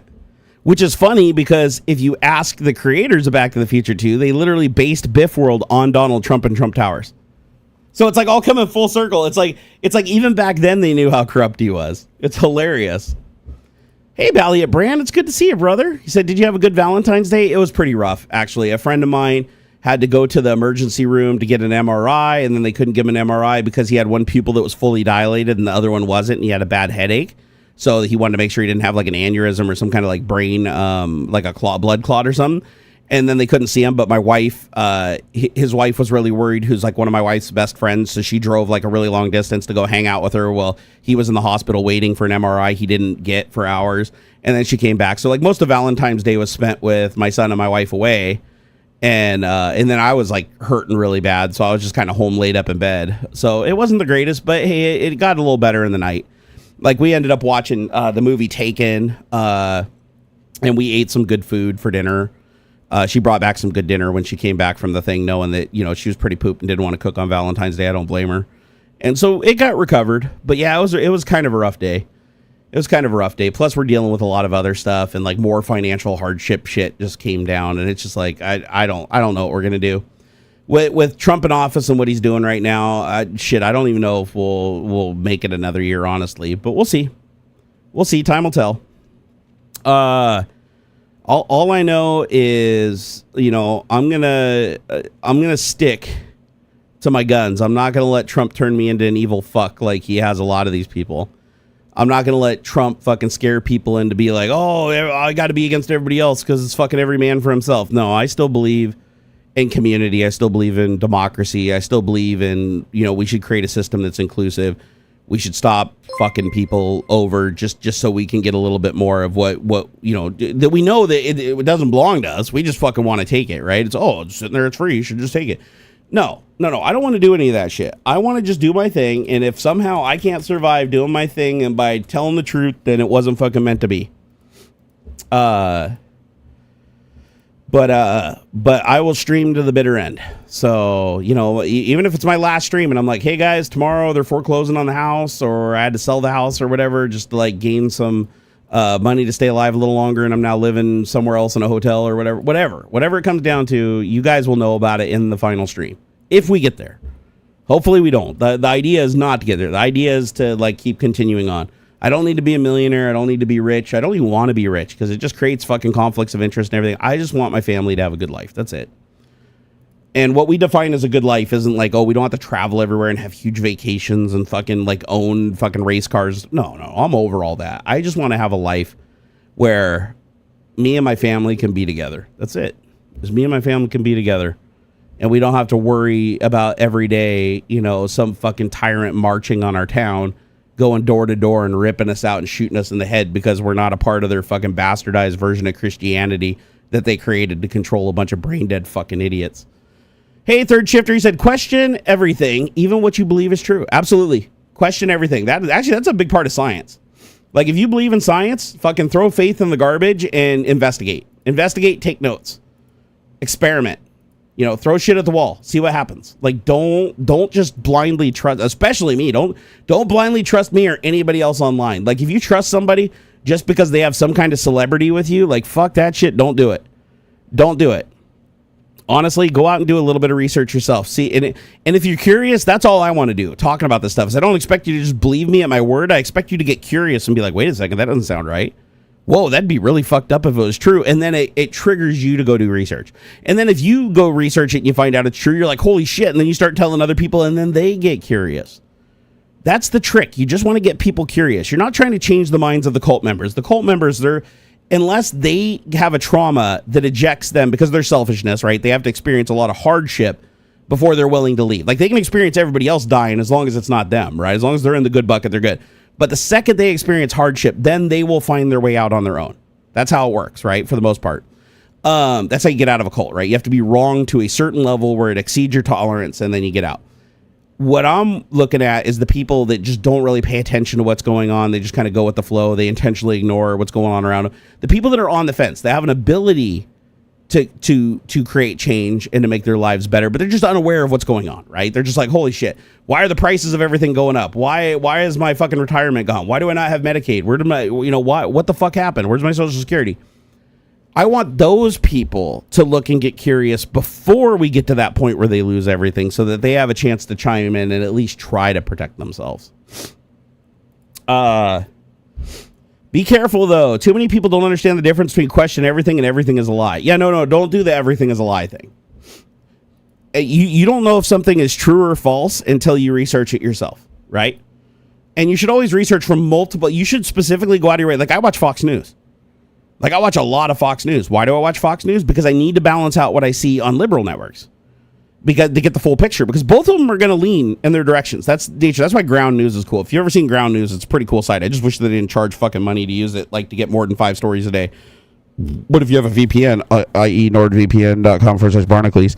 But I'm just saying, if you do have a VPN, you just roll your IP, get 5 more stories, roll your IP, get 5 more stories. VPNs are good for shit like that. But anyways, I think it's important to get both sides, even if one side is a complete lie. Because when you get both sides, then you have enough information of like what direction people are thinking in, and then you can go start grabbing your own information independently from the actual data sources themselves. Because remember, these news agencies are doing their own investigating, they're getting numbers, they're getting reports, they're subpoenaing things through the legal system and Freedom of Information Act and everything. You can do all the same things. You can do all the same things, but you have to get curious and interested enough to do it. You know, that's the thing. Because everybody has a bias, everybody has an agenda. Like, what you need to do is sit down and figure out what are your morals? What do you stand for? You know, what do you want your children's future to be? And then go out and start doing research and figuring out how far we've strayed from that, where we're straying from that because of the true majority's will versus manufactured bullshit. Right? That you have to figure that out. But the trick is, for me, all I want to do is plant the seed of curiosity. That's it. I don't want you to trust me outright. I want you to go research shit yourself, but I want you to get curious enough. And then you guys can educate me. A lot of things I've been slightly off on, or I got a detail wrong, or I got a name wrong, or something like that just in my head. And people go out and they research and they correct me. But the cool thing is, when they correct me, I know they have the information now. Like, I'm like, ooh, they went and researched it and they caught that I said that wrong thing, which means I know they went and looked at stuff. And because they looked at stuff, now they're informed. And that is great. And then if I can fix my mistakes because you went and researched and you helped correct them, just like the person helped me correct the title on the stream today, then we both benefit. We're both smarter for it. We're both more informed. Better informed people are less susceptible to manipulation. Better educated, informed people are more resilient to indoctrination. Not invincible, not completely invincible, but more resilient. And that's a good thing. That's a really good thing. But Valiant Brand, thank you for the hugs, man. I really do appreciate it. All right, I am gonna get out of here because I do need to get some sleep. Last night I didn't even sleep 2 hours. Like, I really got to stop doing that. I got to find a way to like get to sleep earlier on Friday. But like, even my son didn't go to bed till like 4:30 a.m. or something like that. And then my wife and I like to have a couple of hours of alone time to just kind of chill and wind down and do other shit. But I'm just kidding. Last night, like, nothing happened on Valentine's Day. I was so fucking broken. I still am. I got like my fucking gout foot and my back is killing me. So, but we still want some alone time, right? Like you always want some alone time, and just to hang out. And it rounded out the day. But man, I did not sleep well. Not at all. I almost didn't even wake up this morning. Like both me and AuxxZillary, we were looking at each other on camera like fucking zombies, and we're like, dude, are we gonna be able to do this? But we perked up. Gaming Matty Rock says my church does not want us to blindly follow. That's good. That's good. That's a sign of a good church. And there are good churches. I want to be clear. There are good churches out there. It's just there's a lot of them that are ultra fucking corrupt, right? You can usually tell. There's a lot of signs, right? If your church is this big palatial multi-million-dollar estate and your fucking pastor is driving like $100,000 BMW, then yeah, you should probably recognize that church is a for-profit organization and not a fucking religious one. Did you remember the end scene in the movie Snickers? Do you mean Sneakers? They're the Red Cross get a ton of money. I don't think I did. I remember the name. I just don't remember the movie. I'll have to check that out. It's Sneakers, right? Or is it Snickers? I'll have to check it out. All right, guys, I'm really going to get out of here this time. Otherwise, I'll just keep on going. You guys know me. I can't shut up. All right. I love your faces. You guys are absolutely awesome. Thank you for taking some time today to stop by and hang out for Tech Talk. I really do appreciate each and every one of you. Thank you for all the support, and keep an eye out on Twitch. I'm going to be streaming a lot this upcoming week, and I may stream tomorrow. I think streaming would be good on a Sunday. I probably should do that. So, and probably if I do, it'll probably be around like 5 or 6 p.m. because our sleep schedules are so fucked up now. It's like 5 or 6 p.m. is basically my morning now. Hey, Pro DVDI, how's it going? Sorry you stopped by right as I'm taking off, but hey, you'll have a VOD to watch. It was a good show. Yeah, I'm going to try to do Twitch tomorrow. We'll see how it goes. Just keep an eye out. I put a post on Blue Sky, Facebook, X, and Discord. So if you're on 3 of those, you'll get a notification. If you're on X, it's a crapshoot because Elon is shadow banning my account for some reason. So if you want to see my posts, you usually have to click on my account now to see most of them. I did do my puff posts yesterday. Let me see how those worked. Hold on, before I go, I want to check one thing. I did a couple fluff posts. It's what I do whenever I check my alt accounts and I can't see any of my posts under for you or following, and I know I'm being shadow banned. I usually post some posts that are like, oh, Elon, I love you. I want to suck your dick or whatever. Whatever I got to say, right? I say whatever it is to trick the AI algorithm that analyzes every single post. Because every post you do gets analyzed for, what do they call it? Sentiment. And you get a sentiment score. And then you get a weight score, and those determine how visible your post is to followers and non-followers. And, so what you have to do sometimes is make some posts that fluff that and trick the AI into thinking that you're a supporter.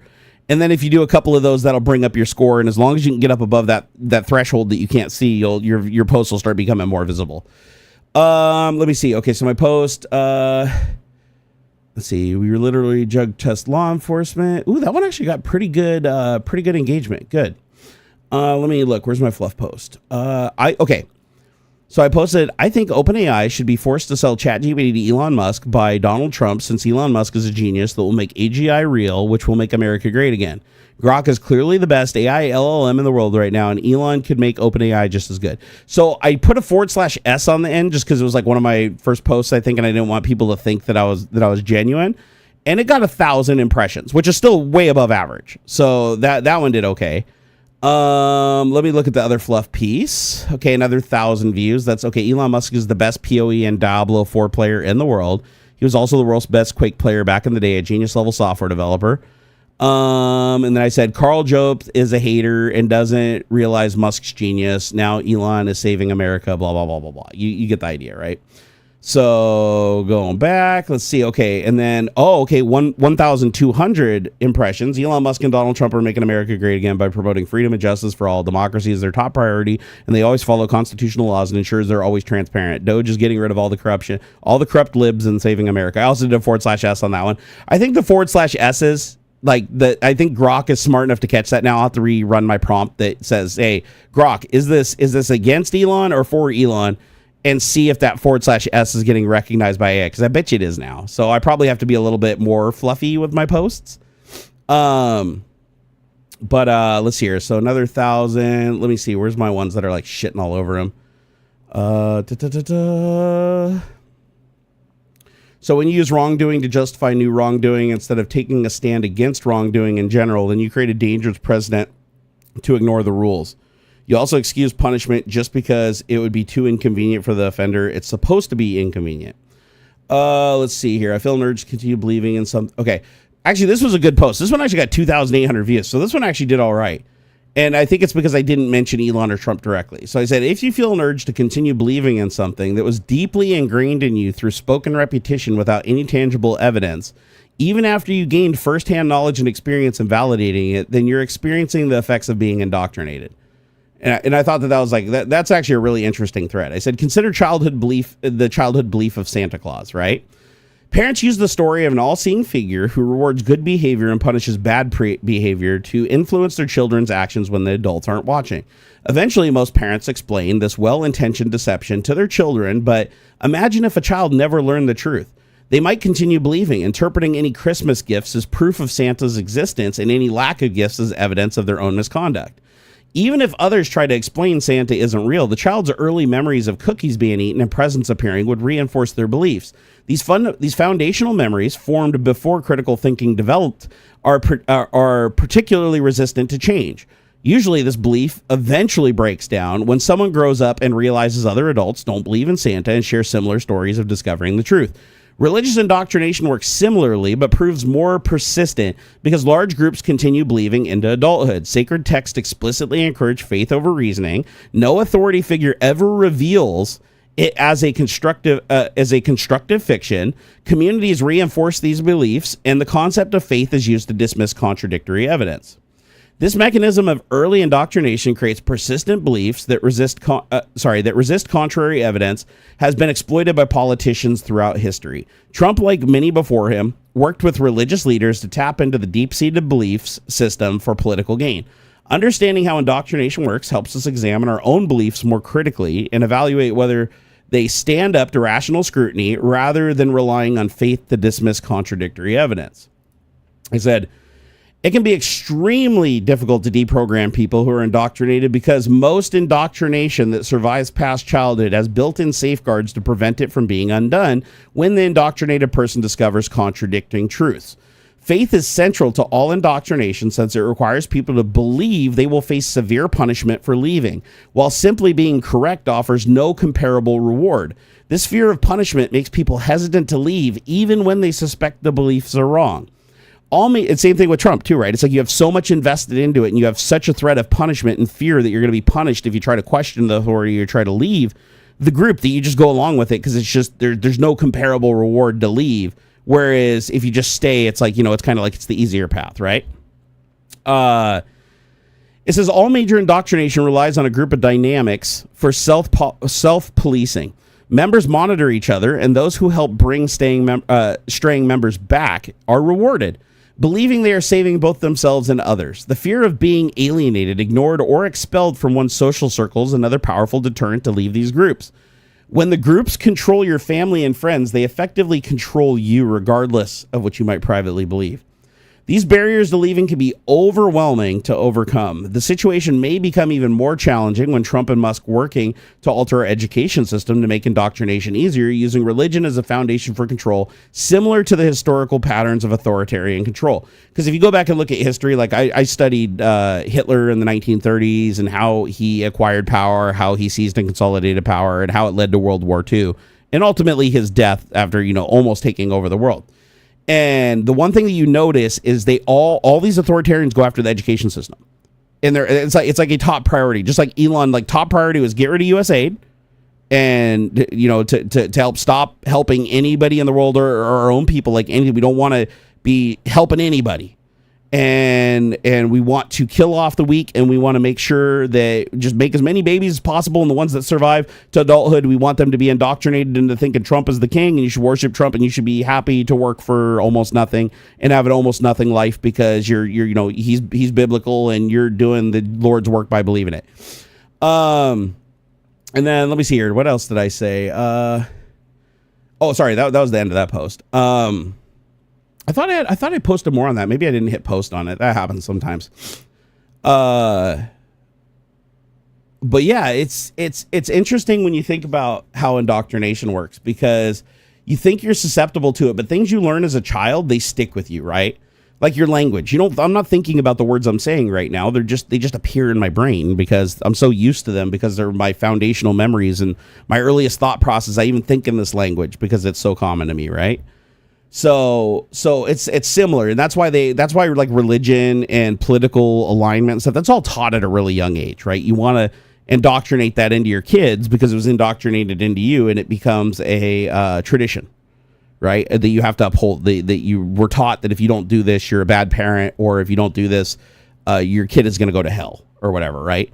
So you keep passing it on, and that shows how something can survive in like 2,000 years, even against all of our education, everything we know about the universe, and everything we can do to invalidate the stories like Noah's Ark and shit like that. People still believe it, like they believe Santa Claus when they were a kid, because there's just so much shit still reinforcing it, and the group is still self-policing and leaving people, not allowing people to leave through threats of like eternal punishment, and it's a highly effective. So I can see why Trump. Even though Trump's not religious himself, I can see why he targeted Christianity, because it is the largest religious group in the United States. So, and it's also a lot of conservatives, like the vast majority of conservatives identify as Christian, which means that they have faith, and their faith can be manipulated, because to have faith is to believe something without evidence. And when somebody comes along and reminds you of your faith and says that you have to have faith that God sent me, and you have to have faith, I know what's going on, even though you're hurting right now, you have to have faith prices are going to come down. It's like, that doesn't actually give you any tangible path. Like, you could say that even if everything's falling apart and you totally intend on lying to them, but you believe them on faith, and that's the problem. Oh yeah, sorry. It says, yeah, Avalon. He said, dude, you got to take care of yourself the live stream. No, you're right. I just keep going and going and going. I can't help it sometimes. I really love streaming to you guys. I really do. So let me go ahead and jump offline here. I'm going to go get some sleep, and hopefully I'll see you guys tomorrow. I'll let you know. Just keep an eye out for a notification on Blue Sky. Blue Sky and Facebook, you'll see it. X, you'll probably have to go to my profile and scroll to see it, since I'm shadow banned because of, Elon. I guess I said too many bad things about him, so now my posts get hidden from my own followers. But I literally get more engagement with 3,000 followers on Blue Sky than I do with 104,900 or something over on X. That tells you how fucked up the algorithm is. But yeah, hopefully I see you guys tomorrow. All right, peace out. Have a wonderful weekend. Till next time, I love your faces. And Balliet Brand, thank you again so much for that last $22 tip, man. You're an absolute legend. Thank you again, Blue Varo. Everybody that supported today.